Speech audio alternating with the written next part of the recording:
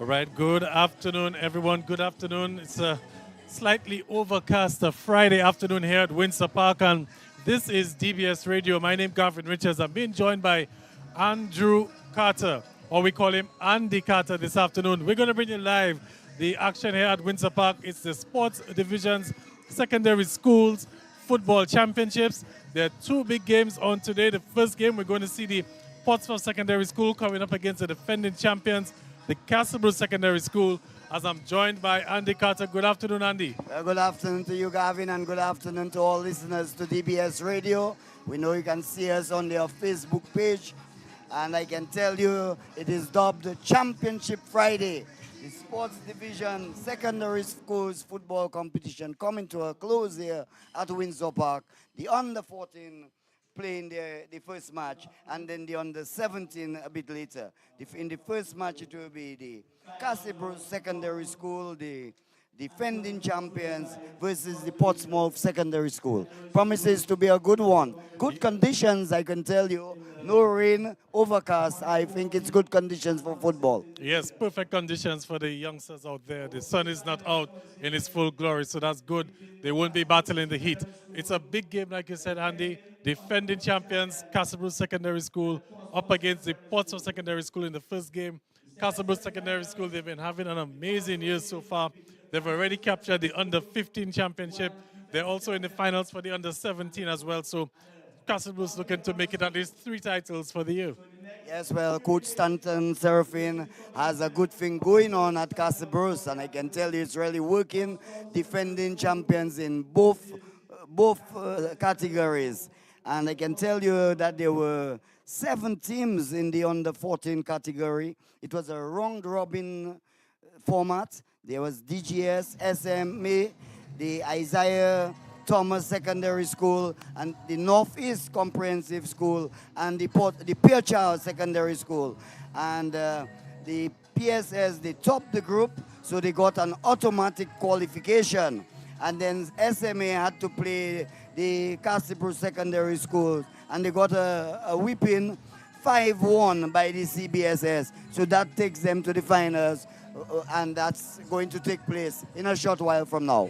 A short while from now. And they also, a number of the young national footballers are also on show for both games this afternoon. Some players are also featuring on their Premier League clubs as well. That just gives you an idea as to the quality that we're expecting on the field for this afternoon. So we're just a few moments away from kickoff. Very soon the two teams will be making their way onto the field. There's a grand entrance being planned for them. And I think that we might be on cue. No. Well, yes, I think we're on cue now.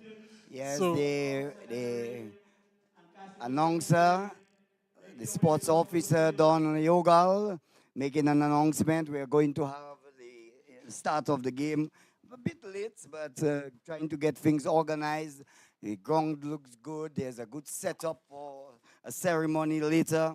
I can tell you the referees for this match. Sean McDonald is the referee. Joshua Joseph and Coyote Matthew is the assistant, with the 4th official being Richard Victorine. Yes. Maybe we can go through the teams, Gavin, before they do come out. Yes, we can go through the teams. We'll start with the Castlebrook Secondary School, the defending champions. And, in goal, looks like we have Lucanson Joseph. We also have Zane St. Louis, Dwayne Prosper, Roxanne Coppell, Gerald John, Malachi Joseph, Michael Lawrence, Jayani Murilo, Malik Charles, Tyrick Loda, and Fernando Paul. That looks like the starting lineup for the Castlebrook Secondary School team. And the coach is Stanton Seraphin, one who has done a marvelous job over at the Castlebrook Secondary School. In the Portsmouth Secondary School, on the other hand, they have Edric Augustine, the goalkeeper, Malid Jermaine, right back, Makim Thomas, Martinez Brumant, Zach Joseph, playing left back, Camilio Philbert, Shaquan Brumant, central midfield, defensive midfield, Dwayne Shillingford, also playing in the midfield, Kriston Popon, Rangel Yankee, and Jaden Thomas. The coach is Oris Mills, the assistant coach Nakloy Benjamin. There's a medic, Heflin White, so well organized Yes. coming here at the PSS. Well organized, and you can also sell from the Castlebrew Secondary School as well. Well organized schools, and I think, Andy, these are two schools who are benefiting from the good footballing programs that are in the various communities. I know for sure Portsmouth Secondary has a very well, Portsmouth, I should say, has a good academy with Andy Burkhardt and also the Portsmouth Bombers. They have a good structure, and then Castle Bruce. Well, Castle Bruce has about three teams in the Premier League. We have East Central, We United. Well, let's say they're based from teams from the Southeast. So we also have Surgical Southeast as well. So there's a lot of talent available for both schools and good footballing programs as well in the districts. And we're seeing the benefits from that. Yes, indeed. The East really dominating things. Even teams like Laplin, they go up and down. The early stars, one time they're up and then another time they're down. But as you said, three top teams in the Premier League and doing quite well, reasonably well. But I must say the addition of Don Yogal in the sports division has really boosted, especially in the field of soccer. Yes, Don Leogal, of course, no stranger to Dominica's football. He's president of the Harlem Sports Club. He's been so for a number of years. He's been a former national coach. He's been a coach of the Harlem Football League, Harlem football team, sorry. And he's a real, good guy when it comes for identifying talent and working with them. And he's a real passionate guy about football. And very good organizational skills, I must say. He is the man behind all of the action, and he's getting things done, which is commendable for Don Yogal. I was just chuckling.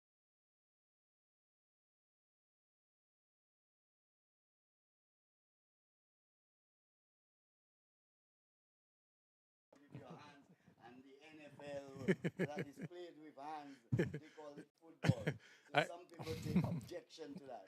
And I always wondered, how did they come up with that name for football, for what is played in the NFL, when 98% of the time the game is being played with your hands, yet it's called football. Okay, so I think we just making sure everything is okay with the commentary and stuff. The Dean of Technicians, Dean, and also Rohan Skerritt, just making sure that everything is A-OK and the public can hear us loud and clear at Windsor Park. As I speak to you, the two teams lining up now, Portsmouth Secondary School in the green and yellow jerseys, Castlebrew Secondary School in the blue with a hint of white. And they're getting set for a grand entrance onto the playing field. Yes, lovely colors there. The baby blue versus the green and yellow. They look quite outstanding, I must say. And the blend of the referees, the officials in that bright orange, it really matches what is happening here this afternoon, which expects the football to be as colorful. All right, so just let the listeners know that this match is being brought to you for the kind compliments of Connect 767 and also CSK Concrete. And I want to say thank you for coming on board, helping to bring this football a reality, helping to show the entire world what Dominica's youngsters have to offer on the football field. And of course, we will hear from the sponsors a little later on in the broadcast. So just about set for the entrance of the two teams, Portsmouth Secondary School and the Castlebrew Secondary School. And the director there making sure that things are exactly precise. You have Don Yogal, two young boys. They have come out with their banner, the Portsmouth Secondary School. They face us now. We yet to see the team following up. We would have thought that the team would follow up immediately, but it hasn't been so yet. Don Yogal directing everything. He's really a director, and he's really calling on. Now he's calling on must be the PSS team onto the field. All right, so before we get started, we can, so settled, I should say, we can also let you know that there's big football action on this afternoon as well. The national under 20 team, the women's team, will be in action this afternoon from 4 o'clock as they take on Canada in their opening match of the Kickoff under 20 qualifiers. That game is taking place in Trinidad and Tobago. National under 20 team being led by Diamond Daniel. And we're hoping or we're wishing the girls all the best as they come up against, a powerhouse in CONCACAF. That's Canada. And they're also being grouped with Trinidad and Tobago and Bermuda. So it's a tough group for Dominica, but we're hoping that the girls can pull through, Andy. Yes, indeed. We really like them to perform well. I heard you had Coach... Roselia Regis? No, the coach of the team under 17 team, which Ronnie Gustav. And yes, and there were some people were saying if you're not prepared, you can't go. Then he was saying the advantages of what came out of it. That some people the scouts saw them and recognized talent. So it is a move in the right direction. Some people don't think so, but I certainly believe that if you can expose players and then they get that kind of introduction, their first experience, it makes them much better. Oh, I totally agree with you, Andy. I mean, if we were to wait for when we're prepared to go, then we'll never be prepared because the amount of preparations that's involved, at that level of football is something that we cannot really do. We don't have the resources readily available in Dominica to get that done. So if that's the excuse, a lot of people are saying, no, it doesn't make sense. And that altitude, I can tell you, you said you have a choice to go and play over Mont Diablotins or go there 8 weeks. We do not have the resources, as you say, and to send a team 8 weeks before certainly is a tough one. All right, so Andy, the players are walking out. We're going to go across to the PA system. They're walking out to the FIFA anthem.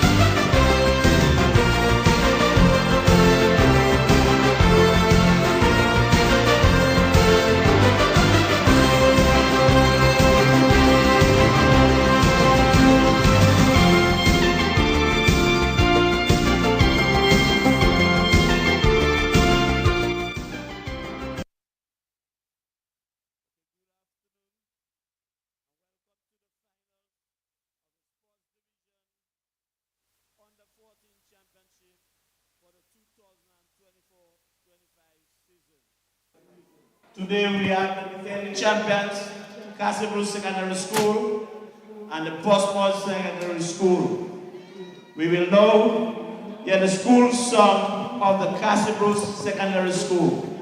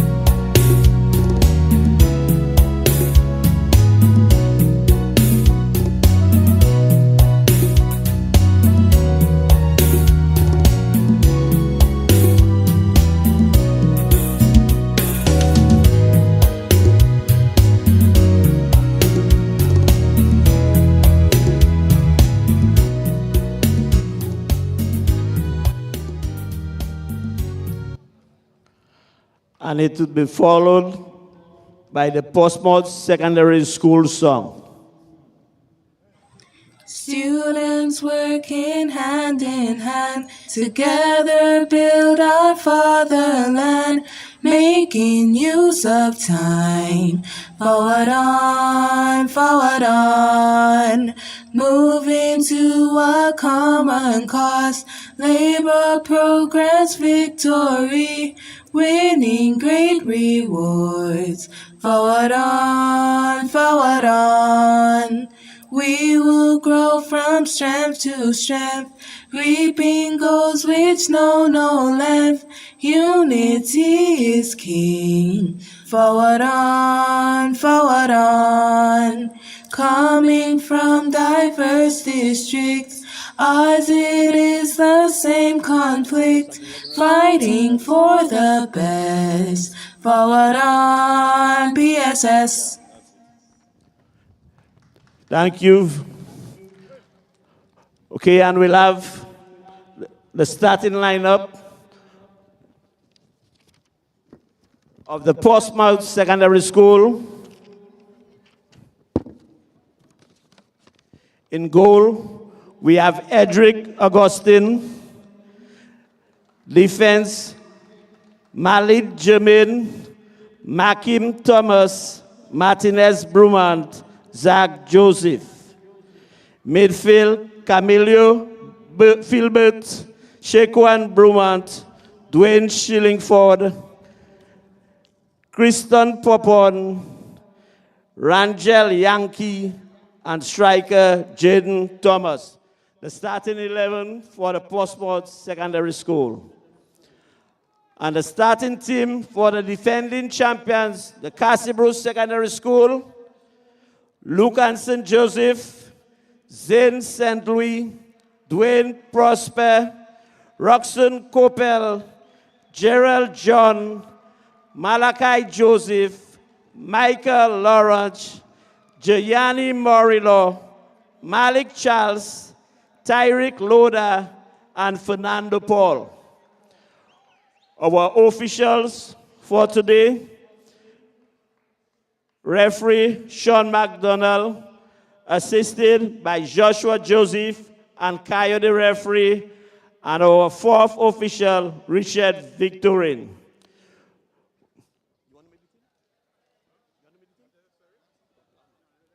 Okay, and so we can have the toss now for the decision of the field placement. So, Ref Sean McDonald, all is yours now. So, do your toss, and then we start the finals.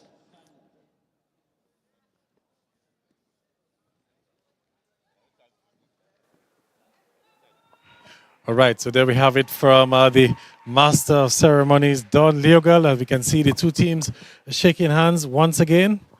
Andy, very quickly, we can run through the starting lineups of both teams. Yes, I was just watching the goalkeeper number 1 for the CBSS.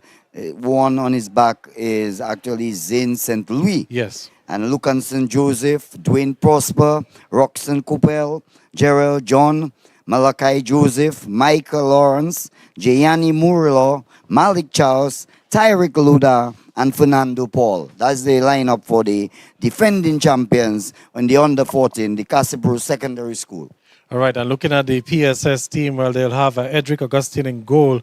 As right back, Malik Jermaine. There's two centre-backs, Markim Thomas and Martinez Brumant. Playing at left back is Zach Joseph. Anchoring the midfield, Shaquan Brumant, playing the centre defence. And getting support there from Dwayne Shillingford, who is playing the number 9 position, and Rangel Yankee, who's playing the number 10 as the attacking midfielder. And the two wingers, Camilo Filbert, playing on the right wing. And, of course, Jaden Thomas is also going to be striking up front. So, good afternoon here. As we can see, just a little bit overcast. Like we said, good conditions for the players. Okay, and we have the And Portsmouth Secondary School in the green and yellow.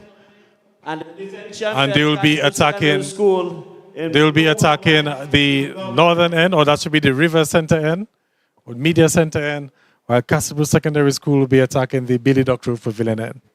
Yes, just to repeat that 7 teams participated. The format was a round robin. The DGS, the St. Mary's Academy, the Isaiah Thomas Secondary School, the Northeast Comprehensive School, and the Pierre Charles Secondary School. And it was the PSS, the Portsmouth Secondary School, who topped the group, and they got an automatic spot into the finals. A playoff had to be played between the Castlebrook Secondary School and the SMA, and the CBSS, the Castlebrook Secondary School, trounced the SMA by 5-1 and earned a spot in the finals. All right, so just about getting set, we can see the Portsmouth Secondary School just posing for that final team picture. It's a historic moment for some of the youngsters, or I should say a memorable moment for some of the youngsters. An opportunity to play at the Windsor Park. That's something that they will be able to boast of. I'm not able to boast of that accomplishment, Andy. You don't get the opportunity to play at the stadium on the big field, on the big stage. Well, I had the opportunity. I played Premier League football for Celtics. No, I mean, in one particular year, and then I also represented the grammar school in these on the 17. No, what I meant by it is in the new stadium, since the stadium was constructed. No, I haven't been. I've never played in the new stadium. So we're going to watch the start. Yes. Why you make it what? It's 2:35 by my watch. Yes. It's so probably be 2:36 by the time we kick off. Yes, so we'll be accurate in our sayings. Here goes the whistle. Underway, 2:35 p.m. Maybe 30 seconds off, and it's in control very early by Portsmouth Secondary School, and it will be a bit of a high foot there. Thought referee Sean McDonald would have blown his whistle, but nonetheless we're still continuing. So the two teams, of course, we expect it to be, a little scrappy in the first minute or two there, so as the players battle out the nerves and get settled in. And then maybe by about the 5th minute or so, we should see some, nice flow in football. Castlebrook is with it, and you can see what I mean already. Good dribbling skills, and here's an attack. He has some options to his left and to his right. He's shaping up for the shot. He's still going through. Lovely skills there. He's going through, takes a shot, and a good save by the goalkeeper in there, Nandi. Yes, good dribbling skills exhibited there. And he swayed the defense, took a shot, it came off the chest of the goalkeeper, but the goalkeeper was well positioned. For a moment I thought it was Lionel Messi, the way that he was navigating himself through the defenders there. And but nonetheless, good goalkeeping in the end. But here comes Castlebrook again on the attack. I think that pass was just behind the player. That looks like the man who has all the skills there, Roxon Coppell, dribbling his way, weaving his way, navigating his way, as Gavin quite rightly said, and certainly in the first minute exhibiting superb skills. So immediately Castlebrook Secondary School showing their intentions. Portsmouth Secondary School will have to weather that little bit of a stormy weather from the Castlebrook team. Ball played back, looking to regroup, but goes out. It'll be a throw-in for Castlebrook. We can hear the drums below us, Andy. Yes, looks like we have they have come well prepared. They've come for action. They want to win the double here, the Castlebrook Secondary School. It will be a throw-in over on the eastern side to the PSS. Well, it's always a good thing to see the support from the students. I remember my days when I went to secondary school, not just finals, but ordinary games were a big deal. And, the students would come out in the numbers. Another chance there, number 11, Roxon. But great work done by the goalkeeper, anticipating well and really intercepting Roxon there in his attempt to get to goal. Well, Edric Augustine is really earning his money here this afternoon. 2 big saves already, keeping the Castlebrook Secondary School at bay. And I think the coach, Oris Mills, Andy, will probably have some adjustments to do very soon. As you know, the Castle Bruce Secondary School seem to be getting through that defensive line quite easily. Well, number 10, Malachi Joseph and Roxanne Coupel looks quite a handful in the first few minutes of the match so far. So here comes Castle Bruce again. Well, Portsmouth gets the loose ball. A little bit of a scramble, but breaks for Castle Bruce again and again. It's a 3-on-4. Oh, that's a lovely through ball. Does it have the legs to get on? He gets onto it, and good goal. Good defending then, I should say, in the end. I think it goes out for a corner. Yes, signal a corner. Yes, again it's Coupel and Malachi Joseph in a combination there. A beautiful through pass, and it got to Malachi. He tried to get, but when he took a shot at the goal, the ball deflected and goes for the first corner of the afternoon. Another attacking wave from the Castle Bruce Secondary School. In comes the corner kick. Well, Coupel is the man taking the corner kick. Defensive work done there by PSS, but still just about the 18-yard box. Cleared away nicely. The player there slips, Gerald John. And an attack there, Mountain over on the far side. Tries to get to the number 7 in the center, but the ball is intercepted quite nicely. Well, for a moment there, Portsmouth Secondary School almost hit on the counter. And, Castle Bruce Secondary School almost hit on the counter. But the final ball in that final third just wasn't, what it should have been, and danger averted.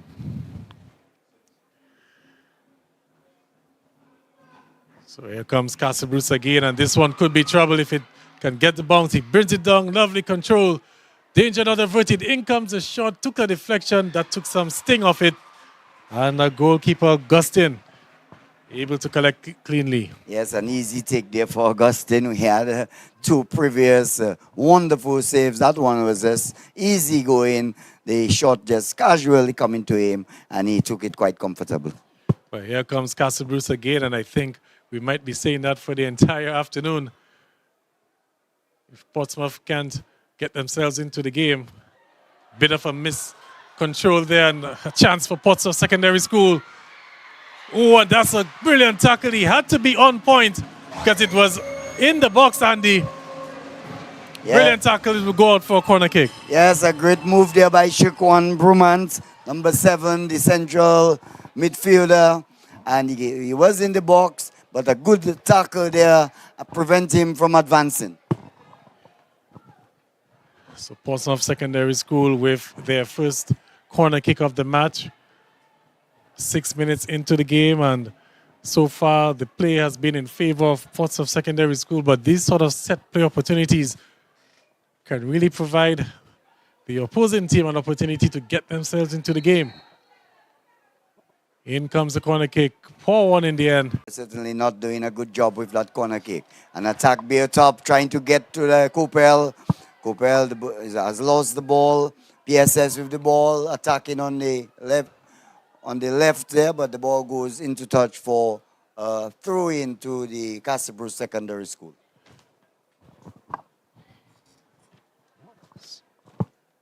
Throw down the line, but I think it might be a foul throw. Well spotted there by the referee, Sean McDonald. Once again, we want to say a special good afternoon to the good folks at CSK Concrete and the Connect 767 for coming on board and helping to bring this broadcast. It's again another attack mounted by the Castle Bruce Secondary. It's with Coupel. It's dribbling, has options. Cuts into the box. And again, good defensive work. And I think the last touch being of the Castle Bruce player is going to be a goal kick. Yes, Martinez Brumant preventing Malachi Joseph is. The attack mostly done for Castle Bruce through Coupel and Malachi. So Portsmouth Secondary School just finding the going a little tough so far. Not being able to really settle. And again, Castle Bruce comes away with it. Again, you can see the composure on the ball Well, I think I might have put the commentator's curse on them, but a bit of a miss kick. And then he'll play it out. Oh, looks like a bit of a fumble and goal it is! Oh, what a calamity of errors there from the Portsmouth Secondary School. And Castlebrook Secondary, they're broken the deadlock. They're in front 1-0.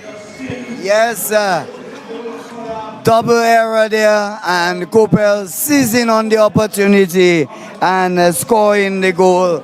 The defender tried to clear, he miskicked, the ball had some spin, and the goalkeeper somewhat was defeated by it, and in came Coppell, seized on the opportunity and hammered the ball into the net and put the Castlebrook Secondary School up a goal.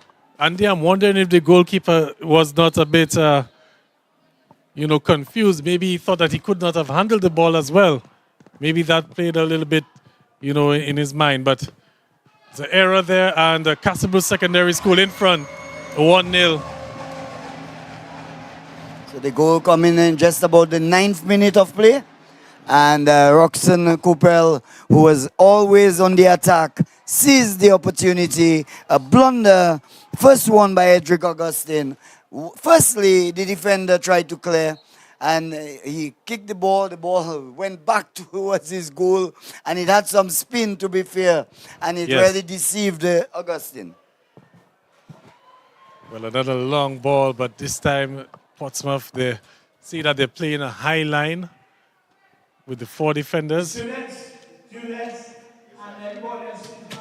But here comes Castlebrook again. It's with Coppell, and he's really been dominating play so far. Good ball onto the side. Again whips in. Well, it's attempting a cross. And to be going out for a goal kick. Well, it's all Coppell and Malachi Joseph coming through. Joseph on the right flank there. And you can see all the attack really centered around these 2 players. The other players are doing the supporting cars. They look quite strong for under 14. The transition from under 14 into under 17 seems to be a good one for the Castlebrook Secondary School. So 1 goal up, the Castlebrook Secondary School, the defending champions of both the under 14 and the under 17. Remember, it's Championship Friday. It's dubbed Championship Friday. It's the sports division secondary schools football competition, and played here at Windsor Park. Well, Portsmouth Secondary on a rare attack and easily broken up there. Was looking to find Coppell. Coppell miscontrolled. And just from our vantage point, Andy, that's a bit overhit. Goalkeeper St. Louis with no concerns there. Notice that Portsmouth Secondary, they're playing a high line, Andy. And given what has been transpiring so far, with the way that Coppell and company have been able, but here's a breakthrough for Portsmouth. Looking to find Coppell. Coppell lays it off. Still, Portsmouth looking to push forward, but that was a bit of a bad pass. And they would have to reset. But Andy, I was saying I have concerns with the high line that the Portsmouth Secondary School are playing. Yes, and the Castlebrook Secondary School, they are exploiting the gaps, seem to have things under control. I find the taller, the Castlebrook Secondary School, they have tall players. You can see 2 tall players there. One on the ball now, number 9, Lucanson Joseph, and number 17, Fernando Paul. So really beating the PSS in height so far, and the skill of Roxanne Coppell is really superior. Yeah, clearly a candidate for the man of the match, Roxanne Coppell. The way that he has gone about his business. But will Portsmouth have something to say about it? They've been mounting attacks, but the final play in that final third has just been a little bit disappointing so far for Portsmouth Secondary School. They are not given been given an opportunity there. The defense swarming on them as soon as they get the ball. The main striker for Portsmouth, Jaden Thomas, unable to make any inroads. As soon as he has the ball, the defense of the Castle Bruce Secondary School, they swarm onto him, not giving him any breathing space. No breathing space at all, but there's a free kick for the Portsmouth Secondary School. An opportunity for them to get some players into the box. You can see at least 5 players in the box, so they have to be careful that they don't give away the ball because they will be caught on the counter. This one spun back into the box. It's still with PSS. But like you said, Andy, not giving a break. The defense from Castle Bruce has been spot on. And is forced to play back. So that's some good defensive work from the Castle Bruce Secondary School. And now Copel is with it. Turns. And he's brought down. No foul, says the referee. And it's Portsmouth coming away with it. Oh, that's a good pass. A Yankee to Brumant. These are the two standing out so far for PSS. Yankee with number 12 and Brumant with number 7. Beats his man nicely. Crosses, a chance for PSS. Still there. My goodness, that was a golden opportunity. That's a good cross, Gavin. Good cross, and you can see PSS just starting to get themselves into this game, Andy. Looks like we will have a great game on hand. But here comes Castle Bruce, and that looks like a good diagonal. It's up now to the player to bring it under control. He has acres of space. Has 4 targets in the box. Looking to cut through. Whoa, that's some lovely skill. Cuts it, pulls it back, and the keeper makes a great save. But it's still trouble. Oh, and the keeper gets it in the end. Oh, Andy, this is pandemonium here at the stadium. Yes, the goalkeeper, Augustine, has a good reach. He has a good wingspan. And he quickly recovering the ball. The CBSS player trying to head, not with any power. And Augustine was quickly lashed onto it and really averted the danger. Well, it's now Portsmouth Secondary looking to break on the counter. And the defender for Castle Bruce had to be careful. Wasn't quite careful enough. Gave the ball away. Here comes Portsmouth Secondary School again. And you can just see the level of skill from the players on the ball, Andy. A beautiful work by Brumant. He breaks into the box and takes a shot, but it's wide of the upright. But great skill exhibited there by Shikwan Brumant. Lovely skill indeed, Andy. I think he might have been better off trying to square the ball, however, in the end, rather than trying to beat the goalkeeper on his near post. Goalkeeper, Louis would have, or St. Louis would have always had his near post covered. Maybe Brumant was better off trying to find a target in the box. But now it's Portsmouth Secondary School as they look to try to come down the other end. Ball goes out into play to be a throw-in for Portsmouth. So number 2 for Portsmouth, Zach Joseph. Players, their parents and their fans always want to know the outstanding players. I think the ball goes into touch. It will be a throw-in. The assistant referee signals that it is the throw-in to the Castle Bruce Secondary School. Andy, I want to get your thoughts on the level of play that we've seen so far. Well, both teams have exhibited some skill.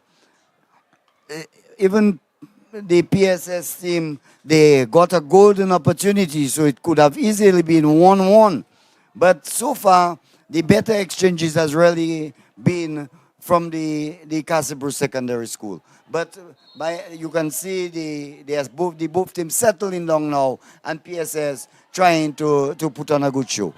Yeah, I think PSS has really settled in nicely. Early on, you could clearly see Castle Bruce were looking like they would be running away with the match. But Portsmouth Secondary School with Brumant, especially up front, they've created a few opportunities. As we can see, the official that's coming across to have a quick word with his fourth official. I believe he's urging the coaches to stay in their technical centers. That's Oris Mills and also Stanton Seraphin. We know both guys can get, very emotional in the game as they look to urge their schools on. So the referee maybe calling the captains. Seems to be a lull in play so far. There's number 2 there, Zach Joseph. With number 2, Shekwan Bromant. Number 10, Kriston Popon has been the man on the left there. They try to get to him again. Number 7, Kriston Popon. Still just outside of the 18-yard box. With number 11, Jaden Thomas.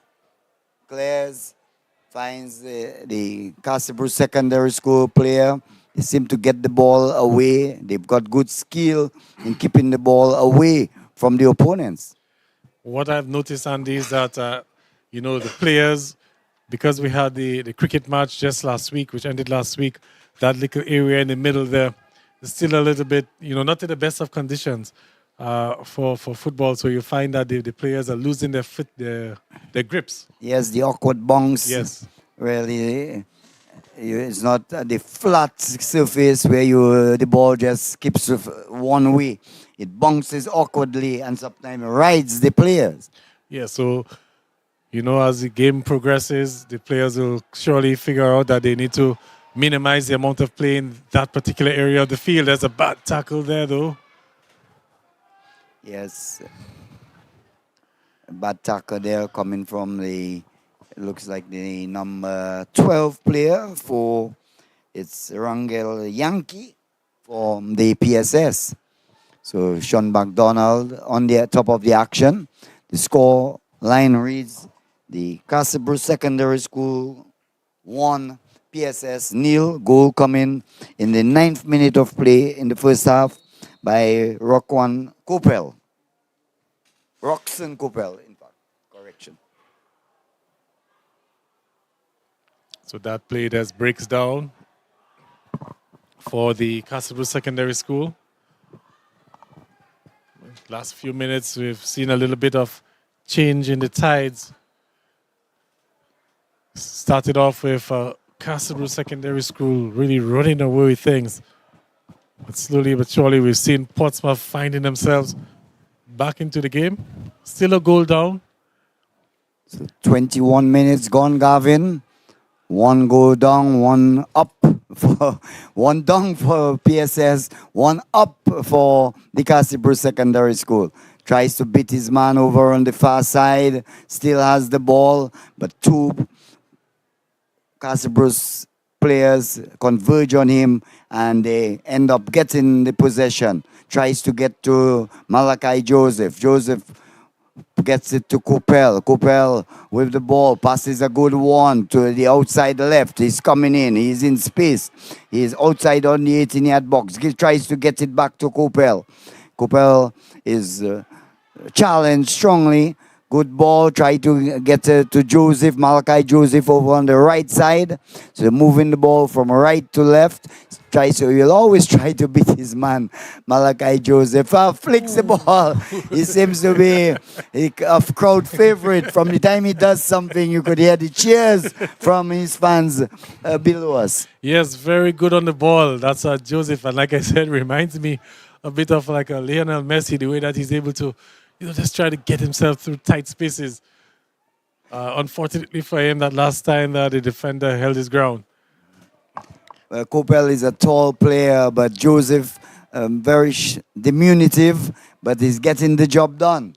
Very skillful player. Nice work there by number 7, but out comes the defense and really prevents the advance there.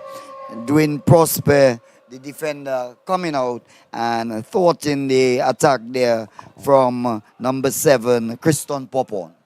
All right, so just a quick reminder, this is the first of 2 finals this afternoon.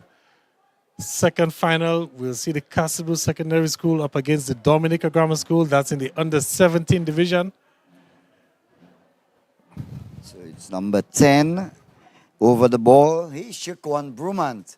Let's see what he can do. Outside of the 18-yard box, a free kick. He takes a direct kick and a goal! Goes in! A direct kick taken there by number 10, Shukwan Brumant. And a big blunder, huge blunder there by St. Louis. And the scores are equal now. An equalizer scored there by Brumant. And Gavin will tell me exactly at what time it came. So just about 24 minutes, 24th minute of play. Free kick, a direct shot, and a huge blunder there by goalkeeper St. Louis. Well, looks like St. Louis wants to give Augustine some competition. We've seen 2 blunders by the goalkeepers. And we're back level here. It's 1-1. Good play on the field, but the custodians have not been at their best. And, well, we're still level here. But here comes Castle Bruce. They're looking to respond quickly. Ooh, lovely skill there by Coppell. Dropped it in, and that's a goal! That's a goal! What a comeback from the Castle Bruce Secondary School. Oh, and it's 2-1. That was absolutely beautiful. Coppell once again doing a fantastic bit of skill and getting his man there. Man coming right from the defense. Looks like number 7. And hammering the ball in. A superb goal by Tyrick Luda. Well, puts the Castle School ahead by 2-1. Well, that was an amazing display of skill from Roxanne Coppell. And like I said, Andy, the way that the Castle players have been able to get themselves into the tight spaces, and a lovely assist from Coppell, and Loda, easy pickings for him, and puts the Castle Secondary School back in front. I would say probably, a minute after being down, or after Portsmouth were able to equalize. Yes, a minute, and a superb bit of football. He played the ball behind his back and really left the defender stranded and just handed it to on a platter there to Luda, and Luda finishing the job quite easily. Well, what a game we've had on our hands so far this afternoon. 3 goals already scored.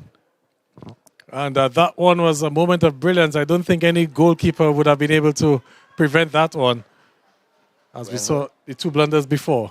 Yes, well, Augustine started off well. Once again, we see good skills, trying the ball to go across, trying to get to Joseph. It's a handball, and it will be a free kick there to the Castle Secondary School.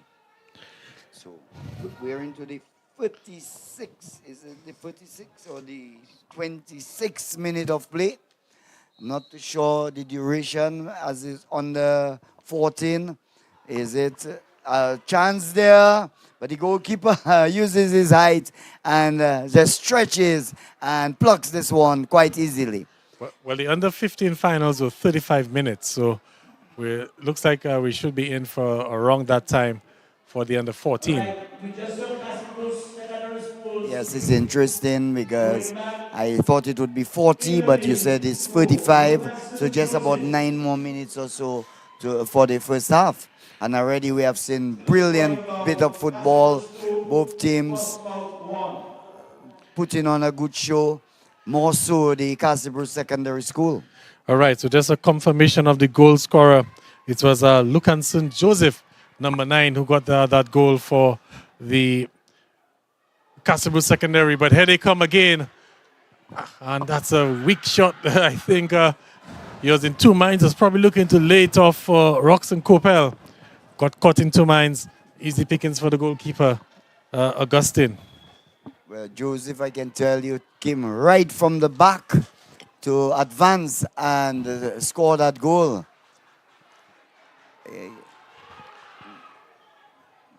Well, it's given yes, that is the player there. Yeah. From here, it looked like a 7, but it's actually a 9. They say sometimes you take a 6 for a 9. Well, on this occasion, it's actually a 9. That is Lucanson Joseph, putting the Castle Bruce Secondary School ahead by 2 goals to 1. Portsmouth trying to see if they can work something out. They have the ball deep in the third of, that's again some good defending from Castlebrook Secondary School, and Portsmouth they have to retreat all the way back to the half line, and it's given away. Here comes Castlebrook again. Coupel is in the middle. He has some space.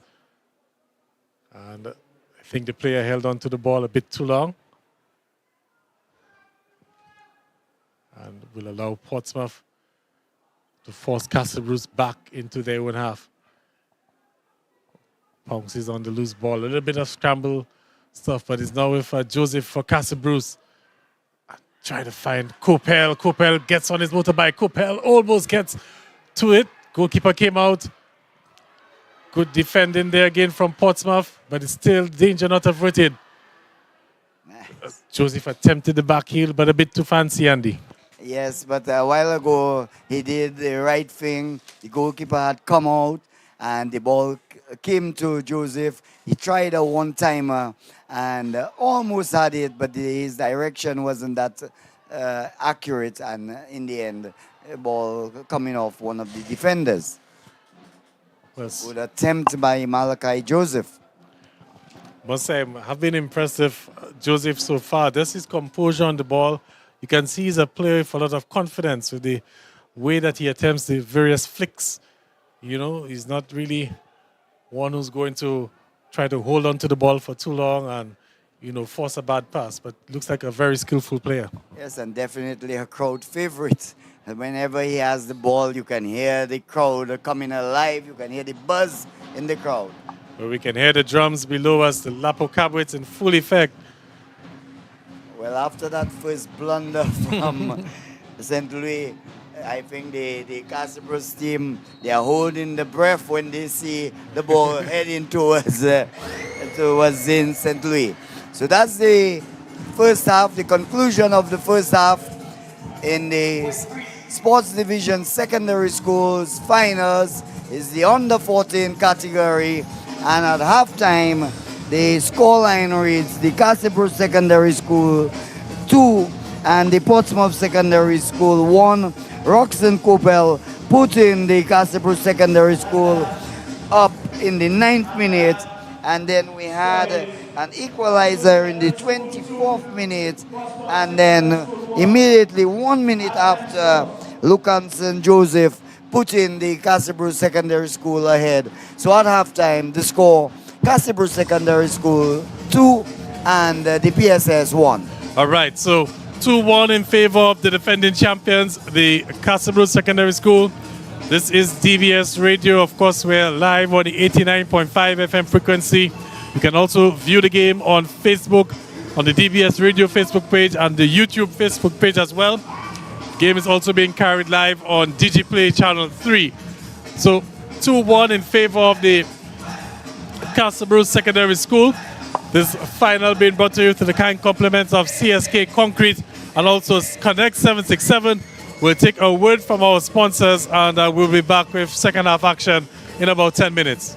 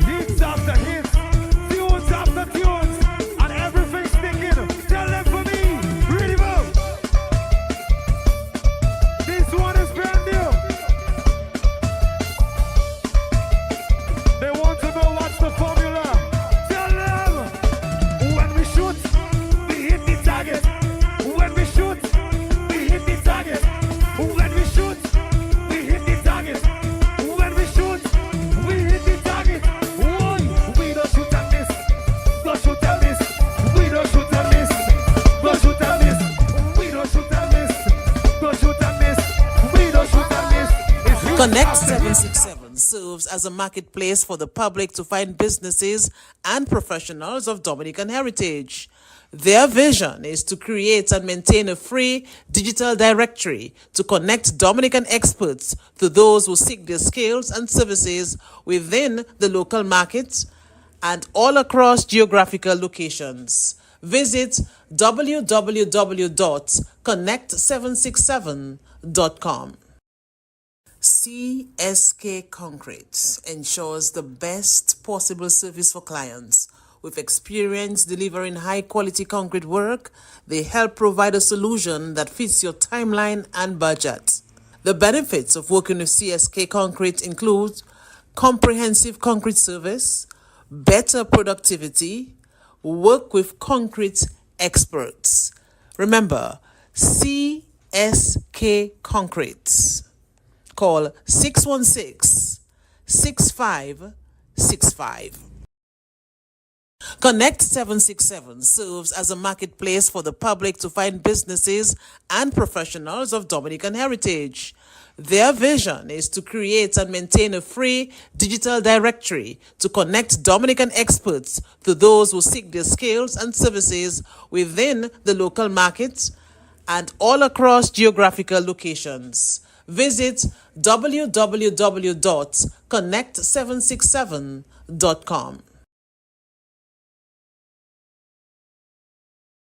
CSK Concrete ensures the best possible service for clients. With experience delivering high-quality concrete work, they help provide a solution that fits your timeline and budget. The benefits of working with CSK Concrete include comprehensive concrete service, better productivity, work with concrete experts. Remember, CSK Concrete. Call 616-6565.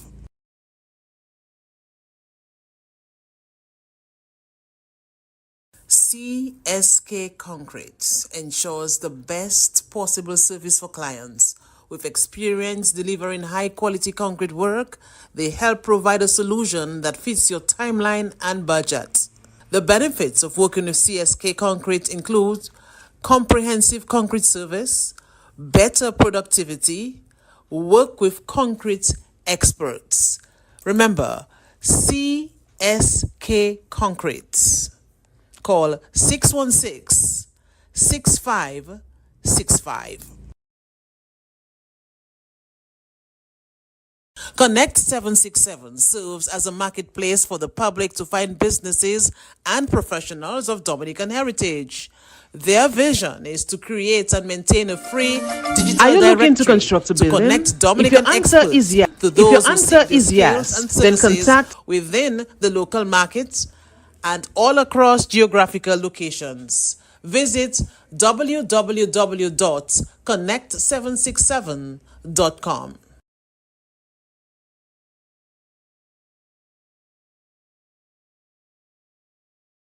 Are you looking to construct a building? If your answer is yes, then contact CSK Concrete at Ravin Lechelle Savonpai for all your concrete needs.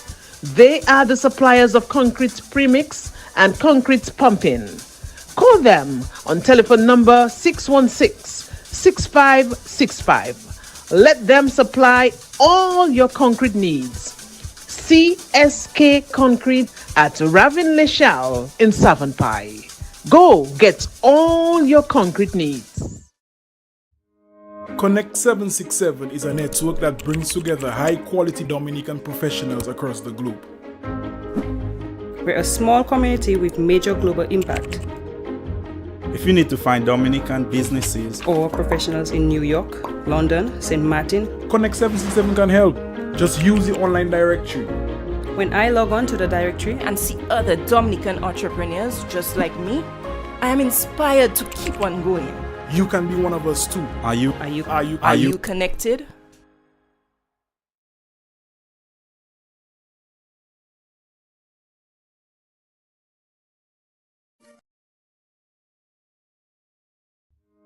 Connect 767 is a network that brings together high-quality Dominican professionals across the globe. We're a small community with major global impact. If you need to find Dominican businesses Or professionals in New York, London, St. Martin, Connect 767 can help. Just use the online directory. when I log on to the directory and see other Dominican entrepreneurs just like me, I am inspired to keep on going. You can be one of us too. are you Are you connected?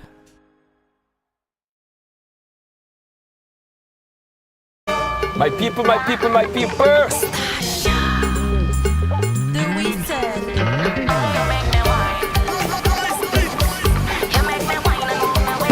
Yeah, what up, brother? Anything blessed? Yeah, man. It's your boy DJ Slim sending a big shout out to all the pretty faced girls and of course all the real hustlers out there rocking Connect 767.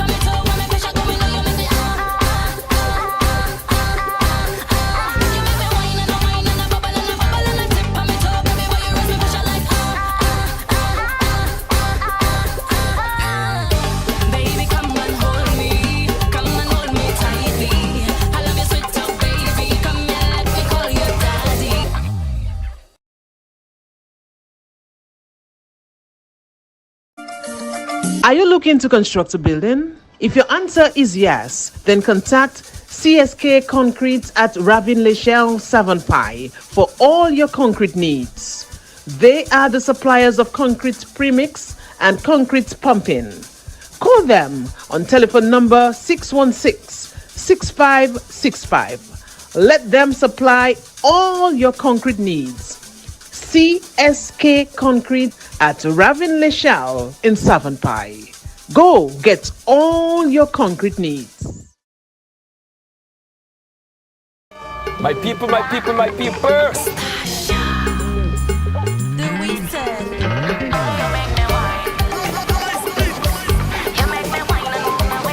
Yeah, what up, brother? Anything blessed? Yeah, man. It's your boy DJ Slim sending a big shout out to all the pretty faced girls and of course all the real hustlers out there rocking Connect 767.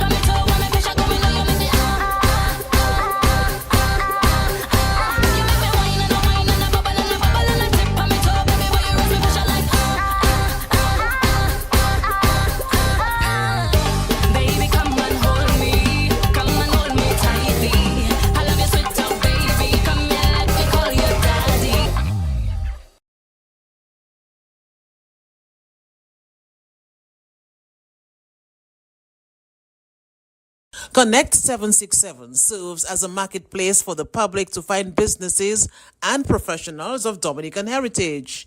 Their vision is to create and maintain a free digital directory to connect Dominican experts to those who seek their skills and services within the local markets and all across geographical locations. Visit www.connect767.com. CSK Concrete ensures the best possible service for clients. With experience delivering high-quality concrete work, they help provide a solution that fits your timeline and budget. The benefits of working with CSK Concrete include comprehensive concrete service, better productivity, work with concrete experts. Remember, CSK Concrete. Call 616-6565.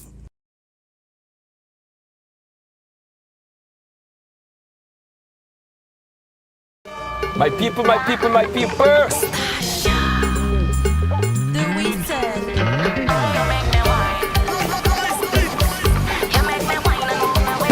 Yeah, what up, brother? Anything blessed? Yeah, man. It's your boy DJ Slim sending a big shout out to all the pretty faced girls and of course all the real hustlers out there rocking Connect 767.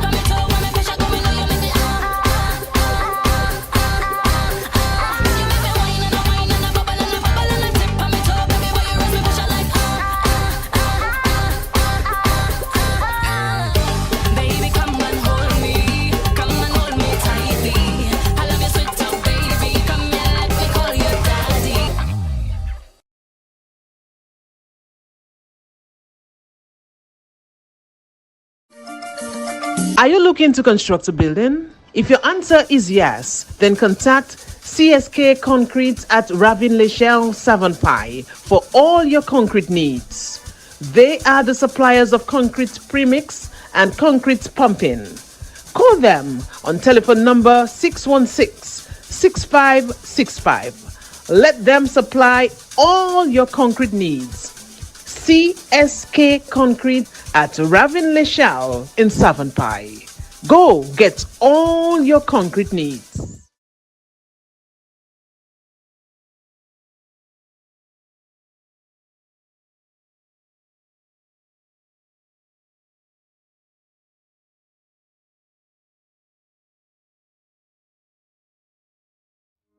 Connect 767 is a network that brings together high-quality Dominican professionals across the globe. We're a small community with major global impact. If you need to find Dominican businesses or professionals in New York, London, St. Martin, Connect 767 can help. Just use the online directory. When I log on to the directory and see other Dominican entrepreneurs just like me, I am inspired to keep on going. You can be one of us too. Are you connected?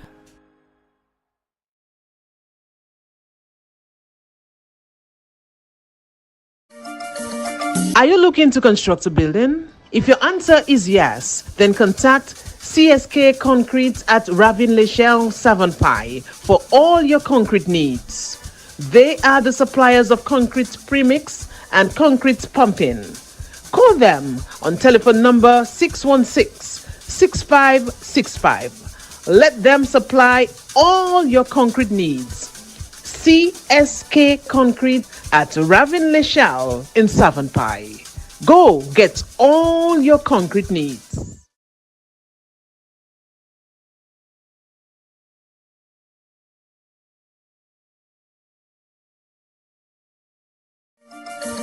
Are you looking to construct a building? If your answer is yes, then contact CSK Concrete at Ravin Lechelle Savonpai for all your concrete needs. They are the suppliers of concrete premix and concrete pumping. Call them on telephone number 616-6565. Let them supply all your concrete needs. CSK Concrete at Ravin Lechelle in Savonpai. Go get Have action. It's the sports divisions, secondary schools, and the 14 finals. Castleboro Secondary School, they're leading the Portsmouth Secondary School 2-1. And we saw quite an entertaining first half, hoping that we can get the same in the second period.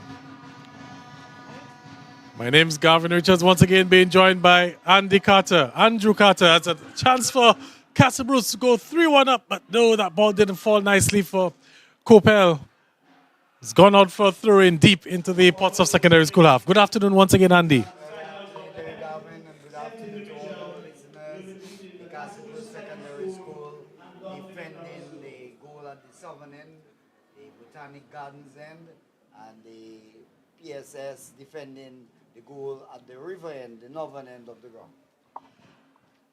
So Portsmouth Secondary School looking to see if they can get the equalizer, get themselves back into the game. They managed to get a goal in the first half, but that scoreline only lasted a few seconds as Castleboro Secondary School immediately scored to establish or re-establish their lead. But now Portsmouth Secondary School with some work to do. Not many options up front. Attempted a step over, ill-advised, lost the ball. It's Castleboro's now. Bit of indecision there, loose ball in the box, but the goalkeeper will collect cleanly. So Andy, just like at the start of the game where we saw the first minute or two, a little bit of scrappy football, but the players settled in nicely after. Yes, indeed. The Castleboro Secondary School getting the better of the exchanges. There were some opportunities for PSS. They did not convert, and thus they trail by 2-1. So throw in for the Castle Bruce Secondary School near towards their halfway point, midway of the pitch.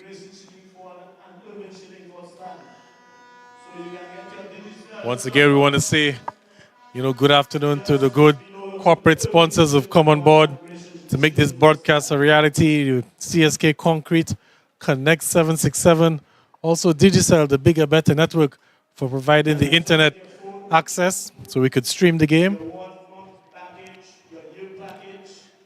It's always good when the corporate citizens come on board and support the sports. Very much needed. Important part of All right. So let's see the shot coming in there. Go. Good save there from the keeper. Yes, direct onto him, and he handled it quite well. So it's dubbed today Championship Friday, the sports division, secondary schools, football finals. We see the first match between the Portsmouth Secondary School and the Castle Bruce Secondary School in the under 14 category. And a bit later, we'll have the under 17 between the Castle Bruce Secondary School again, the defending champions, versus the Dominica Grammar School. Sun out in all of his glory. So, through to be taken by Castle Bruce Secondary School. Loses the ball, kicks up. Number 2 for Castle Bruce. He passes it back. Dwayne Prosper to his goalkeeper. So number 7 brought down. Kriston Popon brought down there. And the referee, Sean McDonald, blowing the whistle for a foul against the Castle Bruce Secondary School. So, quite sunny afternoon now. It started a bit overcast. But the players will have to contend with a little bit more sunshine at this point in time. It's quite clear over in the east. A shot taken. And exactly what I believe that they need to do after having seen the early blunder by the goalkeeper St. Louis. The idea was right, but the execution wasn't that perfect. No, it wasn't spot on there, the execution. But like you said, Andy, you have to keep the goalkeepers under pressure, as both have been suspect so far this afternoon. Good tackle in the middle of the pitch, but it's still with Castle Bruce looking to find Copel. Danger averted for now. Ball back into the midfield. Portsmouth, and that's the awkward bounce that we've been talking about in the center of the pitch, Andy.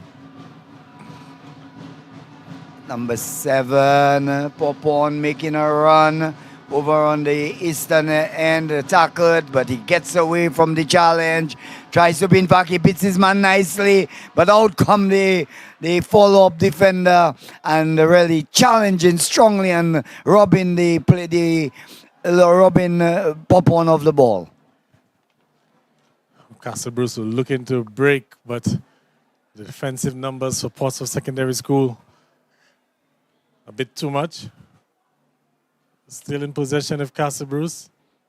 Joseph trying to break through. Is dispossessed. The referee whistle blows to be a foul against the Castle Bruce Secondary School.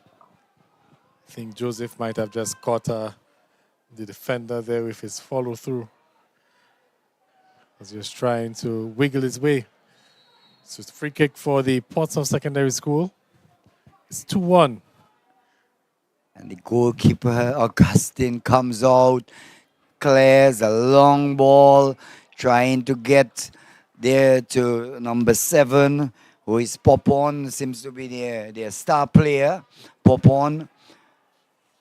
And the ball, and he's really handling the ball quite awkwardly. And the coach should really tell his PSS players, try to take a few more shots at St. Louis. Yeah, not looking too confident on the ball. Not sure if maybe the nerves probably just creeping in because we have quite, big crowd here at the stadium. Normally, these guys will not be playing in front of too many, but that looks like a good ball forward. The flag stays down. It's if Kopel. Kopel tries to beat one, beats him. He's held back a bit. Here comes the shot, though. Actually, not much of the shot. Kopel is complaining that he was held back a bit, Andy. Yes, and Lucanson, the man who had scored the go-ahead goal, was there again, but his shot was quite feeble, and Augustine having no difficulty in collecting. Well, here comes Castle Bruce again. As they look to find Kopel, that's a lovely ball. Kopel has space. Kopel cuts back in. Kopel indecisive. Kopel takes a shot off the crossbar. It goes. And, denied by the woodworks, Andy. Yes, superb work by, he wiggled, he swayed, and he got the ball away from the opponents, and he took the shot, and luckily for PSS, the ball hit the crossbar. Here comes Portsmouth, Castle Bruce Secondary again, as this game is really opening up. Castle Bruce Secondary on the attack. That should be a free kick. Yes, player butt down on the far side. But it's really been the Roxon Kopel show this afternoon, Andy. Most definitely. Together with Malachi Joseph, they have really put on a show, but Roxon more so. And he certainly is exhibiting great skill here at Windsor Park. A product from the We United football team. Like you said at the start of the broadcast, a number of the players, affiliated with some of the clubs. In comes the free kick. Bit of a power one, but there's a bit of scramble in the box. So calls the goalkeeper into a brilliant save. Brilliant save there from Augustine. A bit of loose defensive work there by the PSS. And the goalkeeper, Edric Augustine, having to come up with a save. But you can hear the drums. Remember, it's carnival time in Dominica. And the Castle Bruce Secondary School, they've come down with their drums. They want to go back home victorious this afternoon. Well, they're defending champions, and they're on their way. They have one hand on the trophy. The last time I heard a coach say that the left hand was on the trophy, it was very far from the left hand. So I'm not too sure about that.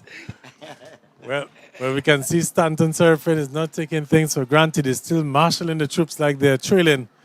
And we can see the Portsmouth Secondary School about to make some changes as well. In comes number 6 and also number 13. So Devan Dupuy is number 13, and number 6 is Kai Ferrol. So some change, 2 subs made. In fact, we're now going to see number 6 going onto the field, and I think it looks like, it's number 2, Zach Thomas, coming off, the diminutive lad, and play will continue now.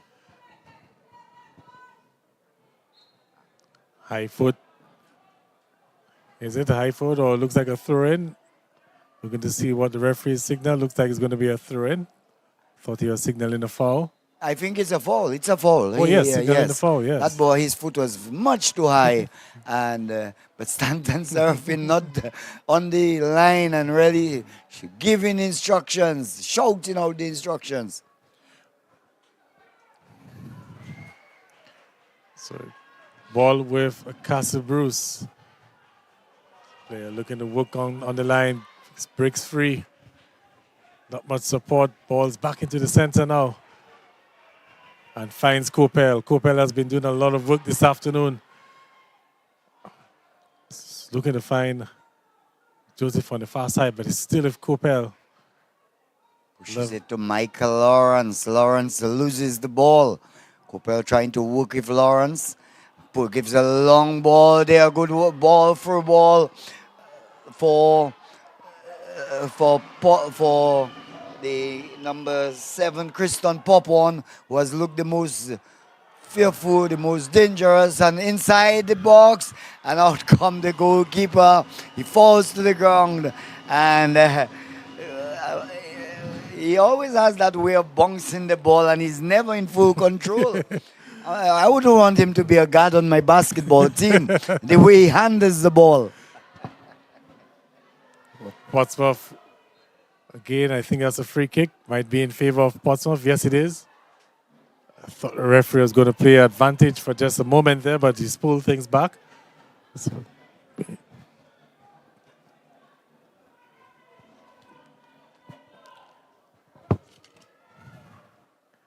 So a free kick for Portsmouth in a promising area.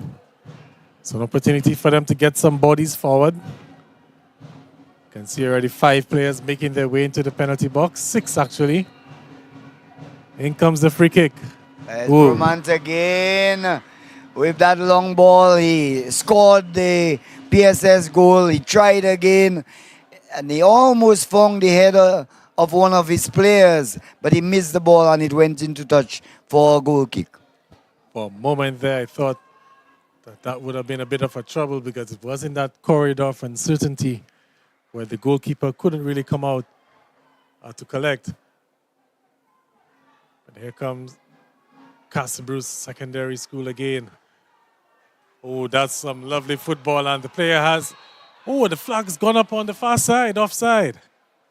Yeah, Gianni Morlaw, good work for Coppell and Joseph trying to get Morlaw into the play, but he was judged offside. Castlebruce again on the attack. Options to the left and the right. Plays the ball down the middle. Finds Coppell. Lovely touch there, but Joseph just slipped. Lost his foot in there. Good interception and another wave from the Castlebruce Secondary School, but that was a poor ball into the box. Portsmouth Secondary trying to get the equalizer as the drums are beaten below.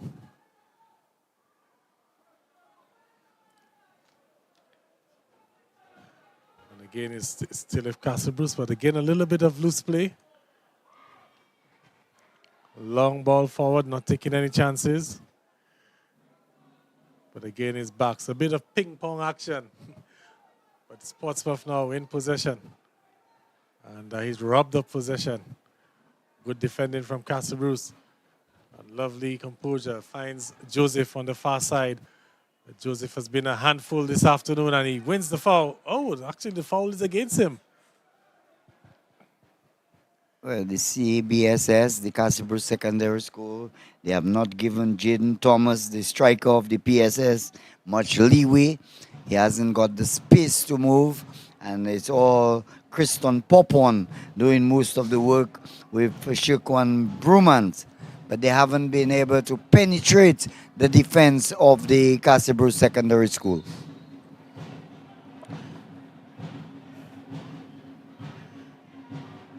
So it's still Castlebruce Secondary with the lead. Looking to hold on, looking to win another championship. They're defending champions. Portsmouth comes away with it. No, good defending in the end. Trying to clear the danger, clear the lines, and does so. Now Portsmouth looking to launch a counter.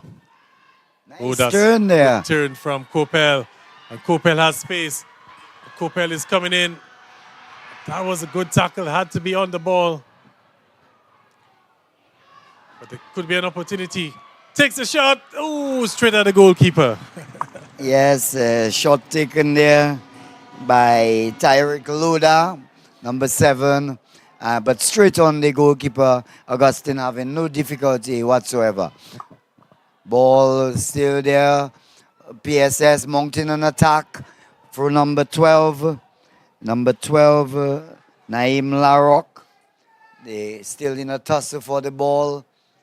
And the ball goes into touch for a throw-in. Looks like it will be a throw-in to the PSS. So PSS running out of time as they go in search of this equalizer. We saw the first 3 goals in the first half. Haven't seen any goals in the second half. We've seen a few, brilliant spots between two teams. But it's A still, moment ago, I saw Jaden Thomas, the main striker for PSS. He almost broke through, but not quite. He hasn't had much as Roxanne Coppell. He hasn't been involved that much as Roxanne and Malachi Joseph. I don't think that the Castleboro Secondary School defenders, they have given the strikers of the PSS much space and much time to really do much damage to them. yeah, they've really made life difficult.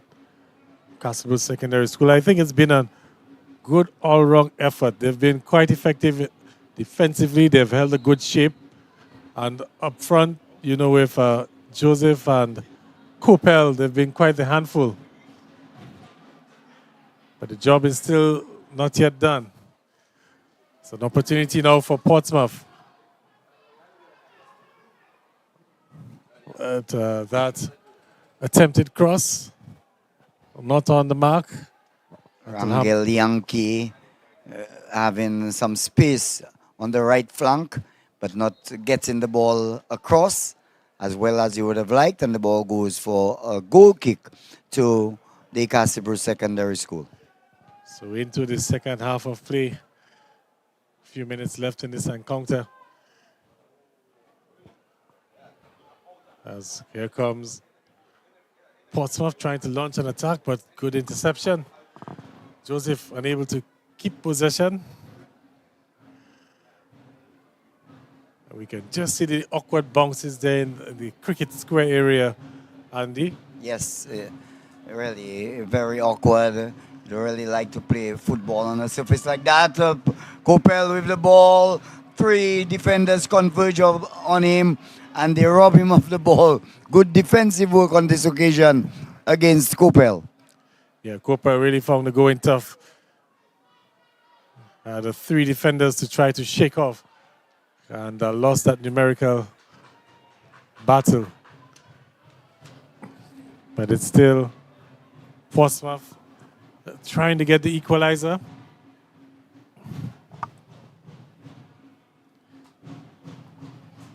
So we can see the other teams warming up on the far side.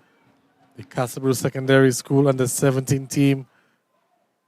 Earlier on, we had the grammar school out as well. They will be playing the other final. We should have had a 3:30 start, but we had a late start to this game, so looks like the under 17 finals will get underway a little bit after 4.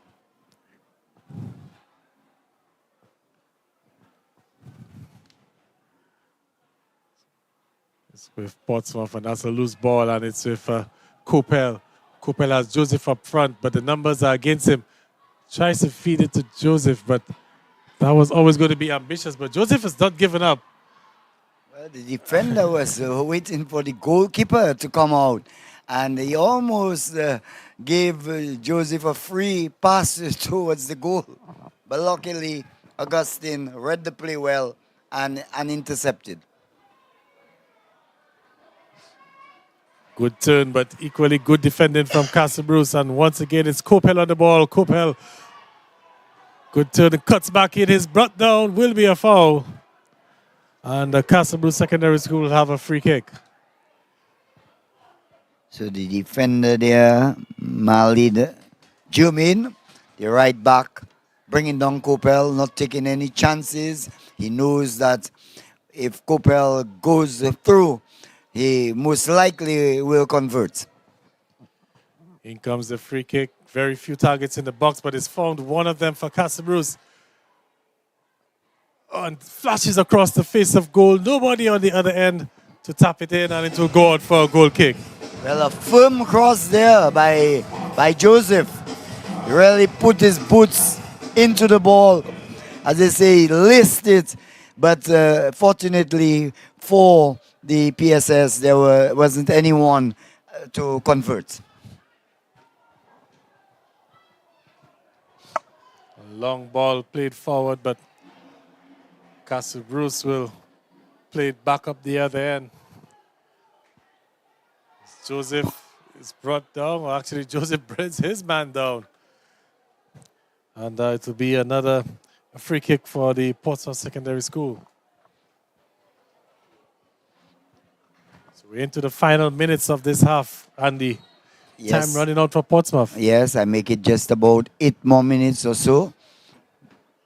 We saw the first half was the duration was about 40 minutes. A good long ball by PSS. Still with the ball is number 10, the goal scorer. Is robbed of the ball by Coppell. Coppell tries, in fact, he pushes it into space and sets off after it. Still with the ball, pushes it right across the goal. Will Augustine have time come out? Yes, he does. Well, Augustine was quick off his line and able to play the ball into touch. It'll be a throw-in for the Castlebrook Secondary School, but that was good alert goalkeeping from Augustine. Yes, it was a good attack there by the CBSS through Coppell. Coppell pushed the ball in space. He got hold of it, and then he pushed it across the goal. But the goalkeeper intercepted and came out much better. And saving the day once again, Augustine. So as we near the end of the second half, it's Castlebrook Secondary School in front, thanks to the goals from, Lucanson Joseph and Roxon Coppell. Coppell has a goal and an assist so far in this match. It's Lucanson Joseph who has the go-ahead goal for the Castlebrook Secondary School. If you had to pick a player of the match, there would be no doubt as to who would be the player of the match. What a throw. And the ball goes into touch once again. It will be still a throw-in. You look at a substitution has been made. We see number 20 coming on for the Castlebrook Secondary School, maybe just to kill some time.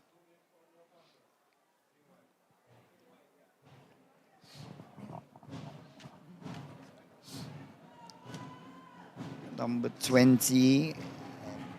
I'm not. Here comes Castlebrook again. Oh, good touch there from the defender. Played it downfield. There was no one there, but Ricochet has given it to Portsmouth. But Portsmouth, they've given it away again. High foot there from, looks like 17. So we're coming into the closing moments of this match. The PSS, they've got to act quickly, at least to even get an equalizer.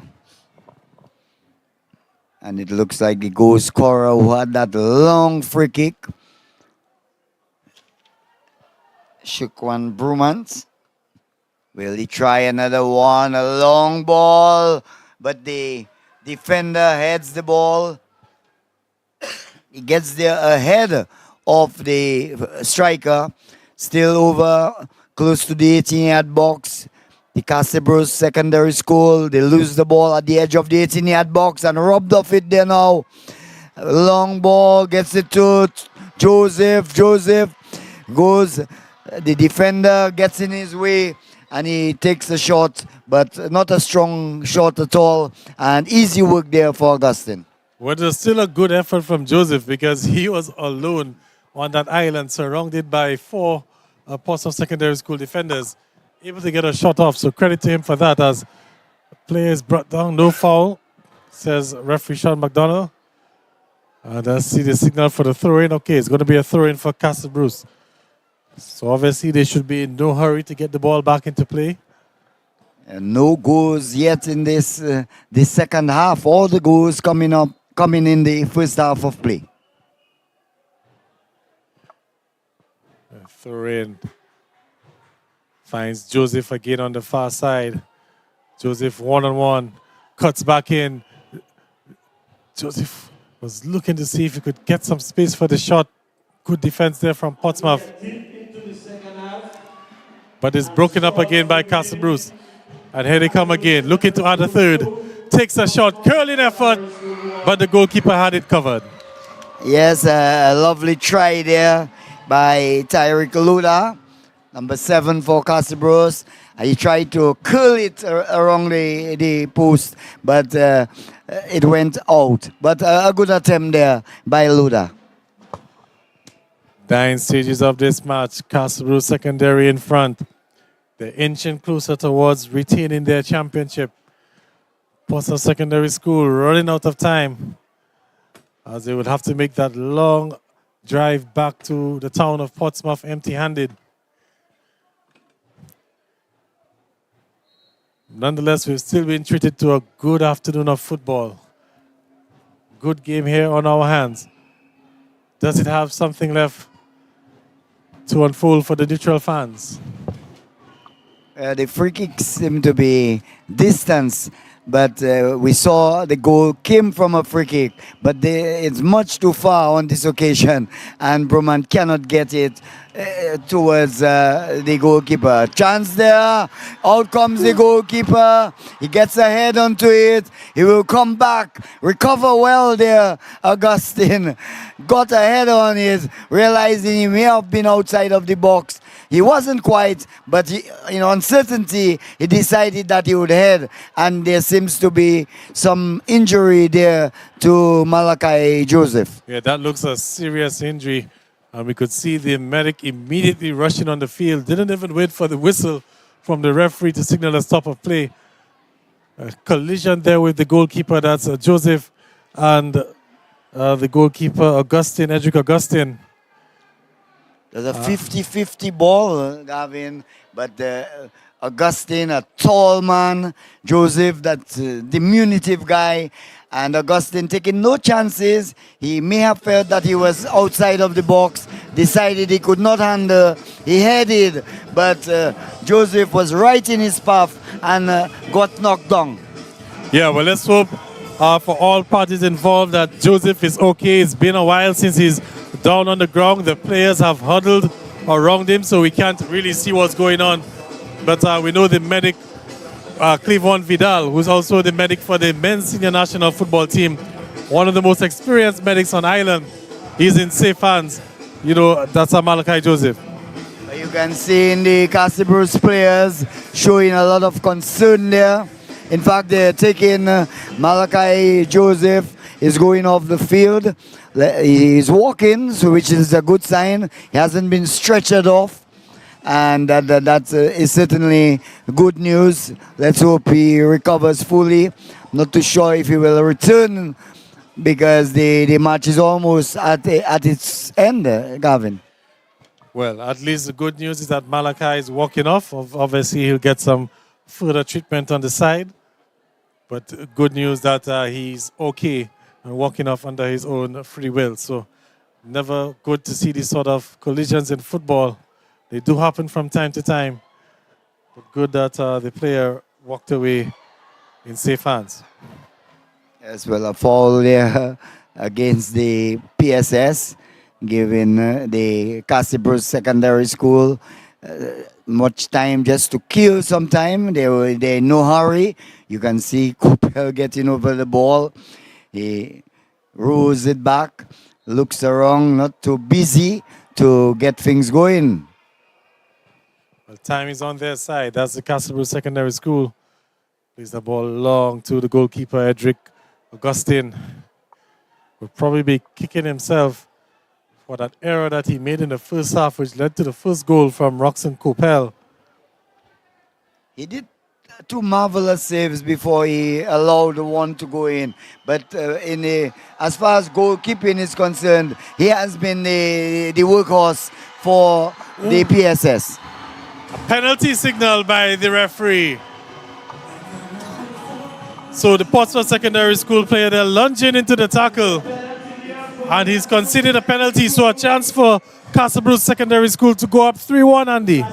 Yes, they adjudged there a penalty as he broke into the 18-yard box and brought down, and the referee whistle going and giving a penalty, awarding that penalty. So we'll check the time, how much more time left and in what time, and we will try. It's 3:53. We started at 3:22, so just around 41 minutes. and make it just about 4 more minutes. Or we are in injury time, maybe. So let's see. It's Kopel. Let's see. Well, Kopel gets the goal. The goalkeeper gets the right direction. But that was a well-placed penalty kick.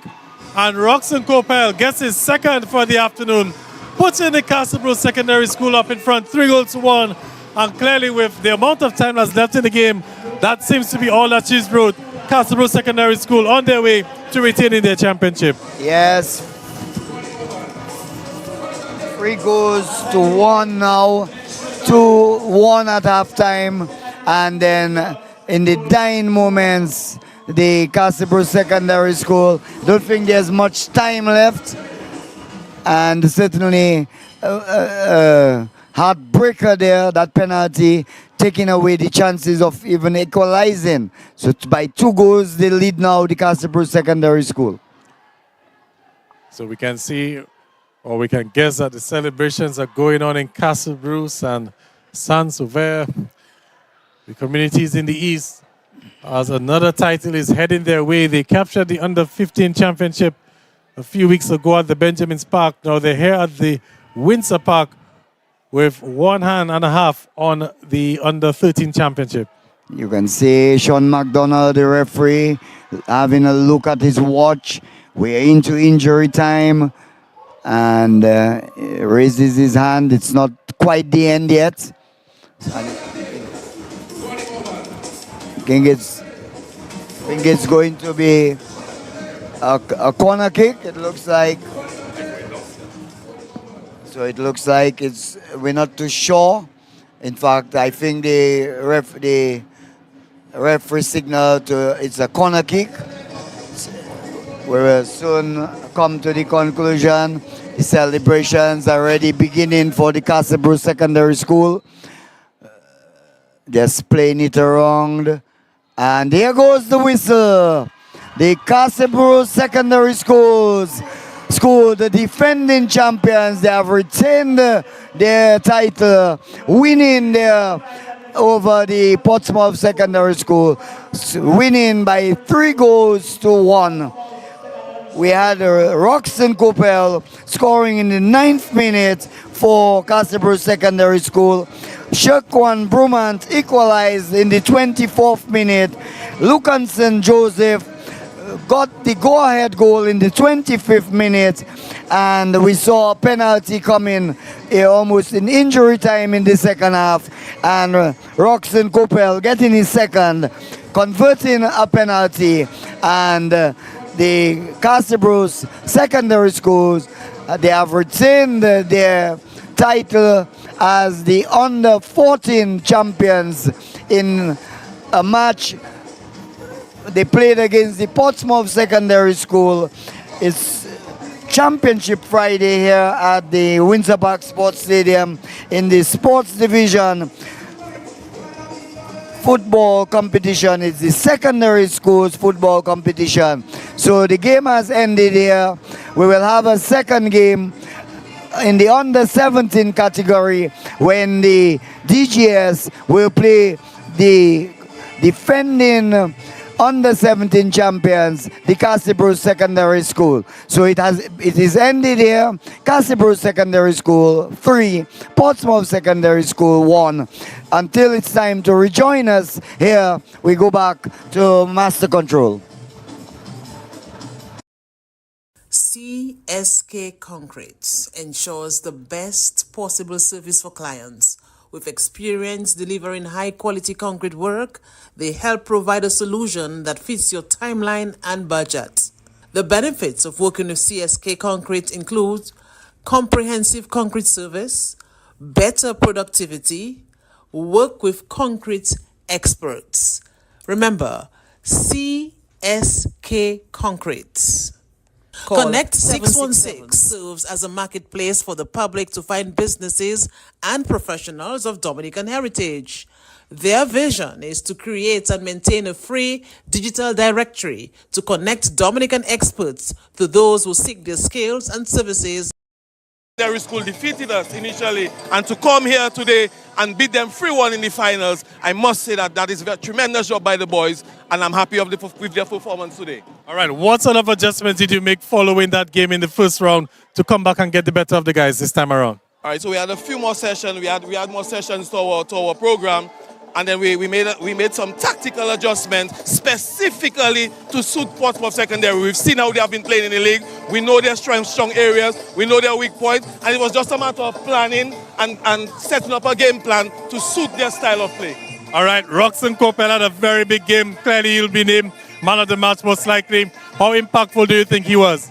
Definitely, Roxon, I easily should get the MVP today. As you can see, his level, his skill level, his tactical awareness of the game is above par for this age group. He's a very exceptional player. Roxon actually plays in the Premier League. Oh, plays in the Premier League. All right. Now let's talk about other players. You also had Malachi Joseph, who was quite impressive as well up front. Yes, another upcoming talent, Malachi Joseph. Still some work to do with him in terms of tactical discipline. Sometimes he reacts, overreacts sometimes just to calm his nerves and be. But that will grow that into him. It's just a matter of working with him, and instilling that sort of professionalism in him. He will get there definitely. How pleasing is this championship for the CVSS back-to-back champions? Of course, we are elated. I mean, we work hard here at the Castle Secondary. We have avid footballers and sportsmen and young sportsmen and women.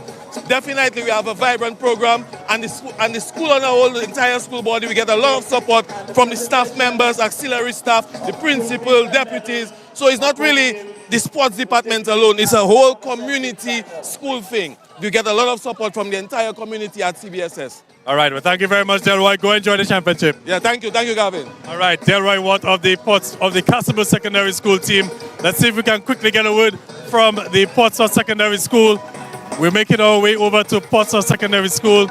I can see the head coach of the Portsmouth Secondary School, Oris Mills. Oris, a tough afternoon for you guys, but how would you sum up the afternoon? We are disappointed that we lost the match, especially as it is our first loss of the season. But that is part of football. We have to accept it and continue working, and then hopefully in the following year and years to come that we will be the one lifting the trophy at the end of the day. Castlebrook Secondary School really came out hard in the first few minutes of the game, but it took you guys a while to settle down. Yes, we started the game with a bit of nerves. We settled as the game went along. Unfortunately, during our settling period, we conceded a goal. And although we came back to equalize 1-1, we gave up a goal immediately after. And that was really something that didn't go too well for us. It really broke us down a bit again. And then we had to start building back again. But I will just continue to work with the players and we'll continue building. And hopefully, in the future, we will have better results in the finals. Very quickly, Roxon Coppell seemed to be quite a handful for you guys this afternoon. You guys didn't seem to have a game plan for him. Yes, we did, but we have to agree that today was his day and he had a very good performance. We congratulate him on that, and as well as the Castlebrook Secondary School on winning the title. All right, well, thank you very much, Oris, and better luck next year. Thank you. All right, Oris Mills of the Portsmouth Secondary School. So, ladies and gentlemen, 3-1 victory for the Castlebrook Secondary School. They have retained their championship in the 13 and under football championships. We're getting set, I should say, for the under-17 finals. It's the Dominica Grammar School up against the Castlebrook Secondary School, and we'll be right back.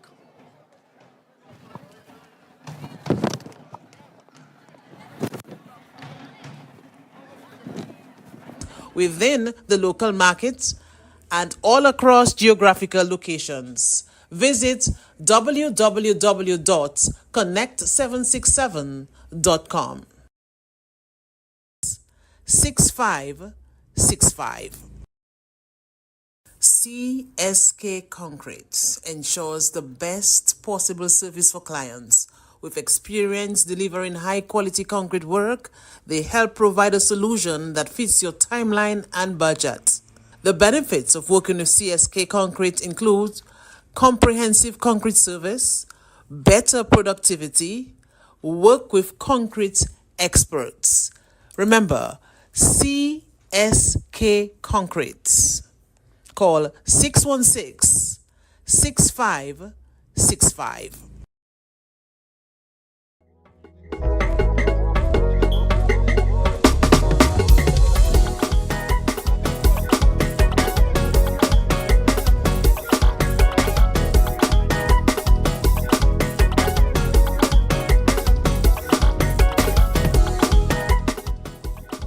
My people, my people, my people.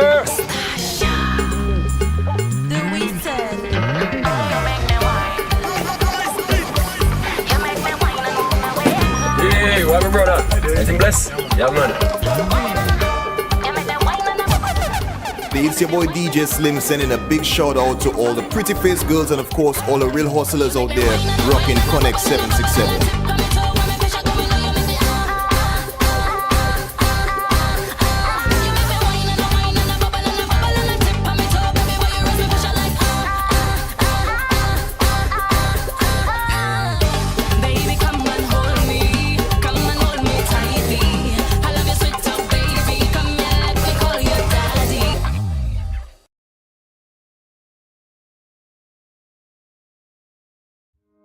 Connect 767 is a network that brings together high-quality Dominican professionals across the globe.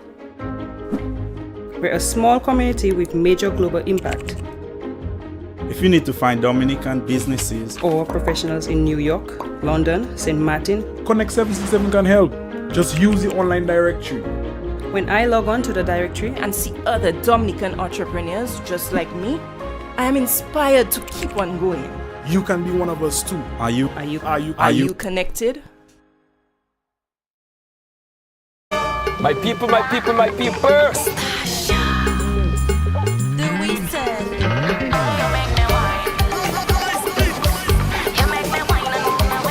Hey, what up, brother? Anything blessed? Yeah, man. It's your boy DJ Slim sending a big shout out to all the pretty.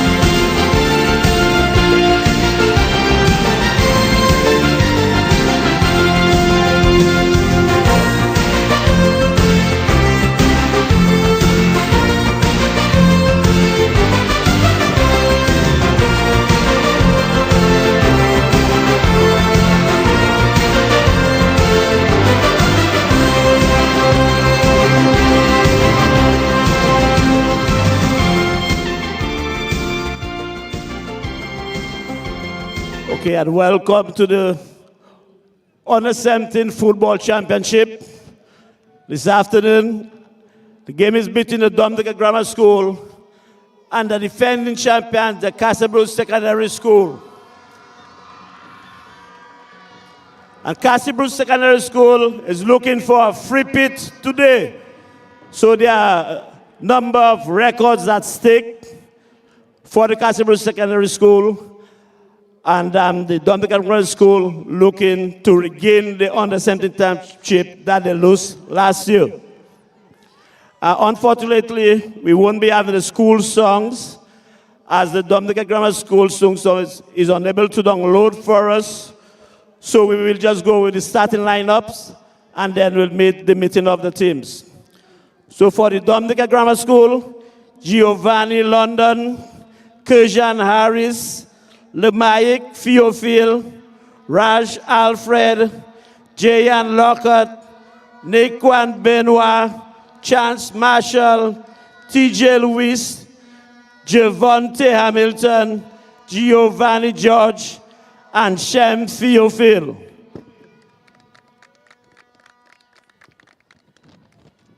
Starting team for the defending champions, the Castle Secondary School, Kimani Rodney, Jerickson James, Yannick Vigilant, Taran George, Asaf Banis, Nikael Laura, Diego Blaise, Alson Gaspar, Gavriel Lawrence, Gerald Trans, and Troy Charles, the starting 11 of the Castle Secondary School. The teams will now meet each other, and then we'll have the coin toss.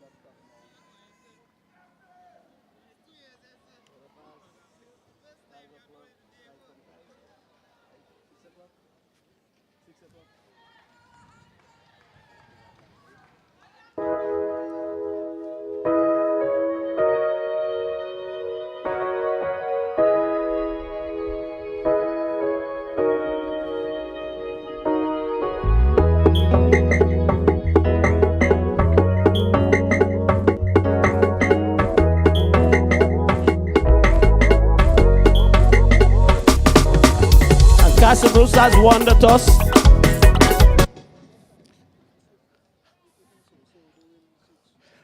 Castle Bruce has won the toss and have chosen the ball. And Grammar School have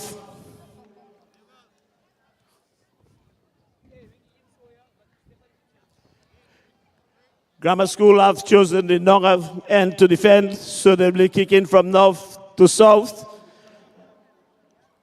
Castle Bruce Secondary School will be defending the goal to the south, so they'll be going from south to north. Our officials for today, Gabriel Caesar in the center of the field, Richard Victorine as one of his assistants, and Danny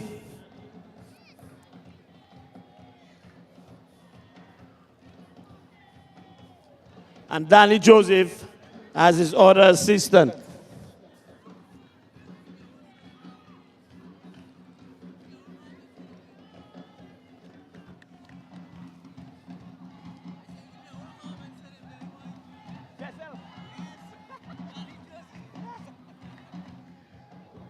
And that mistake is Danny Bethel as his other assistant. So we're about to see the second finals of the day. Dominica Grammar School versus the defending champion, Castle Bruce Secondary School.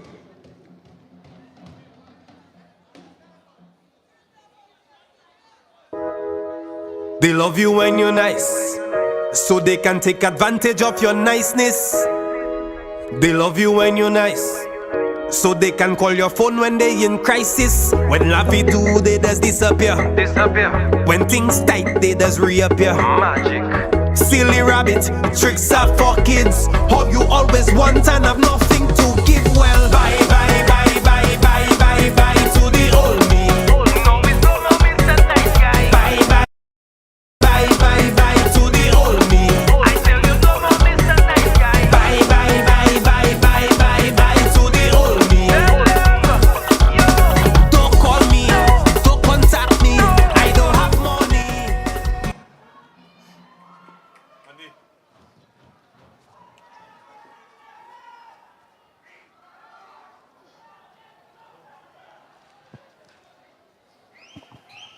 Well, a pleasant good afternoon to all listeners to DBS Radio and those viewing it on the Facebook page. We're about to see the second match. It's another finals, and here goes the whistle with the Castle Bruce Secondary School getting things started here in the second match. Just to get the time as to when we're starting, the duration is 45 minutes in each half. See, we just started at 4:13 or thereabout. So Castle Secondary School in almost turquoise and white, fall through there. Over the flag is up, but the referee Caesar doesn't really respond to his assistant referee. DGS in their brown and goldish colors. Usually they have maroon, but it looks brownish to me this afternoon. And play has got on the way here in this the under 17 secondary schools football finals. See the Castlebrook Secondary School, the defending champions. They also defended and retained their under 14 title earlier, and now we see the bigger lads. You can see they're much bigger, and the Castlebrook Secondary School defending the goal at the southern end, the Botanic Gardens end, and the Dominica Grammar School defending the goal at the river end, the Roseau River end. So we've started here. Gavin Richards just coming off some interviews. I can tell you he had to climb a long flight of stairs and trying to catch his breath. I think he's good to go now. He's a fit man, Gavin, and ready to get going. So Yes. welcome once again, Gavin. Yes, Andy. It was quite the journey, but I'm back up. All right, so we're here for the marquee matchup under 17 finals, Grammar School and the Castlebrook Secondary School. Andy, I can tell you something. There's a massive crowd here at the Windsor Park. We don't have the camera in position to capture it, but there are a lot of people here at the Windsor Park for the secondary school finals. It's an electrifying atmosphere downstairs. And Andy, I can see the Minister for Sports, Senator Oscar George, making his way across the field as well. So quite a good show of support for the secondary schools. Well, that's very good. That's very good. The youngsters getting this sort of support. And one expects we'll have a very good encounter. Grammar School on the attack into the 18-yard box. Still with Grammar School, a bit of a fumble. He pushes it around, gets his man. Chance there for Grammar School. He tries to cross, not getting hold of it as he would have liked. Still with Grammar School. Grammar School on the attack. Still Grammar School. But a hustle and a tussle, a challenge there from the Grammar School player. And certainly Grammar School starting off with much intent. Yes, Andy, and trust me, this is going to be a very big game. Two well or evenly met teams in terms of the talent on display. Castlebrook Secondary with the likes of Taron George, for example. Kimani Rodney, who's the captain of the national under-17 football team. So there's Alison Gasper, also a national under-17 footballer as well. And the Grammar School with some big names, the likes of Chance Marshall, who's the son of Roy Marshall, Andy Carter, sorry. Yes, well, Chance Marshall gets the ball inside, a chance there, and squandered opportunity there by J.N. Lockhart. Well, the offside flag was up, so it wouldn't have counted, but he wouldn't have known that. And you want to get into the habit of putting away these sort of opportunities nonetheless. So Castlebrook is trying to play out of the back. And we can see just a little bit of an error pass there. Grammar School with it. And here comes the DGS, but he's swarmed. But he's brought down. In the end, he will have a free kick in a promising position. Yes, that contest looks like it will be very tantalizing because you can see both teams possess good players, and I don't think any team will walk away. It's early moments still, but you can see the Grammar School getting things on their way. They seem to be coming with some intent and some purpose, Gavin. Yeah, so this is an opportunity for Grammar School. It's sort of the perfect distance in terms of being able to get the ball over the wall and trouble the goalkeeper. So we can see that the goalkeeper for Grammar School is busy trying to set that wall. He's trying to put as many bodies as possible in front to give him a good opportunity to, save the ball if it's on target. Marshall, in fact, faking, but he wasn't the one going to kick. He faked as if he was the one kicking, and in the end it was the other player. Can't quite see his number. He's on the ground now. Took the shot. Grammar School still with the ball. In fact, it goes into touch. It will be a throw-in there. It was, looks like number 9, Giovanni George, who actually took the kick. So it's Grammar School with the ball. Number 2 for Grammar School, Nikon Benoit tries to get Marshall. Still a tussle for the ball. And Gabriel Caesar, the referee in charge of proceedings here, blows the whistle for a foul against the DGS. All right, so as we have this little break and play, a quick reminder, this game being brought to you through the kind compliments of CSK Concrete and Connect 767, also Digicel, the bigger, better network. Thank you very much for coming on board. Back on the way here at Windsor Park as the long ball is played forward.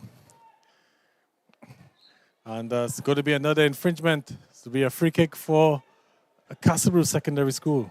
Yes, the studs showing on this occasion, and Cesar right there, right on the spot, and blowing the whistle. So it looks like the Castlebrew Secondary School, the number 10, Teron George. Number 7 over the ball is Alison Casper. Passes it there. Number 10 trying to work his way. He's robbed of the ball. Still trying to go. He's dispossessed. And really a real tussle before Caesar's whistle blows. Well, number 10, Taron George Andy, I had the pleasure of looking at him in the under-15 finals as Castlebrew took on the SMA in the under-15 finals. He was the man of the match in that encounter, and literally he was a class above the rest in that under-15 finals. Now at the under-15, or the 17 level, sorry, it'll be interesting to see how he fares out against some older competition this time around. Because if he played in the under-15, means that he's in the region of, 14, possibly 15 years. But older competition, let's see how he fares out this afternoon. Well, both sides look like they have got some good players. Earlier, we saw the Castlebrew Secondary School really showed their dominance. They looked a much fitter, stronger side. But you can see the Grammar School, they're up to the challenge, and this encounter promises to be an exciting one.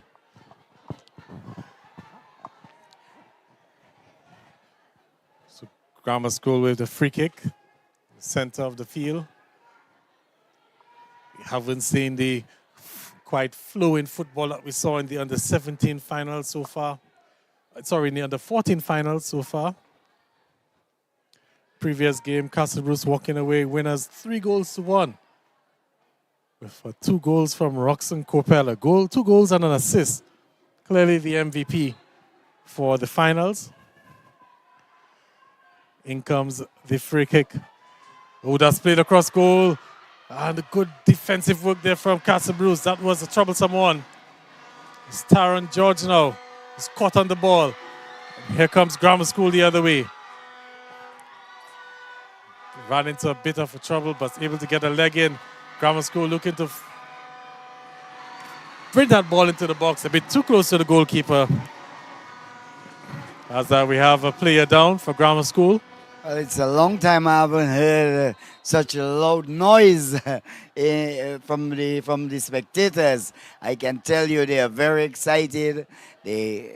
Both teams, they have their support, and we can hear the effects of it coming through.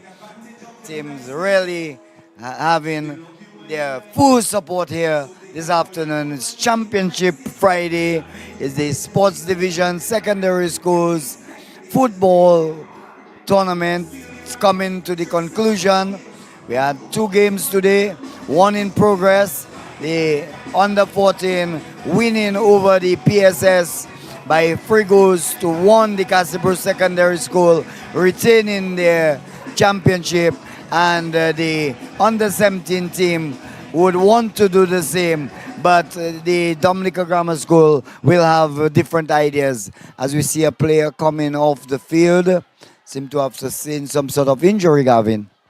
Yeah, he got an injury, and once again, the medic Cleavon Vidal right on top of the action, providing his services and making sure that the players are okay.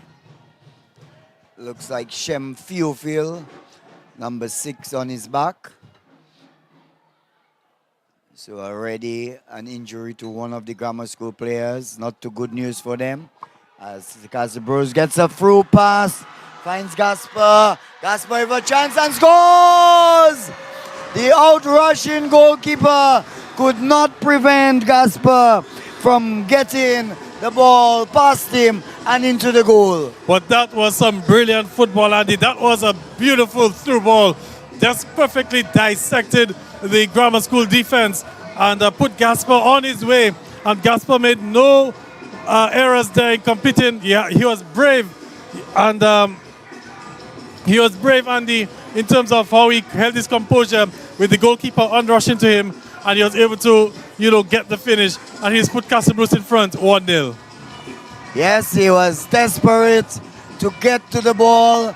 He seemed to have injured himself in the process.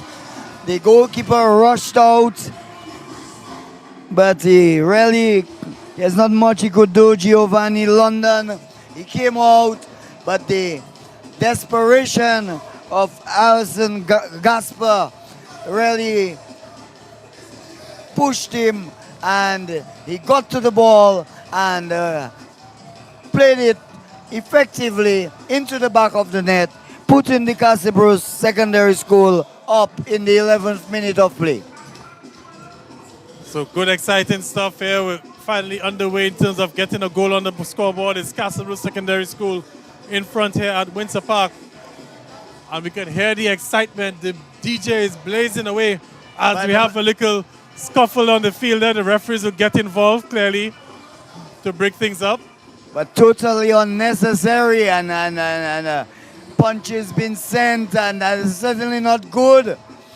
And here it's still, that's very bad, Gavin. I hate to say it and hate to see it, much less to say it, but it's certainly it's not good at all. And you can see Coach Serafin really admonishing his player, telling him, and if the referee has to really look into what has happened, it could be bad. I do not know for which side, who started, but certainly the coach, Serafin, trying to put a halt to the proceedings. Well, the referee will have some work to do. I see he's calling the guilty parties together. I think he might try his best to try to keep the players on the field, because we really don't want the game to be marred by this, foolishness and players being sent off. We know the tempers, the emotions are running high at the stadium.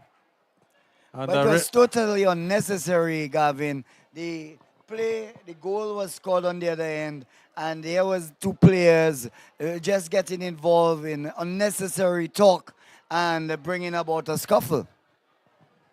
Right, so let's hope that, the cooler heads will prevail. The referee, Gabriel Caesar, fully on top of everything. Can see the color of the cards. Look like it'll be yellow, so there'll be some warnings for some of the players involved. I can see number 8. That's a Chance Marshall for the grammar school. I don't think Chance was the one involved. I think he's more number 2.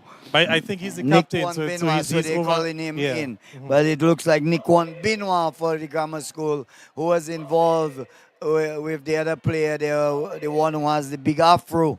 And maybe when he turns, we'll see his number and be able to give his name. But I'm sure 2 cards will be issued there. Maybe yellow. And it's really unfortunate, Andy, because we had no play. We literally had no play. The medics were attending to Gasper, who was injured on the far side. As we can see, yellow cards being issued to both players. So at least an opportunity for them. Oh, a red card has been actually issued.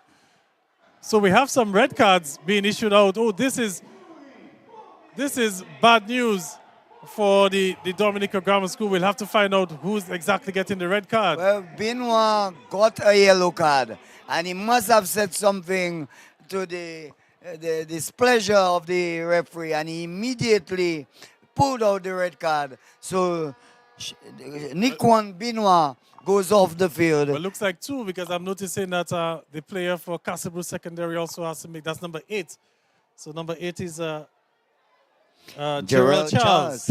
So 2 players have been sent off, and some yellows have also been issued. So it's 10 aside. Real unfortunate scenes here at Windsor Park.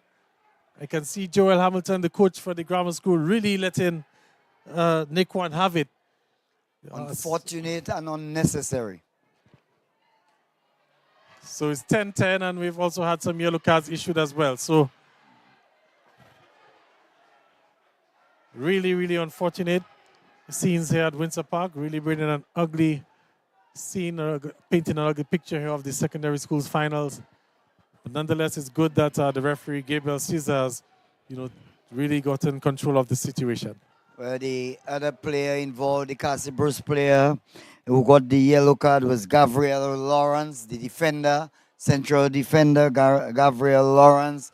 Both he and Nikon Benoit received yellow cards, but Benoit went on to say much more than he ought to, and the referee, Gabriel Caesar, would have none of it, issuing him a red card.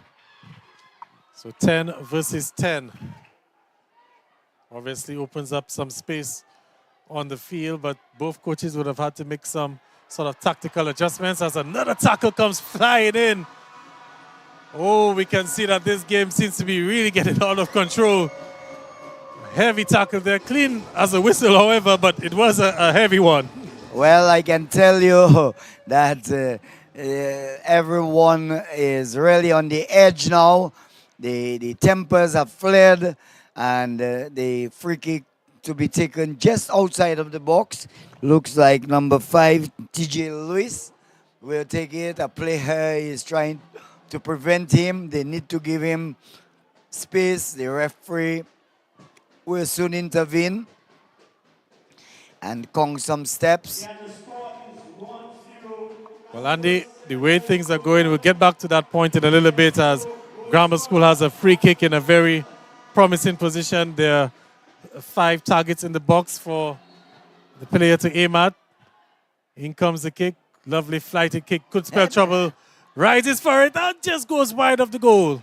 Yes, he got up quite high and he headed for the far post and he almost got it. You could see he was kind of excited. He came right from the defense. One of the taller players, number 3 for Grammar School, Limai Fiofil, the central defender, tall man, getting ahead onto it, rising above the defenders, but unable to put the ball at the back of the net.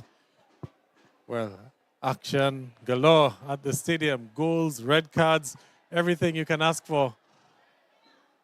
As referees Gabriel Caesars again spotted another infringement. Castle Bruce were attempted to take the free kick quickly. And referee Caesars pulled them back. Andy, I think the coaches need to, find some way to get some instructions to their players to try to keep level heads. Because we've already seen red cards and yellow cards, and we just saw, a tackle on the other end. This game is on the tipping point. As a long ball comes in, Taron George is unable to get onto the end of it. It will be a goal kick.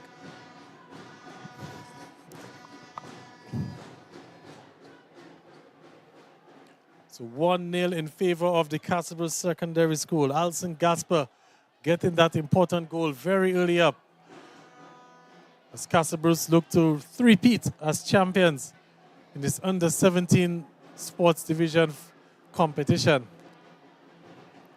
It's already been a good season for Castlebrook so far. They've captured the under-13, they've captured the under-15, and they're just going up the steps, looking to add the under-17 to their collection for the year.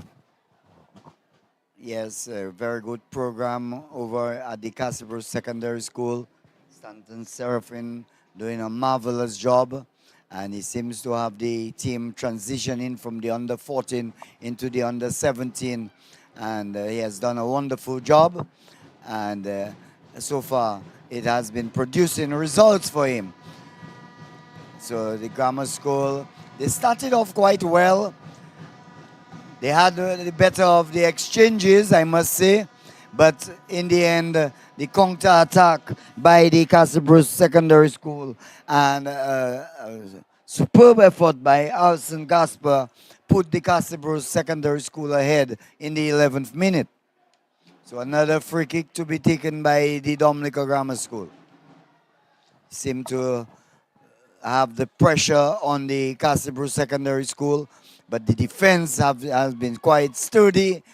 Good long ball header, and he got there and he's disappointed, and showing his disappointment, he launched forward, went ahead of the defenders, got a good head onto it, Gavin, and he got it over the crossbar. Yes, he beat the goalkeeper, Jerison James, to that one, because Jerison came flying out and was unable to get a fist onto it.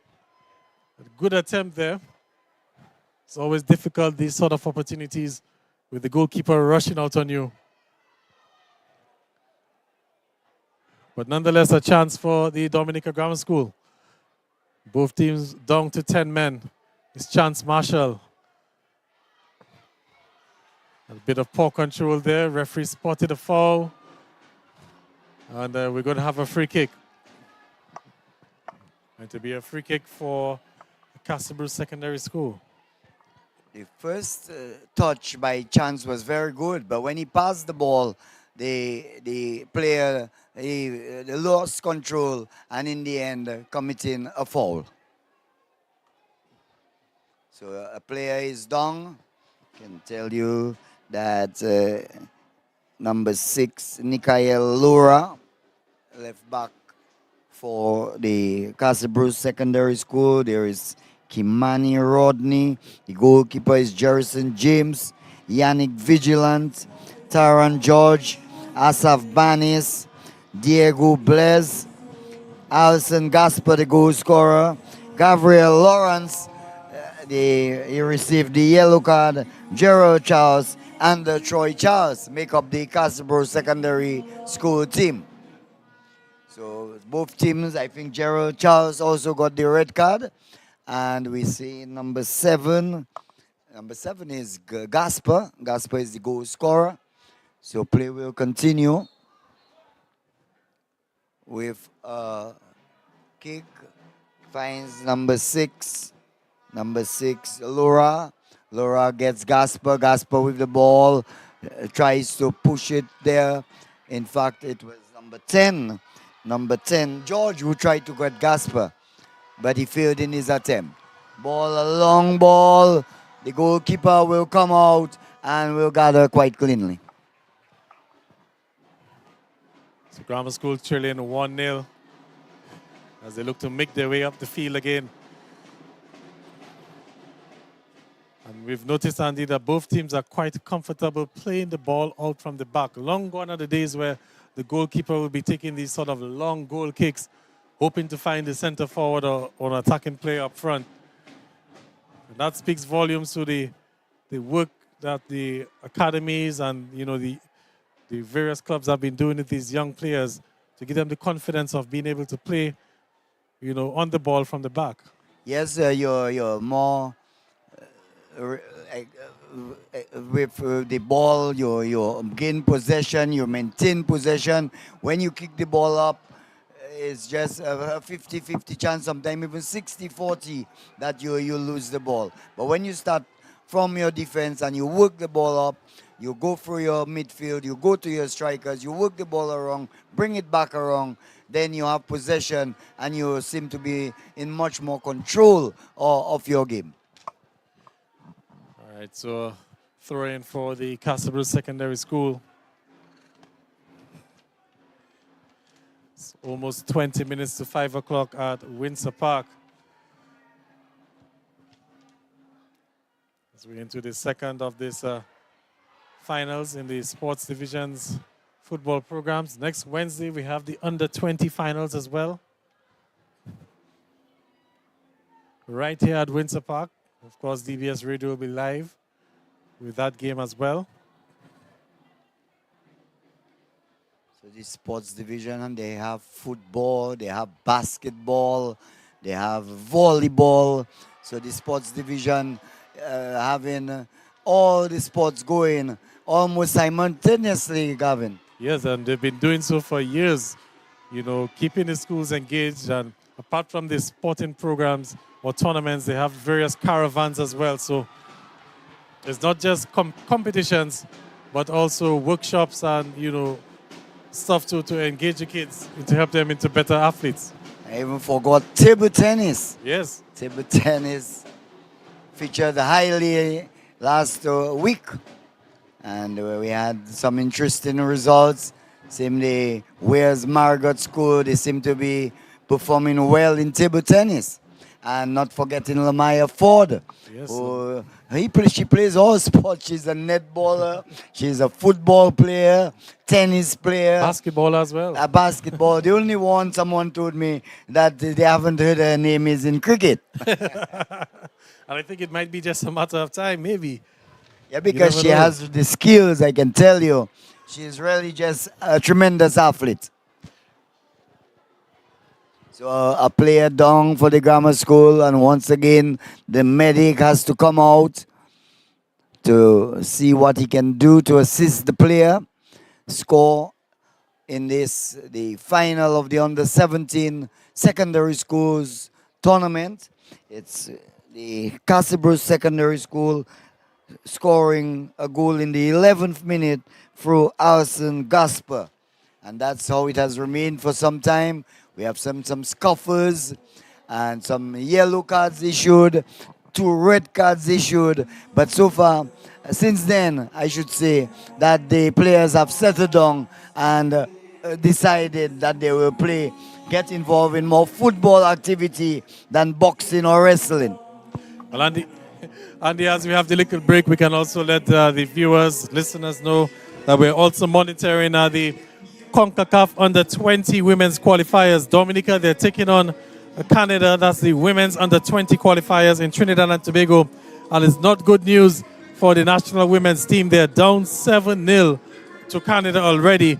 And that game started at 4 o'clock. So we're in the first half of play. We're down 7-0 against Canada. So not the best of starts for Team Dominica. Definitely not. But with the football played in Dominica, women's football, it really is just sending a team, but they certainly were no match for these big teams, Canada and the likes Mexico and these teams.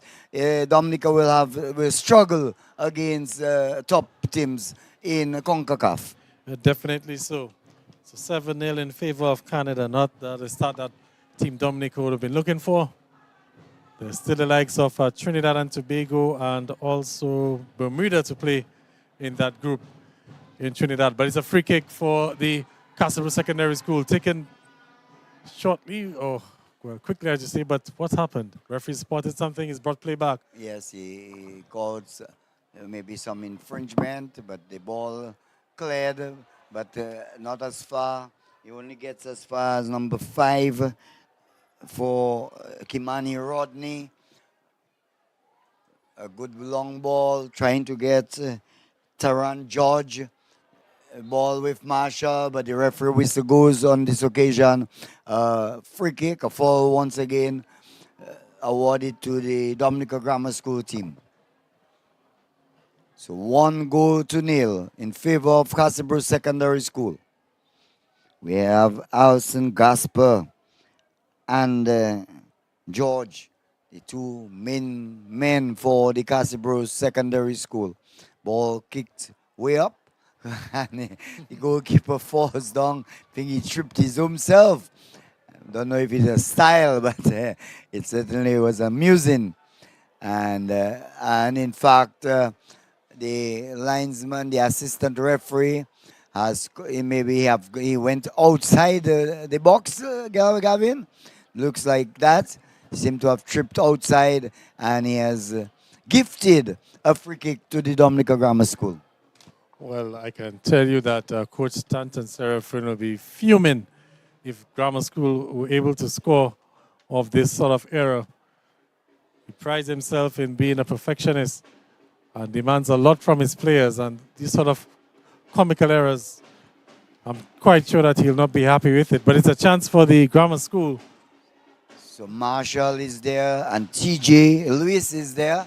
Who will take the shot? I think Marshall would be the most likely man to try to hit the ball to the net, but they're still discussing. Marshall not quite sure. He's calling on his players in the middle of the field. In fact, he tapped in and he kicks with a left footer, trying to surprise the Castle Bruce players, but did not succeed on this. The ball getting the defenders and going way out, almost going to the half mark. So 1-0 here at Windsor Park. The drums are beating away. Electric atmosphere here at the stadium. Indeed, Kimani Rodney over the ball, a free kick over on the eastern side, the far side. Takes a long ball into the 18-yard box, headed away but not that far. Still, Castle Bruce Secondary School trying to penetrate there, still with the ball. Strong movement, and he's pushed off the ball there by number 4 for Grammar School, Kujan Harris. Well, so free kick opportunity again for Castle Bruce. A chance to see if they can put another good ball into the box. 4 players already in the penalty area for Castle Bruce, 2 outside. So it looks like George will take the kick. What will George pull up his sleeves? I think he may have overhit that one. Yes, it has. And he's gone for a goal kick. So a curling ball there by George, but a bit too high. And the ball going way over the crossbar. Number 3 for the Castle Bruce Secondary School, Cordell Williams.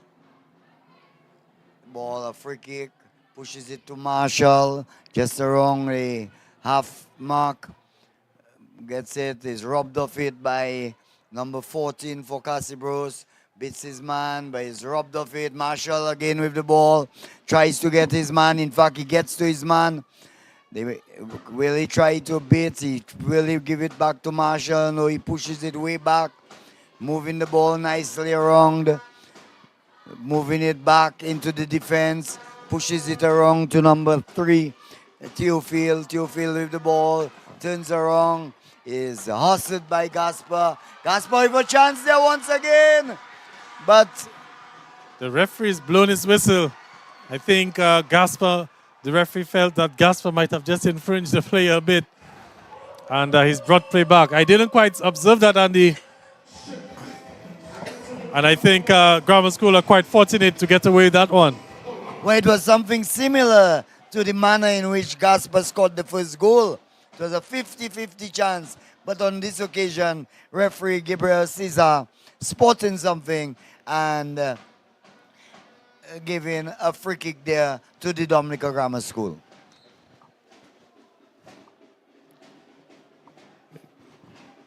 Long ball played forward.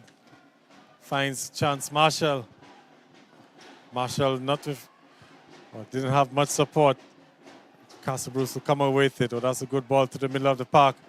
Was looking to find George, but just overhit that one to go out for a throw-in for the Dominica Grammar School. So it's 4:48 by my watch, Andy Carter. Yes, approaching 5 o'clock. So it's 45 minutes gone into the first half. Remember, the under 17 is unlike the under 14. Under 14 was 30 minutes each half. But there is a big man thing, Gavin, 45 minutes. Yes, that's the big boys. And it's real cool today, Andy, compared to other days at the stadium. So it's a good environment for the youngsters. Gasper there and Theophil in a tussle, and is pushed away by Theophil, but the referee doesn't make much of it. Just allows that to happen. That's like a byplay, Gavin. Yes, indeed. So here we go again. Grammar School trying to build out from the back. And that's a good ball. Looking to change direction. Good diagonal and good control in the end. Now, this is an opportunity. Oh, but that pass just wasn't on the mark. I believe it's last off a Castlebrooke's player and will go for a corner kick. Well, John Baptist had the ball, it deflected and it went to Marshall. Marshall tried a one-timer. It deflected off the defender and gives the Dominica Grammar School a corner kick. So number 5 for Grammar School, T.G. Lewis. Well, there's number 19, Quante John Baptist is there. Remember, both sides playing with 10 men now. 2 red cards issued earlier in the game. Very unfortunate red cards. High ball, but out comes the goalkeeper and gathers quite well on this occasion. It's Jerrison James, the goalkeeper, and no easy take for him. Marshall with the ball, pushes it, finds TJ. In fact, it's number 9. Number 9 is Giovanni George. He loses the ball, and Lawrence, the defender, really hustled him, and the ball went into touch for a throw-in to the Castlebrooke Secondary School. George, Taron George with the ball, beats his man nicely. Still with Castlebrooke through number 14. Number 14 there, Diago Blaise with the ball. Passes it to number 3. Marshall challenging him, but not able to gain possession. Pushes it there to number 3 for Castlebrooke. Number 3 for Castlebrooke is Cordell Williams. Still with the ball. Tries a back flick, but I don't think it will be successful as it goes into touch for a throw-in to the Dominica Grammar School. Bright, sunny afternoon here, but it's not really that hot. It's kind of a cool. I don't know if it's where we are, Gavin. No, I can't it's talk not for that the hot. players. I was down on the field for a moment. It's really not that hot. It's perfect weather for football and for the youngsters. Here comes Grammar School again. Doesn't have the numbers. Attempts a shot, side netting, and will be a goal kick. Don't think he had too many options, Andy. Yes, it's a disappointing end. There was that player number 19, John Baptist, in the middle there. He could have tried to get him. He tried a shot at goal, trying to beat the goalkeeper at the near post. Grammar School again coming away with it, but that pass a bit too short, but Chance Marshall wins it back. Attempts the cross, but good defending from Castlebrooke to be a throw-in for the Grammar School. Quick throw in there by Marshall, but the Castlebrooke players, they won't give the Grammar School players space. Tries to get a ball, change the direction, and play it over to the left side is number 5, T.J. Lewis. Fails in his attempt. The ball, a bounce ball through John Baptist, and the defender doing quite well there, intercepting quite beautifully there, Gavin. Yes, that's some good defending because Castlebrooke are really under some pressure at this point in time. Being buckled down in their own half for extended periods. They've not been able to win the ball and, keep possession and peg Grammar School back. Again, his Chance Marshall wins another throw-in for the Grammar School.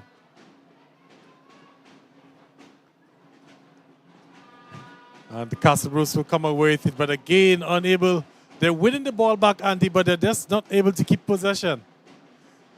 Grammar School mounting an attack for TJ Lewis. He calls back for the ball, but the player decides to go on his own, and he meets with some stern defender who robs him of the ball. Grammar School with the ball, gets it to Marshall. Marshall will try a curler, but does not succeed in getting it to the player in the middle of the field there, trying to get to him, and the ball still with Grammar School, just around the center of the field. And we noticed the Grammar School player just slipped on the cricket pitch there, so that's a hefty tackle there from Chance. But you can see the players just acknowledging each other there, Chance and Gasper. No harm done. Andy, like you said in the first game, you need to sort of avoid, the center pitch area where the cricket pitch was for last week. Yes, it's very rough, and you get awkward bounces, which doesn't give you the opportunity to control as you would have liked. The ball seems to ride you, and the players having to deal with that situation. But it's unavoidable. The ball must be played there, and you can't keep the ball away from that area there. It's a good enough size area, and it has to be utilized. Well, we're nearing the end of the first half, Andy, and it's 1-0 in favor of the Castlebrook Secondary School. Looking to add a second as they have a free kick in an inviting position. Looks like Gasper over the ball. Takes a shot, but not that power. And the ball goes into touch. It looks like it came off a Grammar School player. And the referee, Gabriel Caesar, points to the corner. It will be a corner kick to the Castlebrook Secondary School. And we see Taron George there to take that corner. Let's see if he can do better on the corner kick, because you want to get that ball past the first defender. Anytime that you have a set piece opportunity and it doesn't get past the first defender, it's trouble. This is a nice one. Could pose a threat. But Grammar School will come away with it. The numbers are against Grammar School, as the player has to hold it back just a little bit as he waits for support. Support is very slow in coming, but Grammar School is still pushing forward. As we can hear the chants of, let's go DGS, let's go. Grammar School seems to have a good following here, good support in the stands. Yes, the Grammar School seem to be dependent on Chance Marshall. It seems the Grammar School goes as Chance Marshall goes. And if he doesn't play well, Grammar School will not succeed. That's the impression I get from up here. Yeah, I think that's how it's been going, really and truly, Andy. He's spot on with it. There's a shot, comes in. Did it take a deflection? No, it's going to be a goal kick. I think the goalkeeper was maybe doing a bit of theatrics there. Made it look a bit closer than it was. Yes, as a goalkeeper, you have to cover your goal. You cannot just stand there and watch the ball go into your net. So you have to follow it. It was a shot taken by Harris, John Harris, and the goalkeeper, Jerrison James, taking no chances, doing what a goalkeeper has to do, follow the ball. And in the end, it went past the post. Marshall with the ball, tries to find his man in the middle. Still with Josh Baptist, tries to beat his man. Grammar School piling on the pressure. Grammar School still with the ball, takes a shot. But he even covers his head because he realizes what a poor attempt on that occasion. Yeah, very ambitious that was. Would have really taken something magical to beat the goalkeeper from that distance. I mean, we've seen some questionable goalkeeping or some suspect goalkeeping in the first match, but I don't even think the goalkeepers from the first game would have had a problem saving that one, Andy. Yes, Grammar School still mounting an attack with the ball. Still with the ball again. He shoots and he shoots wide. Same player, same result. TJ Lewis trying to make something happen for his school, but it's just not happening. I think he might probably need to shift the goal post a few feet to the left. But anyway, that's the halftime whistle. And at the end of 45 minutes, is the Dominica Grammar School. They're trailing 1-0. Castlebrook Secondary School are in front, thanks to a goal from Alison Gasper very early in proceedings. And Castlebrook Secondary School with one hand on the trophy as they look to make it 3 in a row. Halftime here at Windsor Park, Andy. We're going to take a commercial break. This broadcast being brought to you to the kind compliments of CSK Concrete, Connect 767, and also Digicel, the bigger, better network. We'll be back with second half action after a word from our sponsors.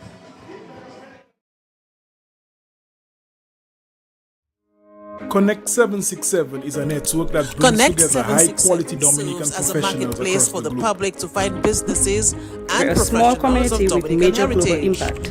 Their vision is If to you need to create find and maintain a Dominican free businesses digital or professionals directory in New York, to connect London, Dominican St. Martin. experts Connect to those who 767 seek can new help. skills Just and use the services online directory. within the local When I log on markets to the directory and see all other across Dominican geographical entrepreneurs locations. just like me, Visit I am inspired to keep on going.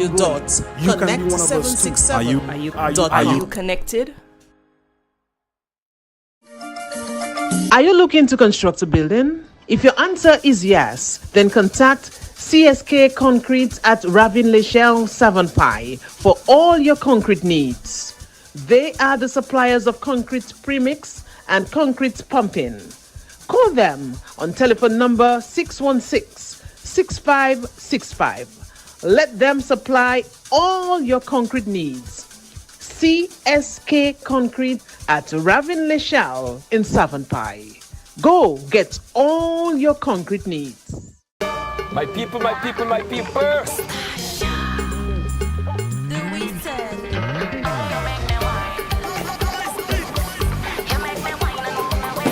Hey, what up, brother? Anything blessed? Yeah, man. It's your boy DJ Slim sending a big shout out to all the pretty faced girls and of course all the real hustlers out there rocking Connect 767.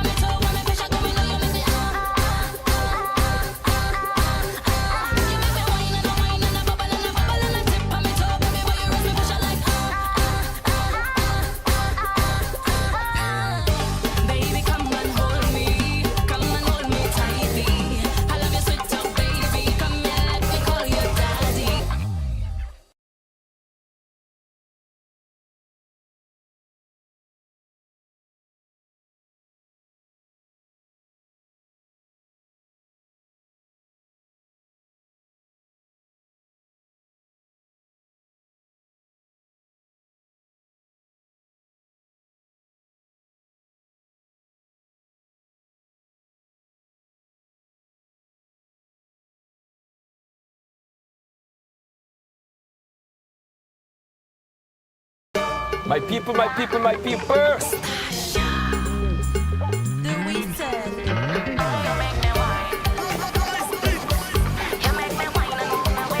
Hey, what up, brother? Anything blessed? Yeah, man. It's your boy DJ Slim sending a big shout out to all the pretty faced girls and of course all the real hustlers out there rocking Connect 767.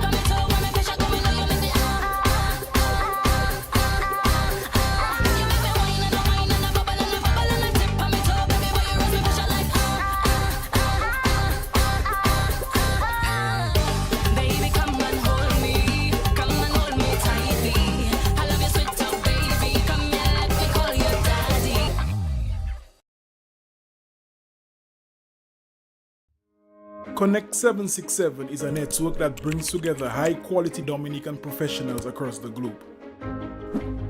We're a small community with major global impact. If you need to find Dominican businesses or professionals in New York, London, St. Martin, Connect 767 can help. Just use the online directory. When I log on to the directory and see other Dominican entrepreneurs just like me, I am inspired to keep on going. You can be one of us too. Are you connected? Are you looking to construct a building? If your answer is yes, then contact CSK Concrete at Ravin Lechelle Savonpai for all your concrete needs. They are the suppliers of concrete premix and concrete pumping. Call them on telephone number 616-6565. Let them supply all your concrete needs. CSK Concrete at Ravin-le-Châle in Savonpie. Go get all your concrete needs. My people, my people, my people.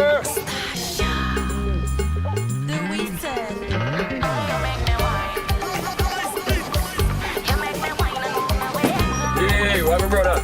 Anything blessed? Yeah, man.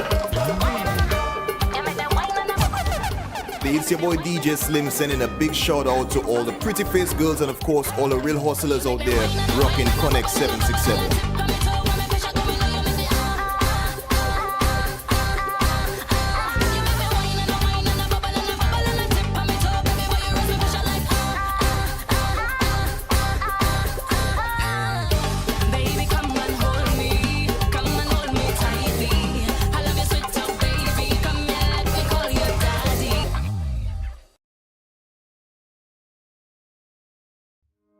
Connect 767 is a network that brings together high-quality Dominican professionals across the globe.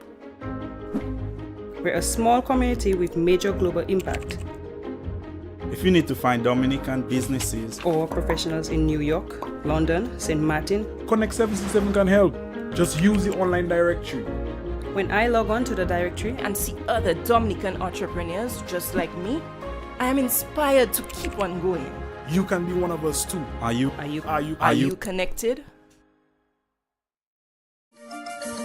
Are you looking to construct a building? If your answer is yes, then contact CSK Concrete at Ravin-le-Châle, Savonpie for all your concrete needs. They are the suppliers of concrete premix and concrete pumping. Call them on telephone number 616-6565. Let them supply all your concrete needs. CSK Concrete at Ravin-le-Châle in Savonpie. Go get all your concrete needs. My people, my people, my people.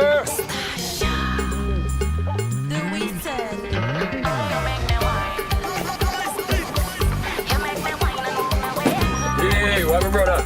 Anything blessed? Yeah, man. It's your boy DJ Slim sending a big shout out to all the pretty face girls and of course all the real hustlers out there rocking Connect 767.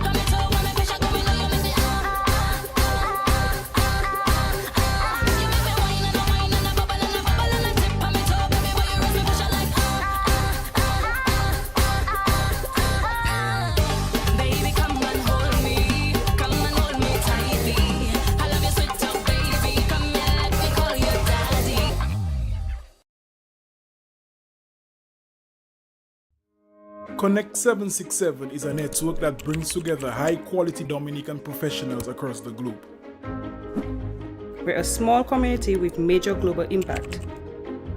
If you need to find Dominican businesses or professionals in New York, London, St. Martin, Connect 767 can help.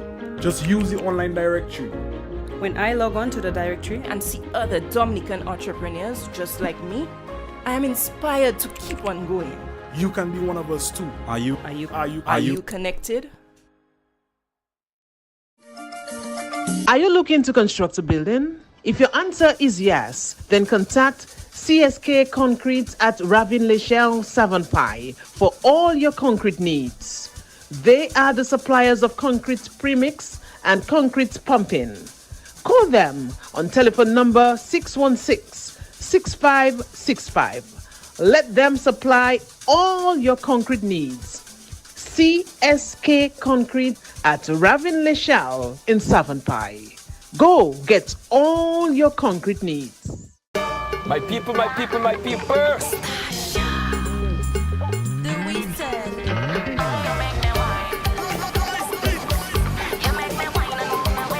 Hey, what up, brother? Anything blessed? Yeah, man. It's your boy DJ Slim sending a big shout out to all the pretty face girls and of course all the real hustlers out there rocking Connect 767.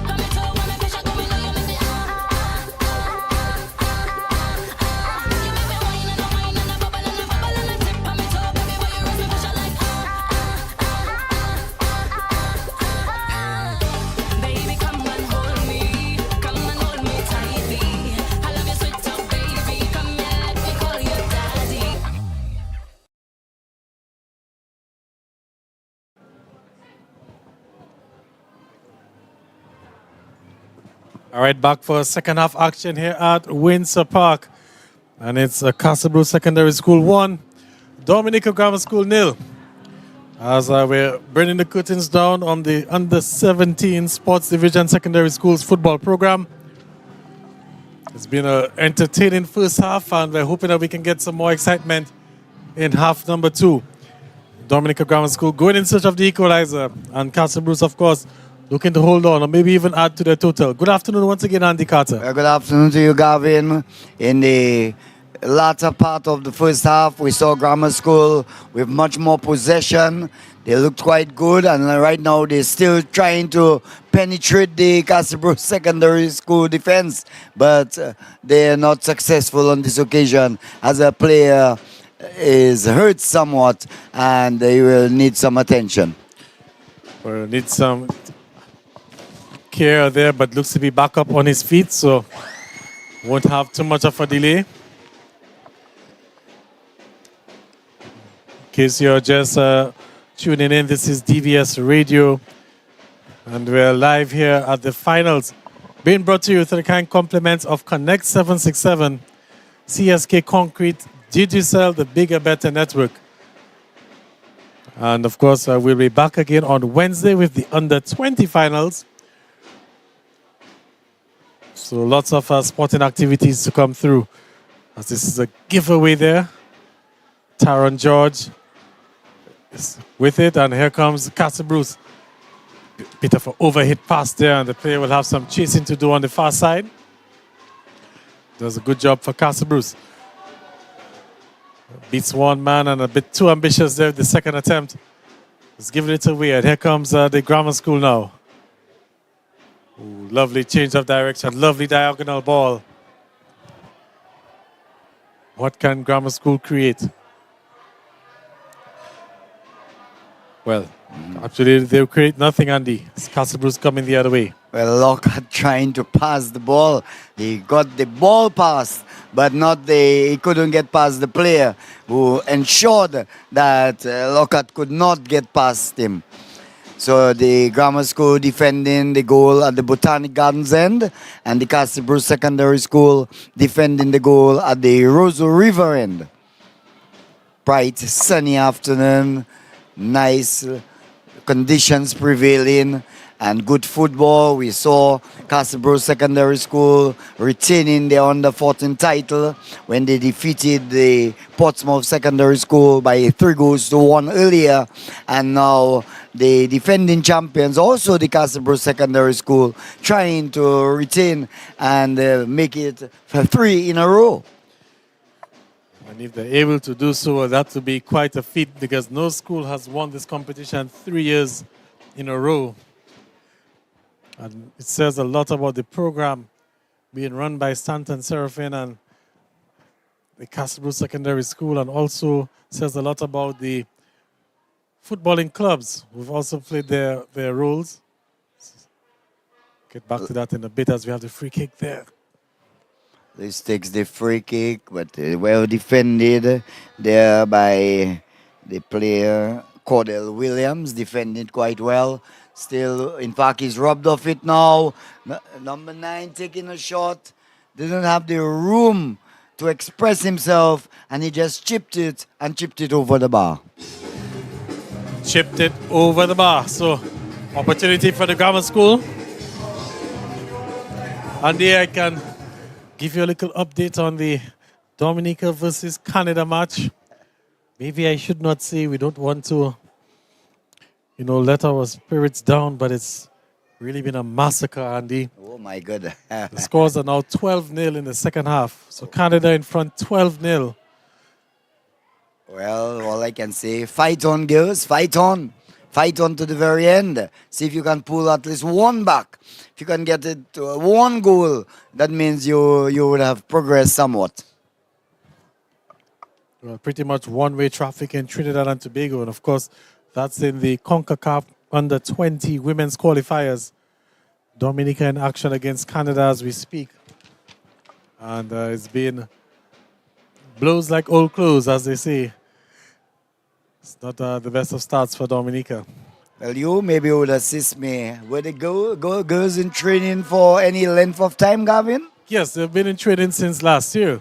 A matter of fact, they had some friendlies towards the latter end of last year. I'd say about December there. So there was some friendlies in Trinidad.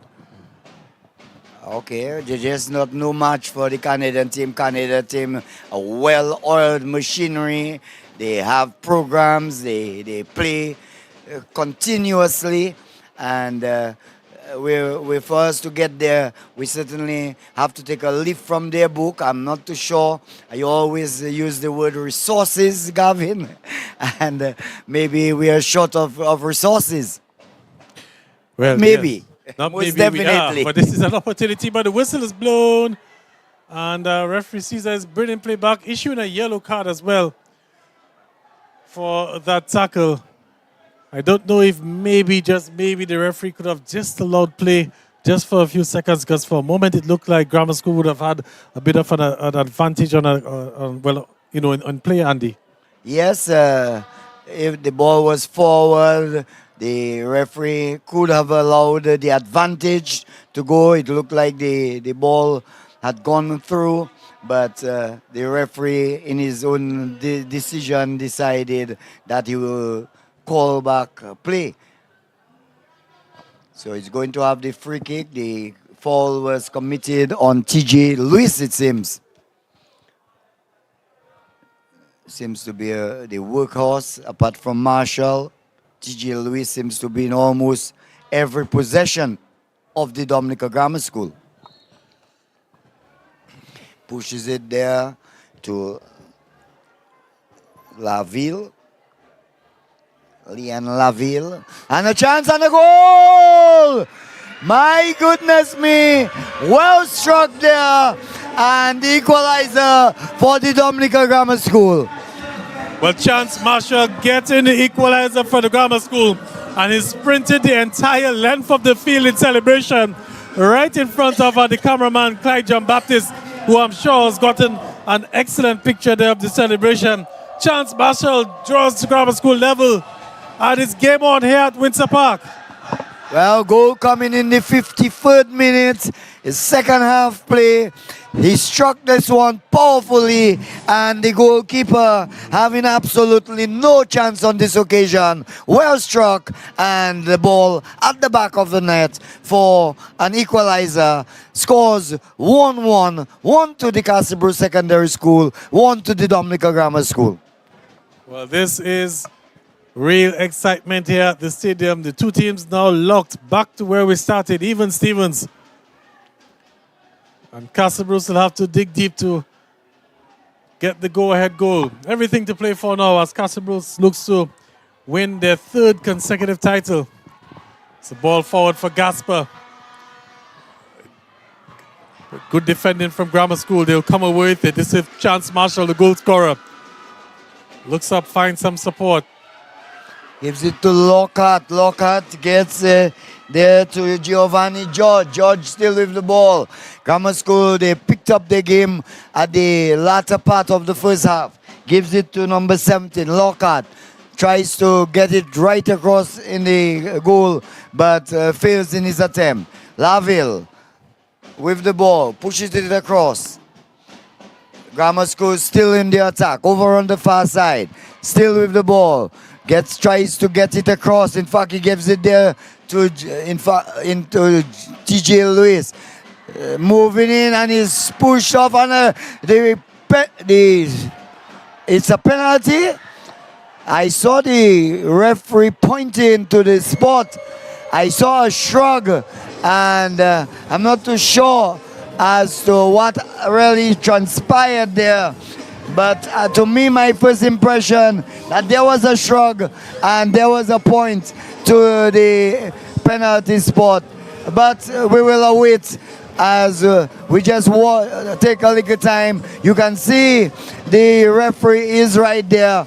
We saw a shrug of Gavin. I'm not sure if it was sufficient to merit a penalty, but the spot has been pointed to, and the penalty has been awarded to the Dominica Grammar School. Well, Andy, like you said, there was a shrug. From my first viewing point of it, it didn't look like there was much on it.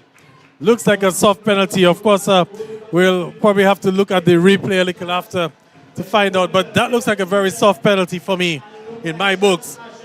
And Chance Marshall is stepping up to take that penalty and a chance to put Grammar School in front 2-1.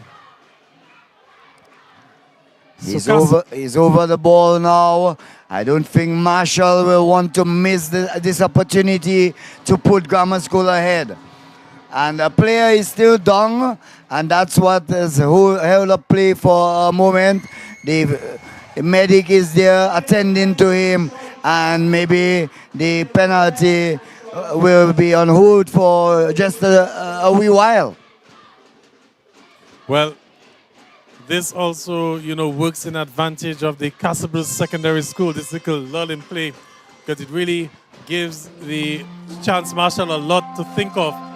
In terms of ice, trying to ice him out just a little bit, trying to put a little pressure on him, because it's never easy coming to take these penalty kicks. No, never easy. It looks easy, but your nerves, you've got to control yourself, your emotions, and there's a goalkeeper there. Usually they say a penalty is a goal, but it's easier said than done. All right, so it's Chance Marshall. So the player has been taken off the field. The medic will attend to him, and we're about to see a penalty taken there by Chance Marshall. Can he put the Dominica Grammar School in front? It's Marshall, steps up and misses! And misses badly, and you can see the celebrations from Castle Bruce. Chance Marshall missing the penalty kick. What a miss there by Marshall. Tried to fake the goalkeeper and just slap the ball to the right of him and missed completely. And he has held his head in agony. What a bad miss there by Marshall. A few moments ago, Andy, Chance Marshall was a hero. Very quickly, he's gone to a 0 with that miss. Well. And you said, Gavin, that the lull in play can distract. And I don't want to make excuses for him, but he could have kicked the ball and kicked it firmly like he kicked for the equalizer. He chose to go for placement, and he made a complete mess of it. Complete mess of it, but there's water already under the bridge. He has to put it behind him. Still has a lot of time to give his team another opportunity, but these sort of chances, you have to capitalize on them. What a golden opportunity for the DGS to have gone ahead in this match. I spotted that since almost the ending of the first half, they applied the pressure, and they have started the second half applying more pressure. They got the penalty. Look, they're still mounting another attack. So attack upon attack on the Castle Secondary School, forcing them to clear the ball. TJ Lewis with the ball, finds Laville. Laville has the ball still, looks around, trying to beat his man, but the defender solid on him. The player back heels there, Laville, but straight to a defender who kicks downfield to the Castle Secondary School player. Number 10, George, over on the far side, the eastern side, will kick a ball across the goal, but the goalkeeper, London, is right there. No problem whatsoever for London. Andy, I've noticed that Castle Secondary School, they seem to have lost the plot a bit in the midfield portions of the field. The midfield not really active, a lot of balls, being played out of the back, bypassing the midfield, trying to find George and Gasper out front. But here's Gasper again. And this time it's an opportunity for Castle Bruce. And again, this execution in the final third, letting them down. Yeah, so the Castle Bruce fighting back. Still, the ball with Castle Secondary School. It's Championship Friday. Under 17 finals here at Windsor Park. You're listening to it on DBS Radio. Number 9 robs the Castle Bruce player of the ball. Castle Bruce in control. In fact, DGS with the ball. Number 17. Number 17, Lockhart. Lockhart. The ball returned to him by Luis, but he fails in an attempt, and Luis is very disappointed. Through to be taken by the, it looks like a grammar school through. Yes, grammar school will throw the ball in. Good ball, kicks it downfield. Number 17, Lockhart. Passes it to Marshall. Marshall tries to get back to Lockhart. The ball in a scuffle there. Downfield for George Gasper. Alson Gasper is, and he's brought down there by number 3, Mike Theophil of Grammar School. Well, Alson Gasper did well to win that free kick. And again, a set piece opportunity for the Castle Bruce Secondary School. Chance to throw some bodies forward, but they're not really taking full advantage. There's still 4 players behind the ball. So it looks like Kimani Rodney, that shocking color boots, takes a long ball, but wide. No pressure whatsoever for goalkeeper London. I think Kimani would probably have loved to have that one back again. Just missing the execution there. So Grammar School looks to build up again from the back. It's 1-1 here at Windsor Park. Harris to Phil to CJ Lewis, pushes it around to number 9, Giovanni George.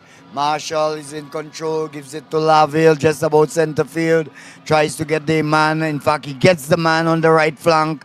Tries to beat his man. The ball deflects off the defender. Tries to intercept, but he fails in his attempt.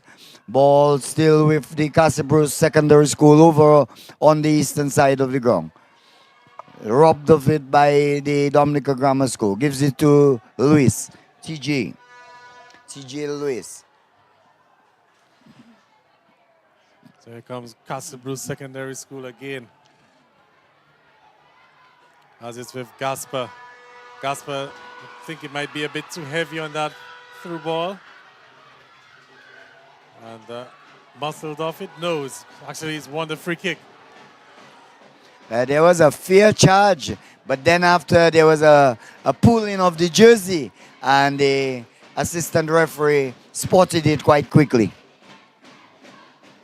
You can hear the chants in the stands below us. We're in the Grayson and Irvin Shillingford stand.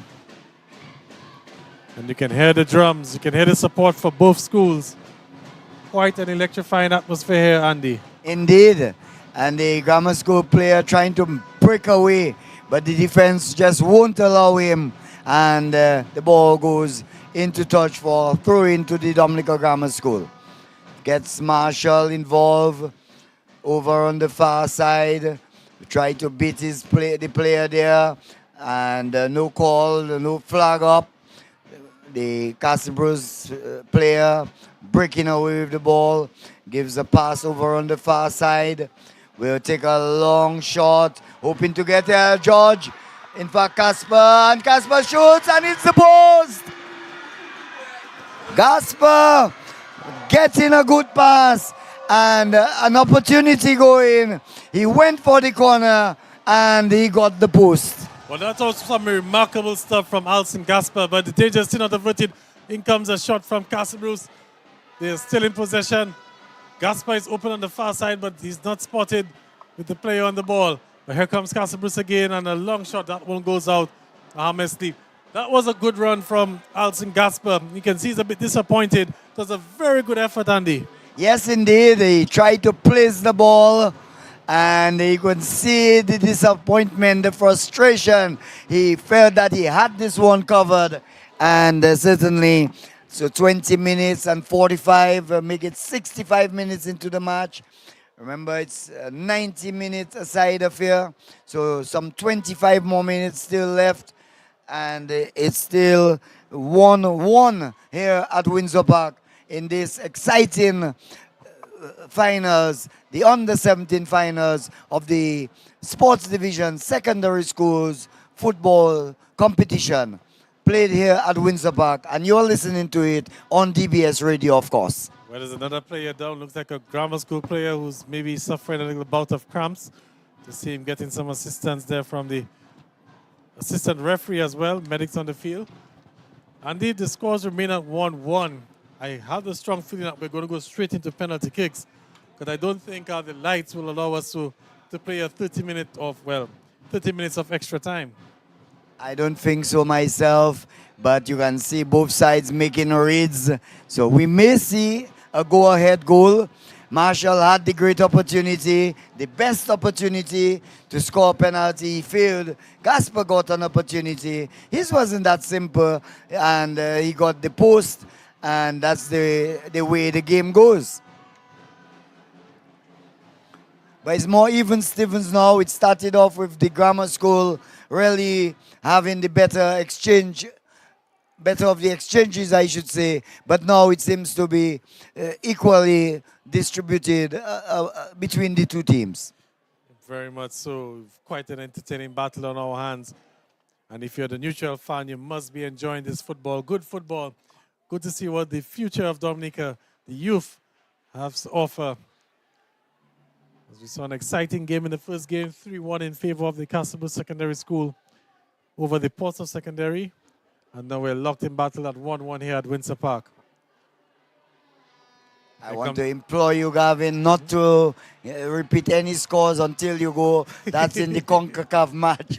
Please wait for 6:20 when you will disclose the final scorecard. Because the last you said was a dozen. And eggs are expensive. Oh, shot taken. Good shot taken. Once again, beating the post there. But a good attempt once again by the Castlebrook Secondary School. Castlebrook Secondary School, another opportunity for them. They're knocking on the door. Knocking on the door, but just can't get through the door. So I see Gavin still looking. Told him that the price of eggs, a dozen eggs, is very expensive. We already have a dozen. Let's keep it at that. Oh my gosh, Andy, I don't think I want to repeat the scores at well, this I point told in you, time. don't. When you're on 6:20, we will get the full details. Because it's certainly not good reading presently.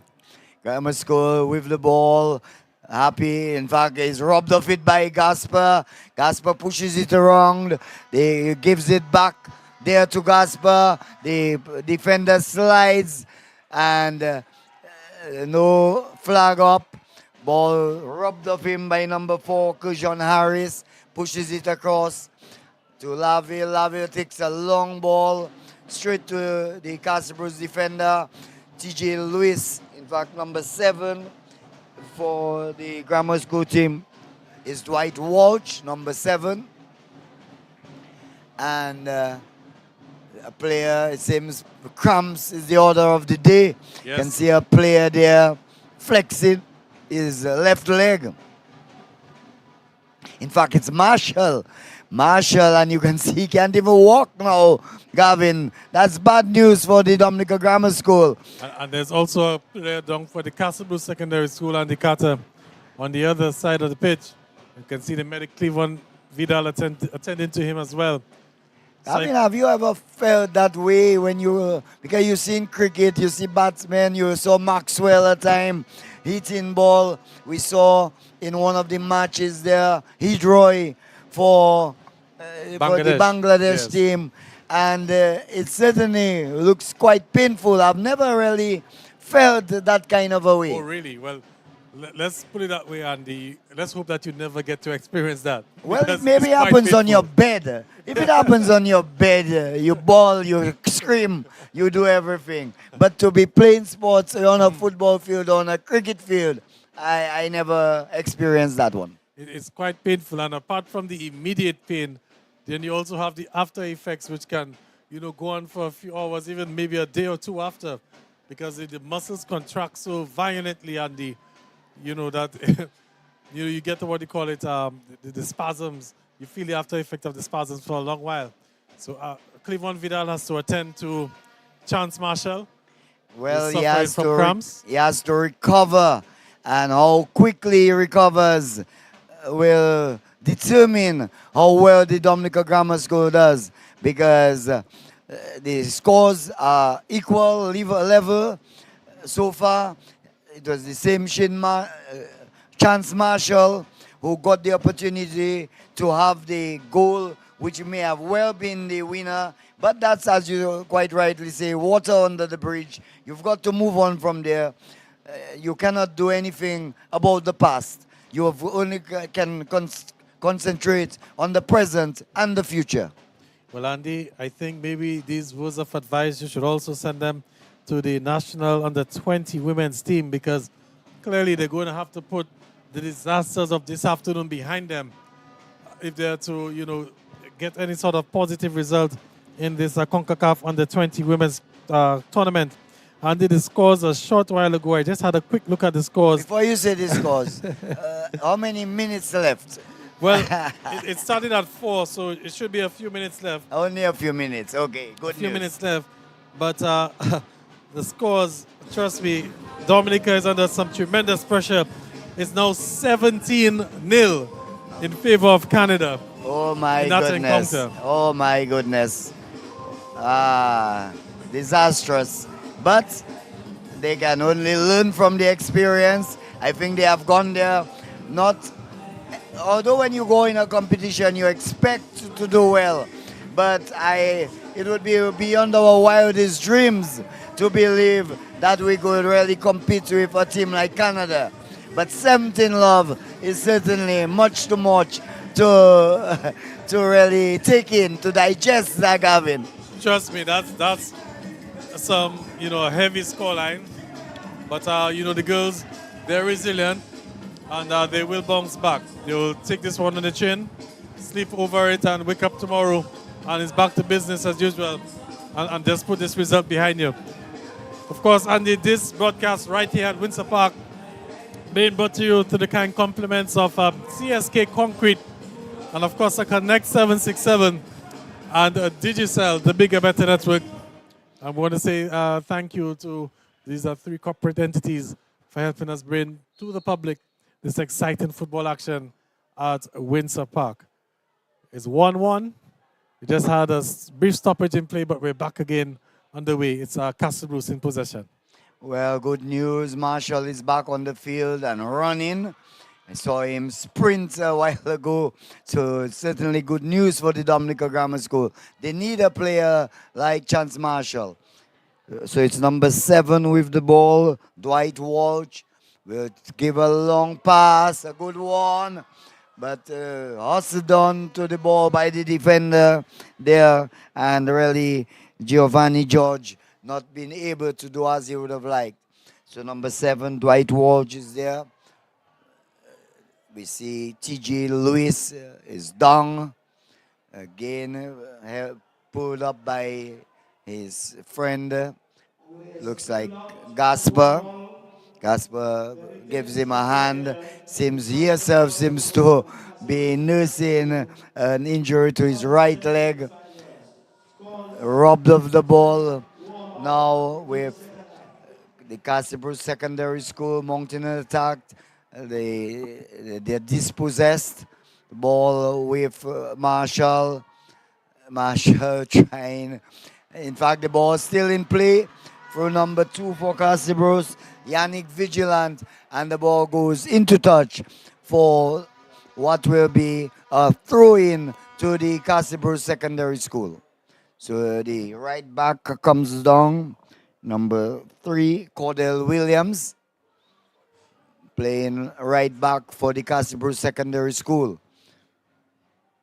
Throws the ball to number 2. Number 2 breaks into the 18-yard box, and a golden chance. And a bad first touch there by the player, and the ball going into the side netting, Gavin. But that was a golden chance. That lovely cross there, beating the goalkeeper, and should have been easy pickings. But the first touch let the player down.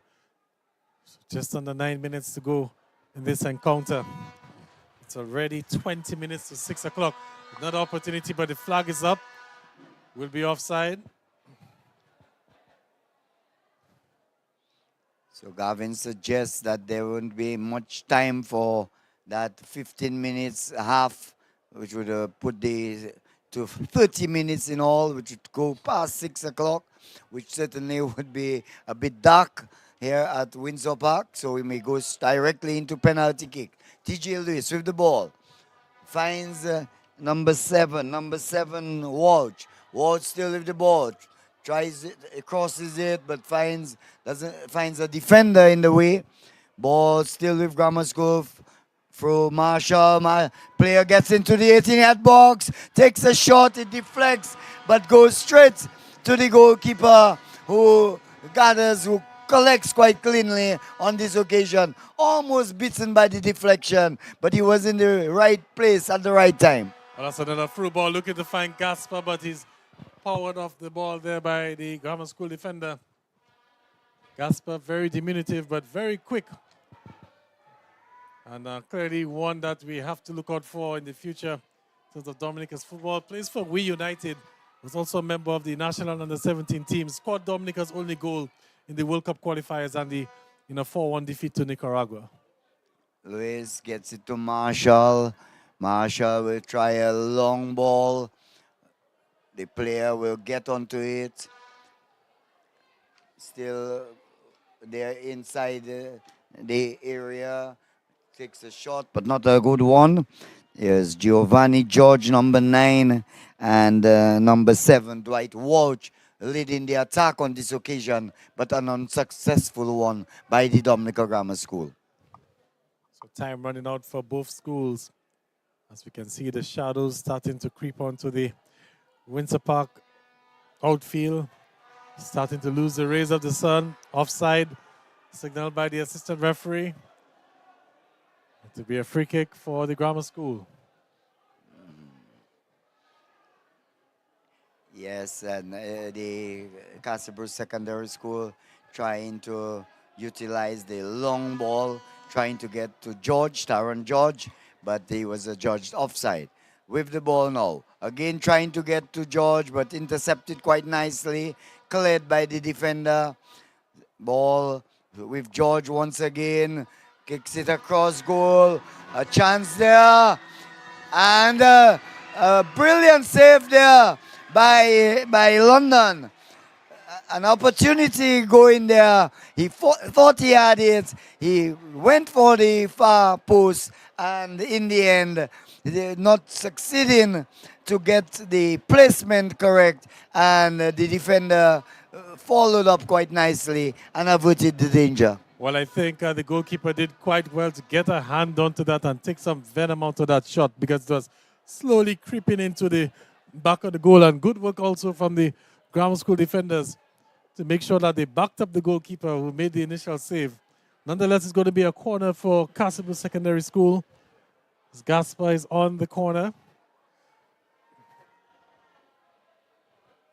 4 players inside the box. There's another player about to make a run. 5 targets to aim at. Oh, that's a lovely corner. Up, good heads. Takes a shot. And I think, let's see, corner kick again. Took another deflection. Yes, George not getting hold of it. It was a reasonable good corner from Gaspar. George got the ball on his boots, but he didn't hammer it, he didn't make proper contact, and then it got a deflection and went outside for another corner kick. So another corner kick. Scores locked at 1. As Grammar School looking to hold on and defend. That looks like a bad corner. Didn't beat the first defender, but he'll have another opportunity. Yes, he didn't get any air into that ball, and Gaspar, not too pleased with the effort there of Taron George, has decided he would go and take the corner kick. Seems to give the ball a bit more flight. We saw George hitting it flat and going to the near post, and the ball put out of play by the defender to another corner kick. This time, Gaspar is the man taking the corner kick. Another floated corner. Goes in! It's a goal! It's a goal for the Castlebrook Secondary School, and they're in front, 2-1.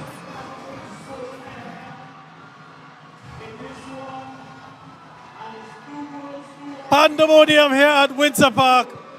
The third corner proving the lucky one.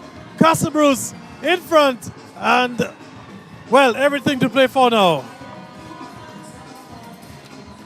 Well, Kimani Rodney coming from the back and getting the header in and putting the Castle Bruce Secondary School ahead. So, very good work there. I make it 35 and 45, the 80th minute of play. And Kimani Rodney coming from the defense and heading one in and putting the Castle Bruce Secondary School. Again, a good corner by Gasper. Seemed to be flighting the ball. He chose to go and take it after seeing what George had done previously, and a successful corner kick, and the result, a goal for the Castle Bruce Secondary School. How will Grammar School respond? This could be trouble. This could be trouble. It's a goal. Grammar School gets the equalizer. And it's game on here at Windsor Park.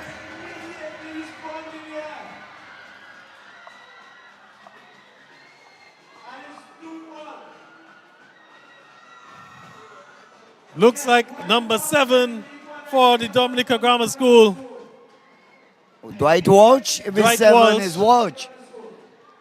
And what a quick turnaround of things there. 2 goals quickly. One in the 80th, one in the 81st. Dwight Walsh providing the equalizer there for the Dominica Grammar School. Well, this is what you call never give up attitude from the Dominica Grammar School. They just conceded a goal and they immediately went back down and they got the equalizer. They didn't put their shoulders down. They knew that they had to get the job done. They had to get the go-ahead, or I should say the equalizer, to keep themselves in the match.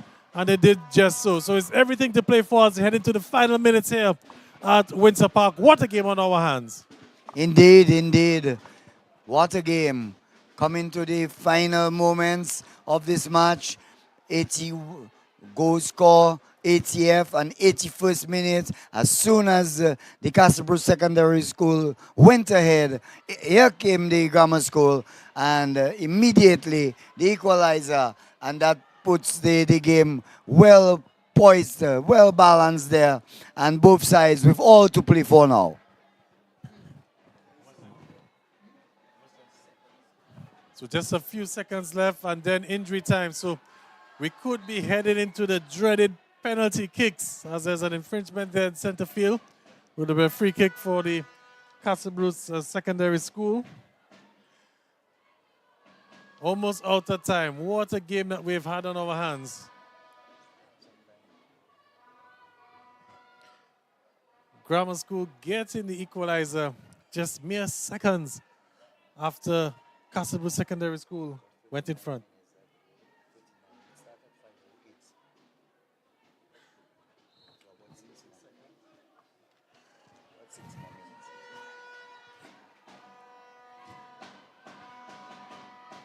Ball at midfield, another free kick.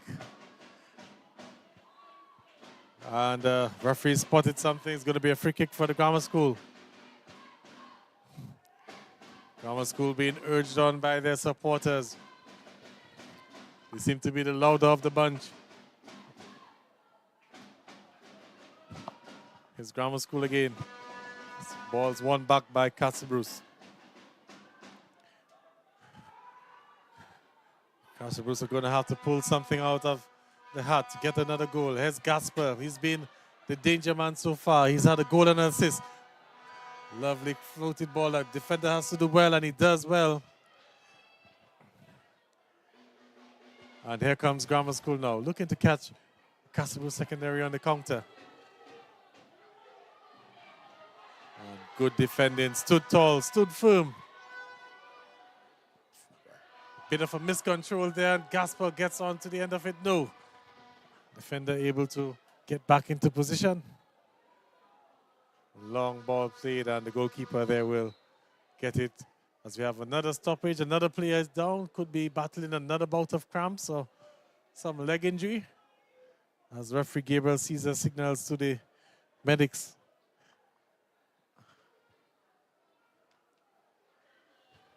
for some attention. It's 2-2 here at the Windsor Park. 41 minutes gone into the second half, Gavin. So just about, 4 more minutes. And I think there will be some injury time because there have been a lot of players going down with cramps and other injuries. We call it minor injuries. We see number 16 there, Leanne Laville, the last of the players going down. And there's another Casibros player, seems to, I believe it's Crump. So that's the public address announcer, the coordinator, Don Yugal, saying that we will go directly, as you predicted, Gavin, straight into penalty kicks. Straight into the penalty kicks, the dreaded penalty kicks. Well, basically, that's the part that I really don't like about football, Andy. You could play a very good 90 minutes, and it basically comes down to the flip of a coin. Yes. Secondary school retained their championship in the 14 and under. 3 or 4 minutes regulation time, and then I guess about 4 or 5 minutes. All is left to the Gabriel Caesar, the referee's discretion, as to how much time, maybe taking in consideration the penalty kick situation, and may call it off, maybe not giving the full 5 minutes injury time, maybe shortening it, maybe to 2 or maybe 3 minutes. Yeah, I think the referee would want to ensure that the teams have adequate light for the penalties. So you're quite right, Andy. It may just shorten the stoppage time. We'll have to see. It's Grammar School again on the attack, looking for that go-ahead goal. A goal now will surely win it for either team.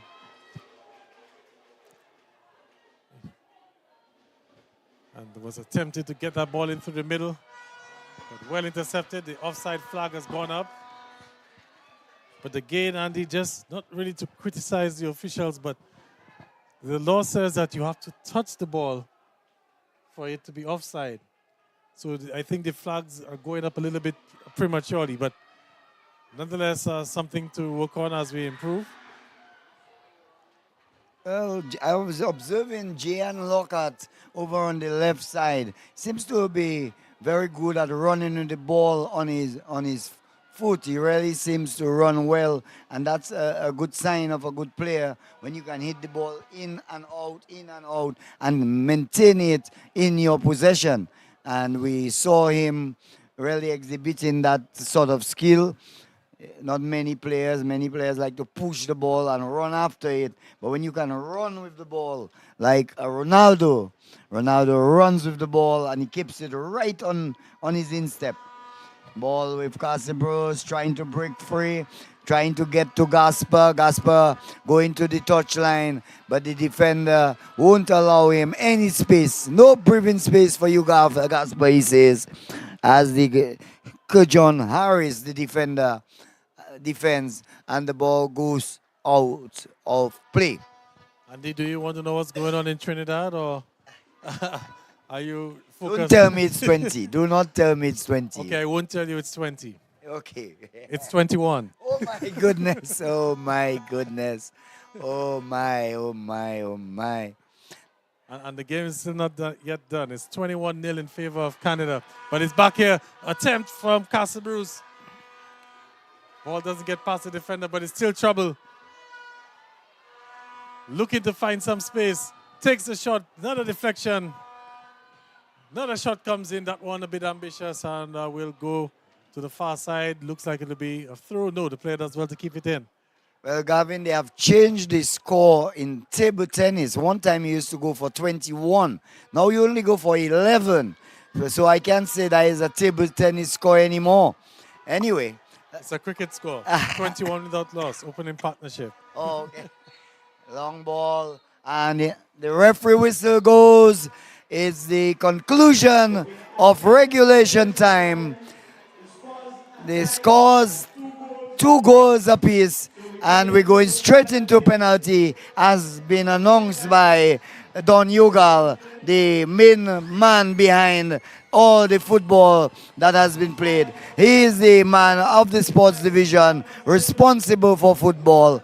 And I can tell you the score level. And we saw Alison George getting the goal in the 11th minute.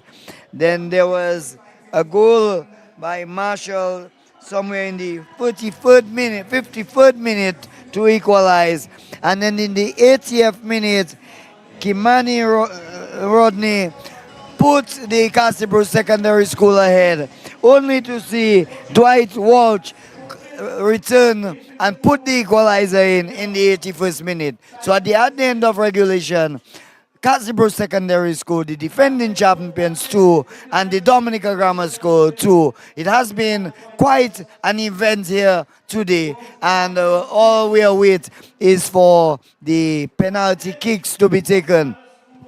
Each team will be allowed 5 penalties in the first instance, and if it's still tied after the 5 penalties are taken, we go into what they call sudden death. You really don't want to reach there as a team. But it's exciting. Some people love it. Some don't like it. It's not for the faint-hearted. I can tell you, it's not for the faint-hearted. And as you said, you do not like it, Gavin. But many people love that ending. So we'll see what transpires. All right, so Andy, I'm going to make my way down for the penalty kicks, and of course you can continue up here. I'll make my way down there as well. But this broadcast, like we said, being brought to you for the kind compliments of CSK Concrete and Connect 767. I want to say a big thank you to you guys for coming on board, and also Digicel, the Bigger Better Network. When we come back, we will have the penalty kicks shootout.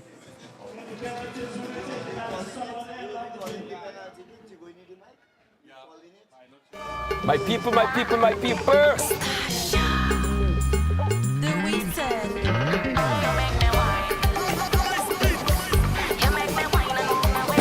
Hey, what up, brother? Anything blessed? Yeah, man. It's your boy DJ Slim sending a big shout out to all the pretty face girls and of course all the real hustlers out there rocking Connect 767.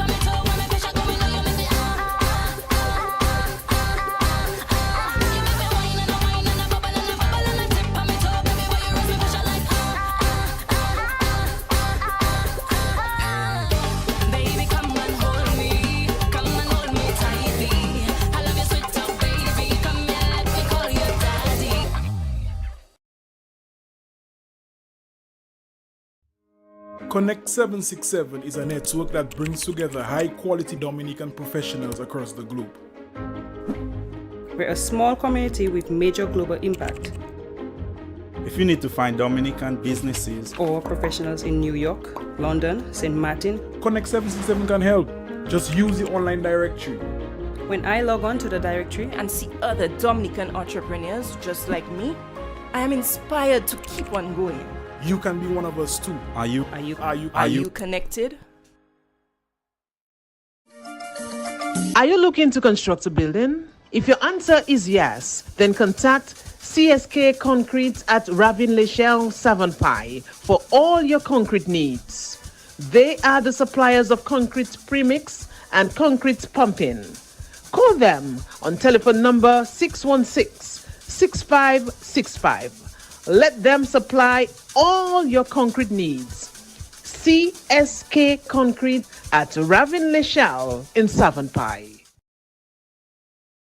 The under 17 champion and Castlebrook Secondary School is kicking first.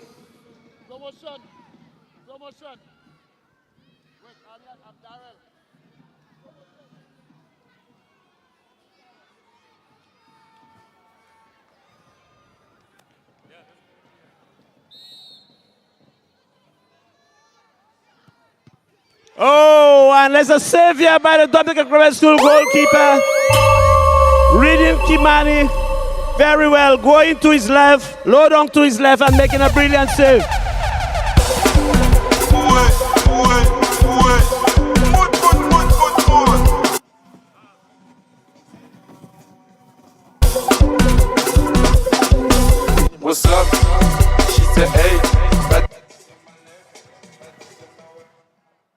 All right, so Castle Bruce Secondary School missing that first opportunity. The goalkeeper coming up with a very big save for the Dominica Grammar School. Though it's Chance Marshall looking to make amends and put his school up in front 1-0. Here's Chance Marshall. And it's another big save. A big save from Castle Bruce Secondary School. Chance Marshall misses his second penalty of the afternoon. What a start this has been for the penalty shootout. The goalkeepers coming on top. 2 big saves. And they're earning their money here this afternoon. So now for the Castle Bruce Secondary School, it is going to be Taran George, number 10, stepping up, looking to put the grammar school in front. Or the Castle Bruce Secondary School in front. It's Taran George. Takes the kick. Goalkeeper doesn't move. That's 1-0. 1 in favor of the Castle Bruce Secondary School.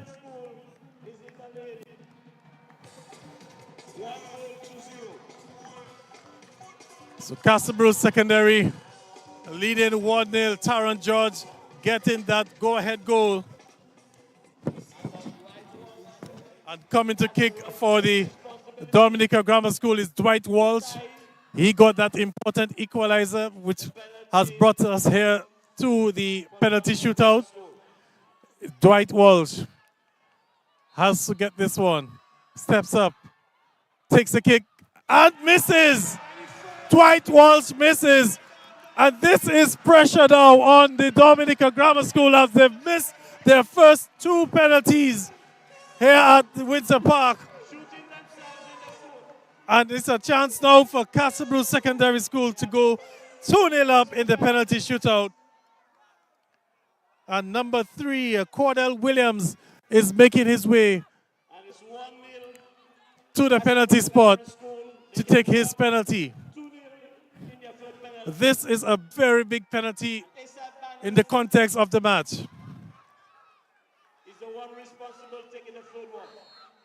Here comes the Castle Bruce Secondary School and sends it over the bar. So a breakthrough there for the Dominica Grammar School. They've gotten a break. A wild miss from the Castle Bruce Secondary School. And it's a chance for the Dominica Grammar School to get onto the board. Stepping up to kick will be number 5, T.J. Lewis. T.J. Lewis to the penalty spot. And can he level the scores for the Dominica Grammar School? As we can see the heartbroken faces there of the Castle Bruce Secondary School, an opportunity to go 2-0 up. Here's the Grammar School, takes it, and again the goalkeeper comes up with a big save, but the flag has gone up. The flag has gone up by the assistant referee, so he may have to kick that one again. He just may have to take that one again. The officials are consulting, and I think we await the decision. It looks like he may be asked to take it again. No, he's not being asked to take it again. So the save stands. So that's a big save again from the Castle Bruce Secondary School goalkeeper. And now it's number 18, Kishon Bruno, stepping up.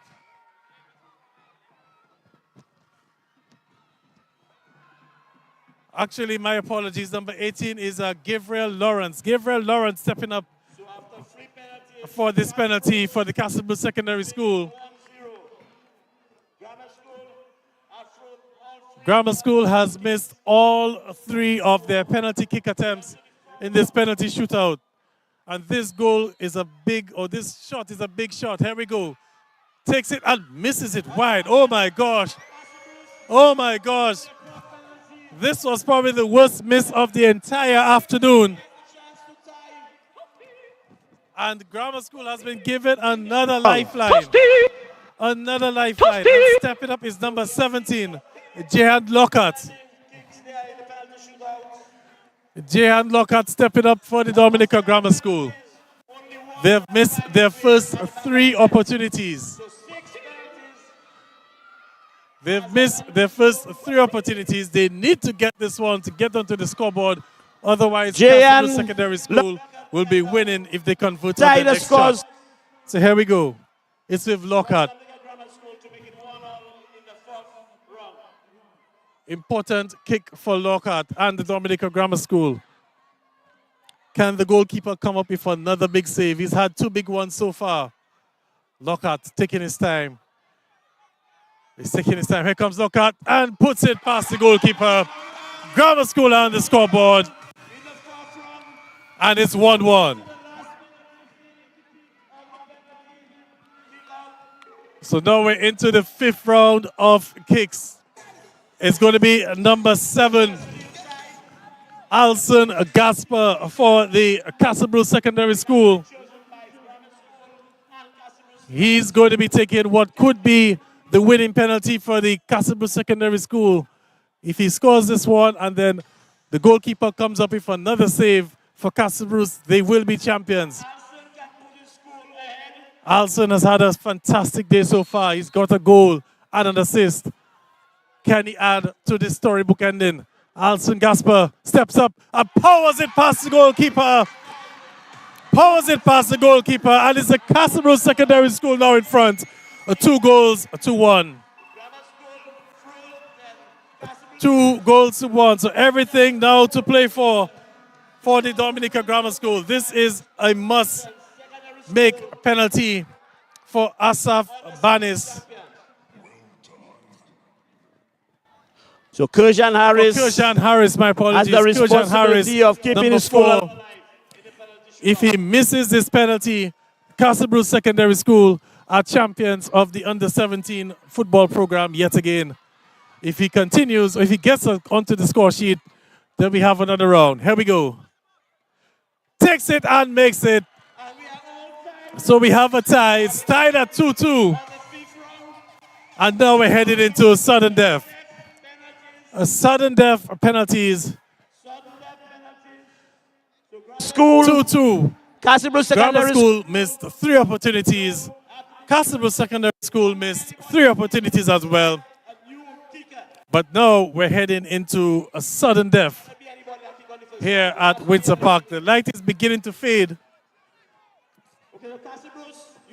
as the 2 teams decide as to who's going to be kicking. This is a pressure moment here at Windsor Park as Grammar School and the Castlebrew Secondary School are locked at 2-2, nothing to separate them. So Castlebrew Secondary will be having the first kick in sudden death. It's number 9 stepping up for the responsibility.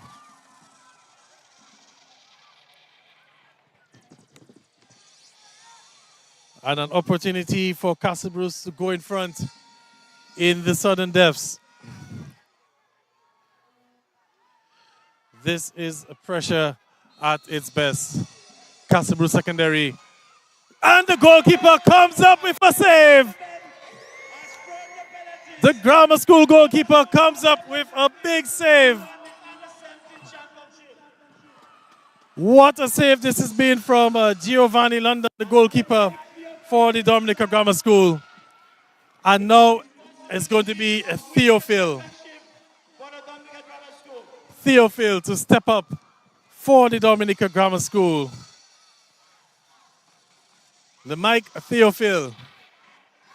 He can win the championship for the DGS if he converts on this goal. So after coming from a goal down twice in this match, the Dominica Grammar School with an opportunity to walk away with the under-17 championship. Here we go, it's Theophil. And the goalkeeper comes up big again for Castlebrew Secondary School. What a save. I believe it's his 4th save. That's a Jerison James. What a save.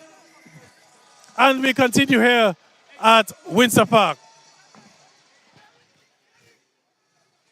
This, you couldn't ask for anything more.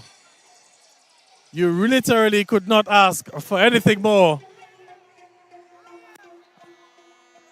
As we can see, some more discussions going on as to who's going to take the next penalty kick.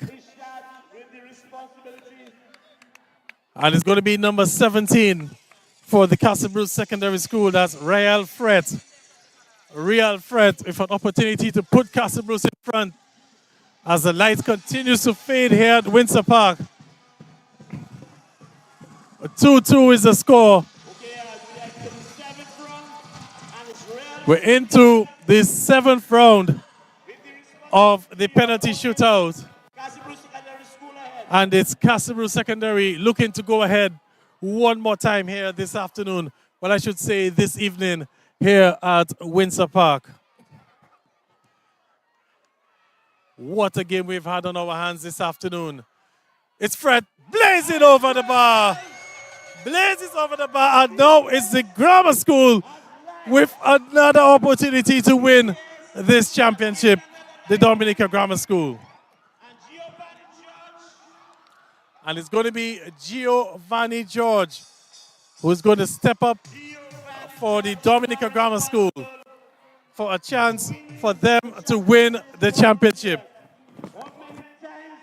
Will the goalkeeper, Jerrison James, come up big yet again? He needs one more save. Here we go.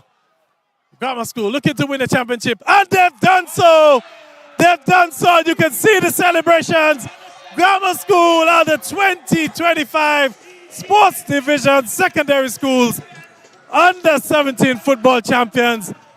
And you can see the heartbreak there for the Castle Bruce Secondary School as they're down in tears here on the floor, on the grass, I should say, at Windsor Park. Heartbreaking moments for the Castle Bruce Secondary School. But what a game that we've had on our hands here this afternoon.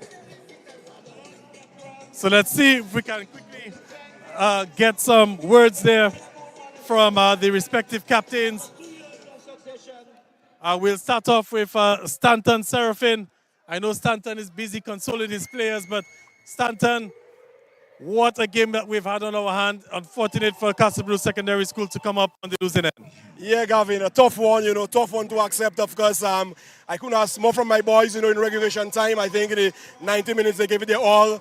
We went up 2-1 late in the game and, really thought we had it settled, but Grammar came back late. So they did extremely well. However, in the penalty shootout, we did not turn up, We had the opportunity to really win the game and go home with the championship, but we threw too many penalties, and we have to accept that. We can see that this means a lot to the players. Just looking at them, they're down, some in tears already. What would be your message to the guys? Yeah, well, in a championship match, Gavin, one will come out victorious, The important thing, what I must say, I'm happy with that the commitment they showed. They really gave it their all, they left everything on the pitch, and at the end of the day, they should still be proud of themselves. Of course, we wanted to win it, and that we are 2 times defending champion. We wanted to flip it today, but it just wasn't meant to be. But as I said, in 90 minutes, really, they gave it their all, and for that, we are proud of them. What does it say about the Castle Bruce Secondary School program, though, Stanton, in the finals for 3 divisions in this competition? Yeah, well, Gavin, it just says that, we continue to work at the Castle Bruce Secondary School, winning 2 out of the 4 championships, the under 15, the 13 and under, and losing on penalties in the under 7. It means that we are doing something good, We just have to continue working with the youngsters and just continue building them as they go through forward in their football development. All right, well, hard luck, Stanton, and of course, all the best next season. Thank you very much. All right, Stanton Seraphin of the Castle Bruce Secondary School. Let's see if we can quickly get the Dominica Grammar School, the winning school. Of course, celebrations here on the field of the Windsor Park. And we're going to try and see if we can get a representative of the Dominica Grammar School to give us a quick word. Dominica Grammar School, of course, are the 2025 Sports Division Secondary School champions.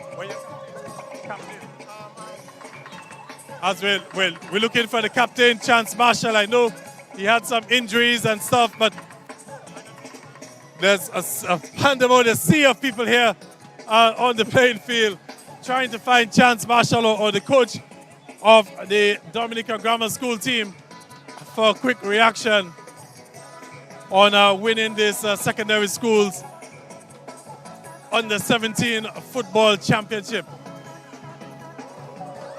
So we're looking for Chance Marshall or the head coach. But celebrations here at Windsor Park.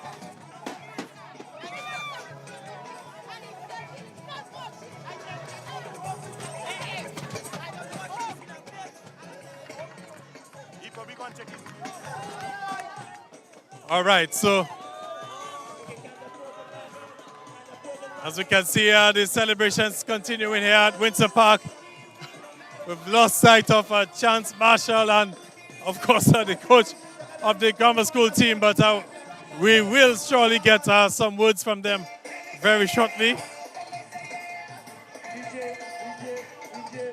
As I want to say congratulations once again to the Dominica Grammar School winning the Under-17 championship.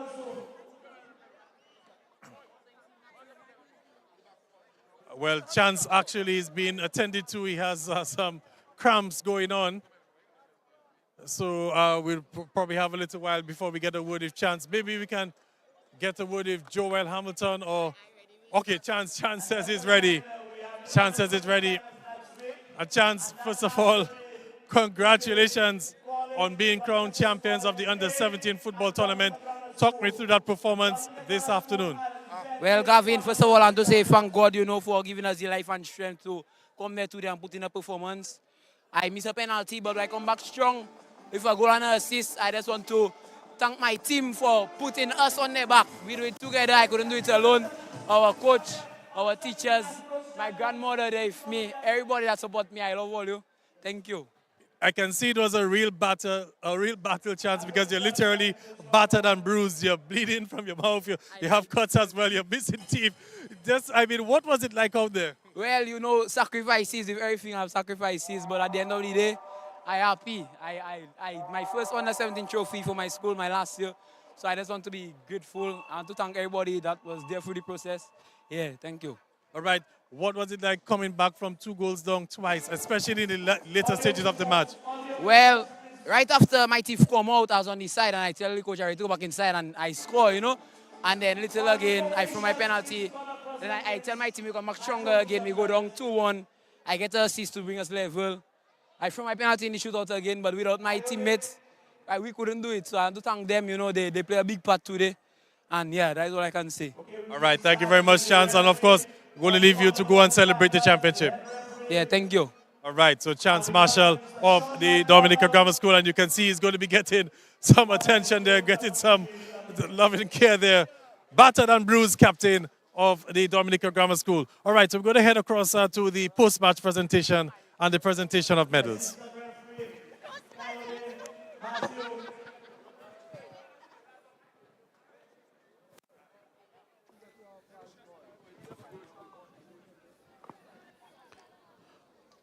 Followed by Joshua Joseph.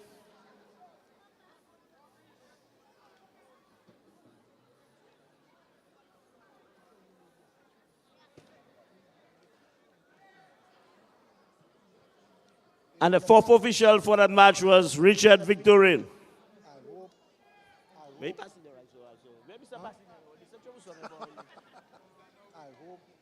you have the KFC for us. I asked for KFC for us. Okay, and the officials for our Under-17 finals. Match referee, Gabriel Caesar or Caesar Gabriel.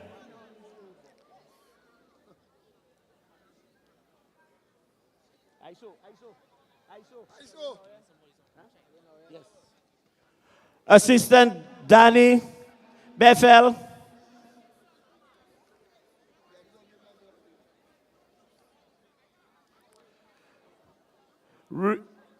Richard Victorine, second assistant.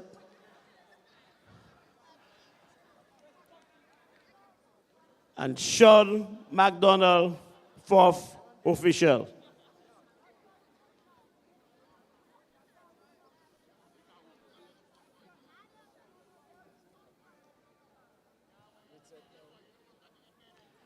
There.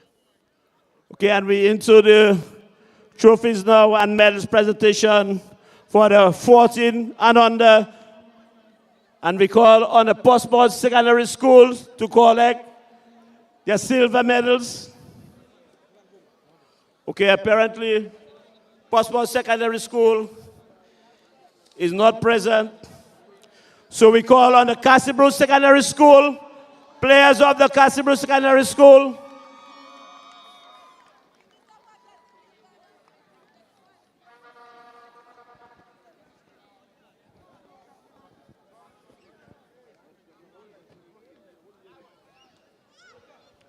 And we'll come one by one. So just come up one by one.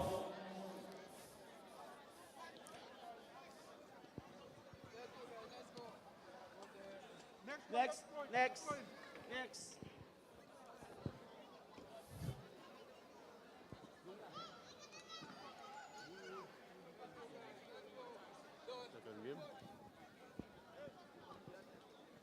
Just go, guys. Just go up. Yes, one by one. Let's go.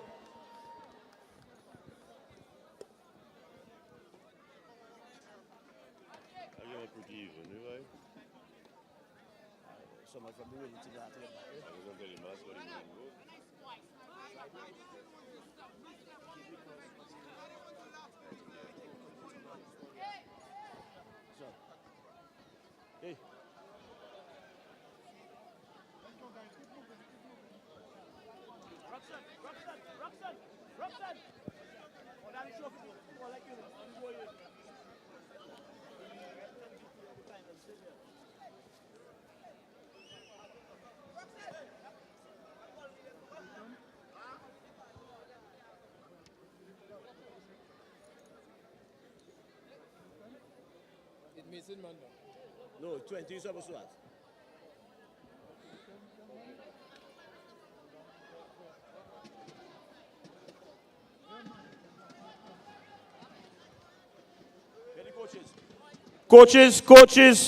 Coaches of the Castlebrook Secondary School.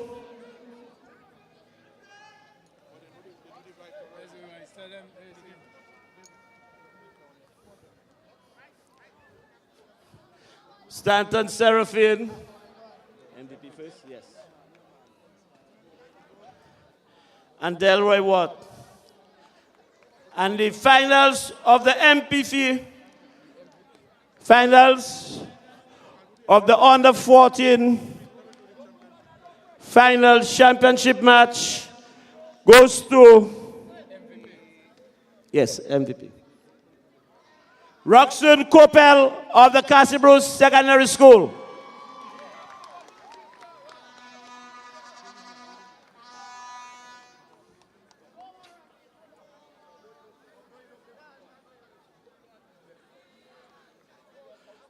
And we call on the captain to come and receive the championship trophy. Captain of the Castlebrook Secondary School and the rest of the team.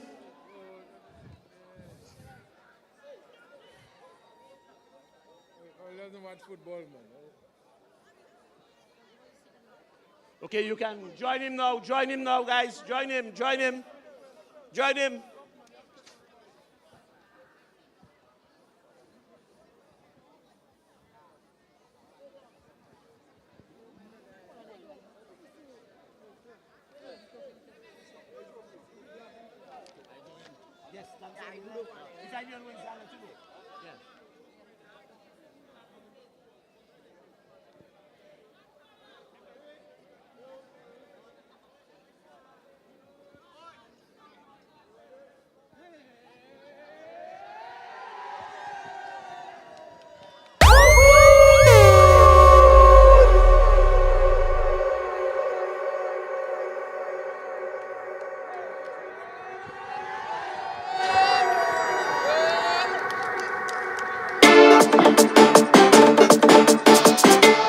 Okay, and we're going to go straight into the presentation for the under 17 finals and Castlebrook Secondary School. Castlebrook Secondary School, please come forward.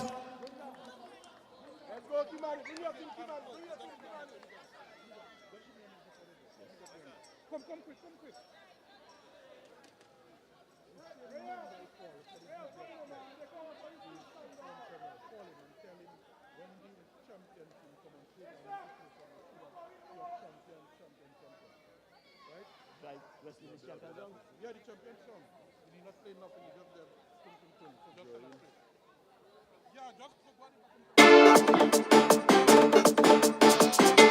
Okay, and Castle Secondary School, please come forward for a silver medals presentation.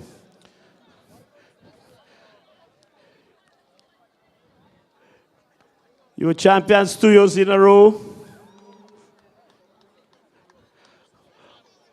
Hard luck that you're going to defend your championship this year. Look forward to you doing it again next year. We can see the disappointment, but it's only one team can win, one team can lose. We'll get something after. Coaches, please. Coaches, come forward also. Coaches.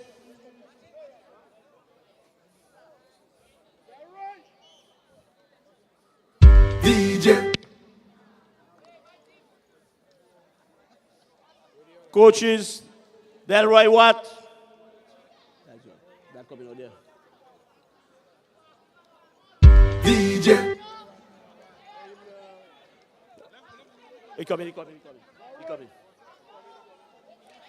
Okay, grammar school, can you get yourself ready? Got to get your players ready.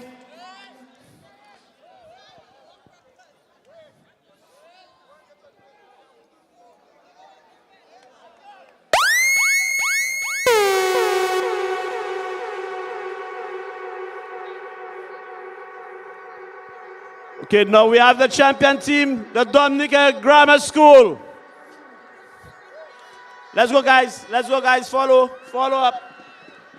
DJ, bravo. Let's go, guys. Go ahead. DJ, bravo. DJ, bravo. DJ, bravo. Champion. Everybody knows say bravo. A champion.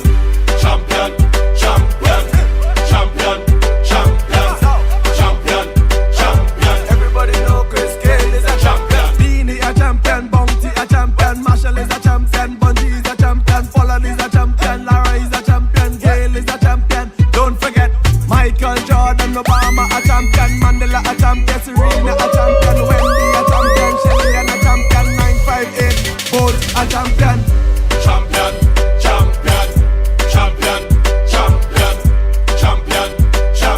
Everybody knows say bravo a champion.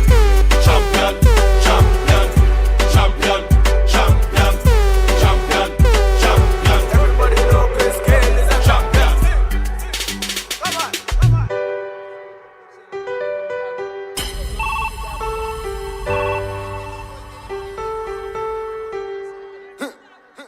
DJ, bravo. DJ, bravo. DJ, bravo. DJ, bravo. Champion.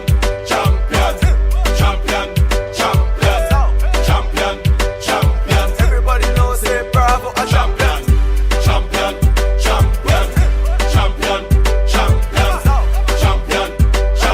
Everybody know Chris Gale is a champion. Beanie a champion. Bounty a champion. Marshall is a champion. Bungie is a champion. Folland is a champion. Lara is a champion. Gale is a champion. Don't forget Michael Jordan, Obama a champion. Mandela a champion. Serena a champion. Wendy a champion. Shelly a champion. 958 both a champion.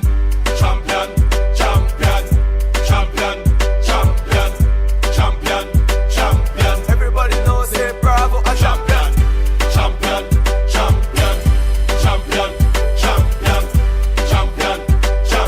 Everybody know Chris Gale is a champion. Champion, me a real champion. Champion, me a real champion. Champion, me a real champion.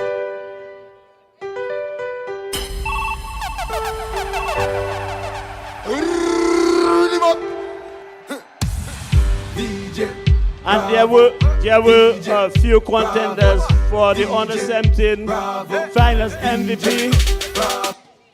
but the person who received this award came off the bench, gave an assist for the first goal equalizer of Dominica Grammar School, and he scored the equalizer to make it 2-2. He's no other than Dwight Walsh of the Dominica Grammar School. DJ Bravo, DJ Bravo, DJ Bravo, DJ Bravo. Champion, champion, champion, champion, champion, champion. Everybody knows say Bravo a champion, champion, champion. And we call her the captain. We call her the captain of the DBS Under 17 champion team. And after he receives the trophy, the other players will follow.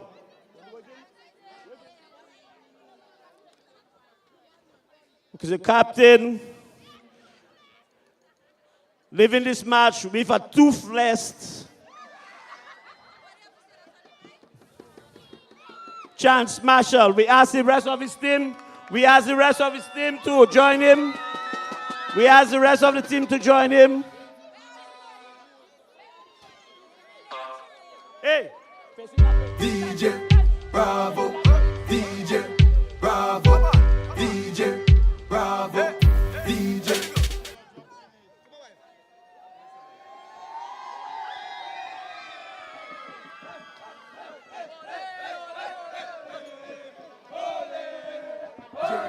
Bravo, DJ Bravo, DJ Bravo, DJ Bravo.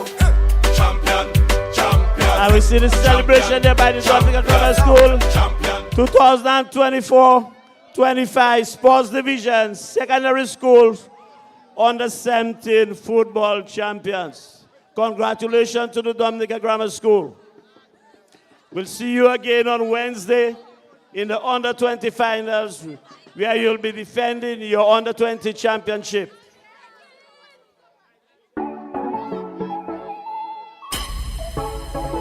Boy, freeze.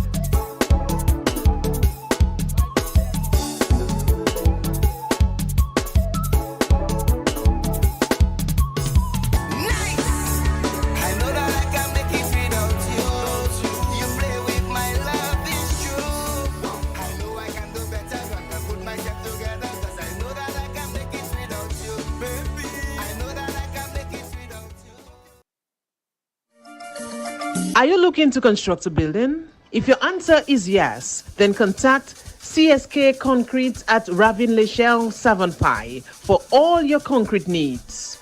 They are the suppliers of concrete premix and concrete pumping. Call them on telephone number 616-6565. Let them supply all your concrete needs. CSK Concrete at Ravin Lechelle in Savonpai. Go get all your concrete needs. My people, my people, my people.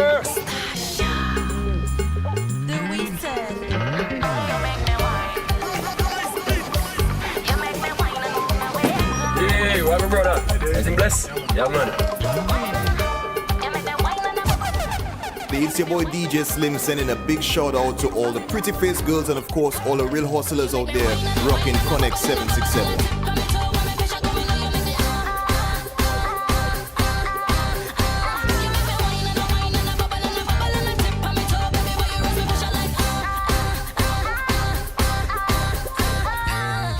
Baby, come and hold me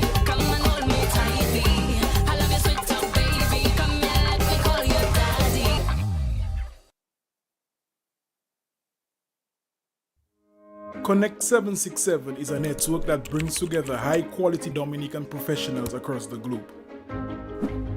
We're a small community with major global impact.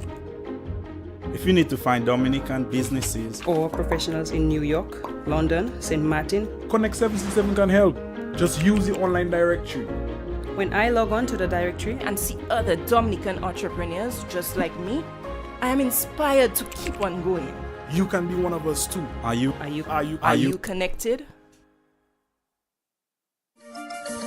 Are you looking to construct a building? If your answer is yes, then contact CSK Concrete at Ravin Lechelle Savonpai for all your concrete needs.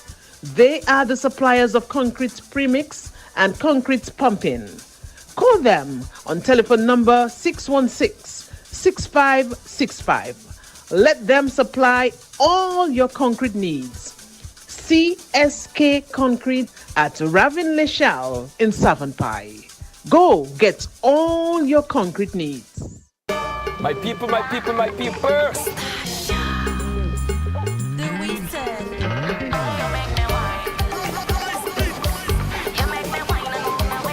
Hey, what up, brother? Anything blessed? Yeah, man. It's your boy DJ Slim sending a big shout out to all the pretty face girls and of course all the real hustlers out there rocking Connect 767.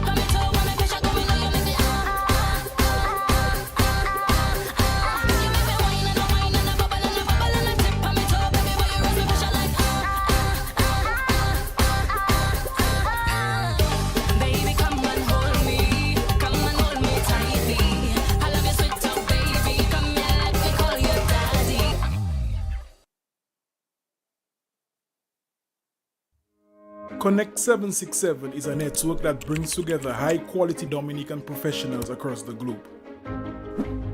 We're a small community with major global impact. If you need to find Dominican businesses or professionals in New York, London, St. Martin, Connect 767 can help. Just use the online directory. When I log on to the directory and see other Dominican entrepreneurs just like me, I am inspired to keep on going. You can be one of us too. Are you connected? Are you looking to construct a building? If your answer is yes, then contact CSK Concrete at Ravin Lechelle Savonpai for all your concrete needs. They are the suppliers of concrete premix and concrete pumping. Call them on telephone number 616-6565. Let them supply all your concrete needs. CSK Concrete at Ravin Lechelle in Savonpai. Go get all your concrete needs. My people, my people, my people.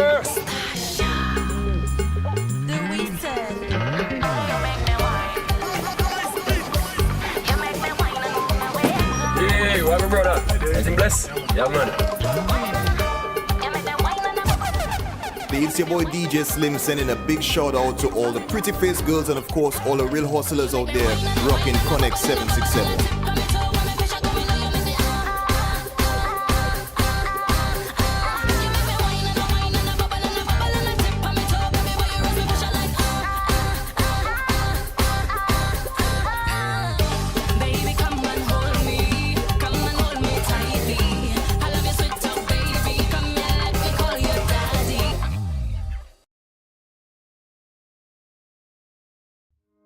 Connect 767 is a network that brings together high-quality Dominican professionals across the globe. We're a small community with major global impact. If you need to find Dominican businesses or professionals in New York, London, St. Martin, Connect 767 can help. Just use the online directory.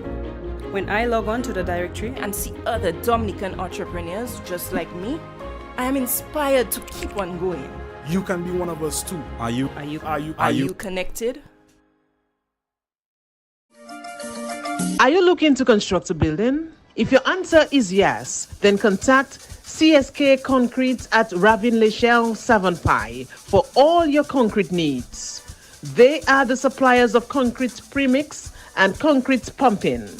Call them on telephone number 616-6565. Let them supply all your concrete needs. CSK Concrete at Ravin Lechal in Savonpai.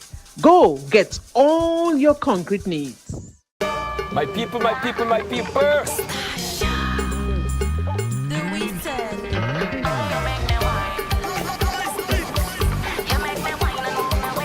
Hey, what up, brother? Anything blessed? Yeah, man.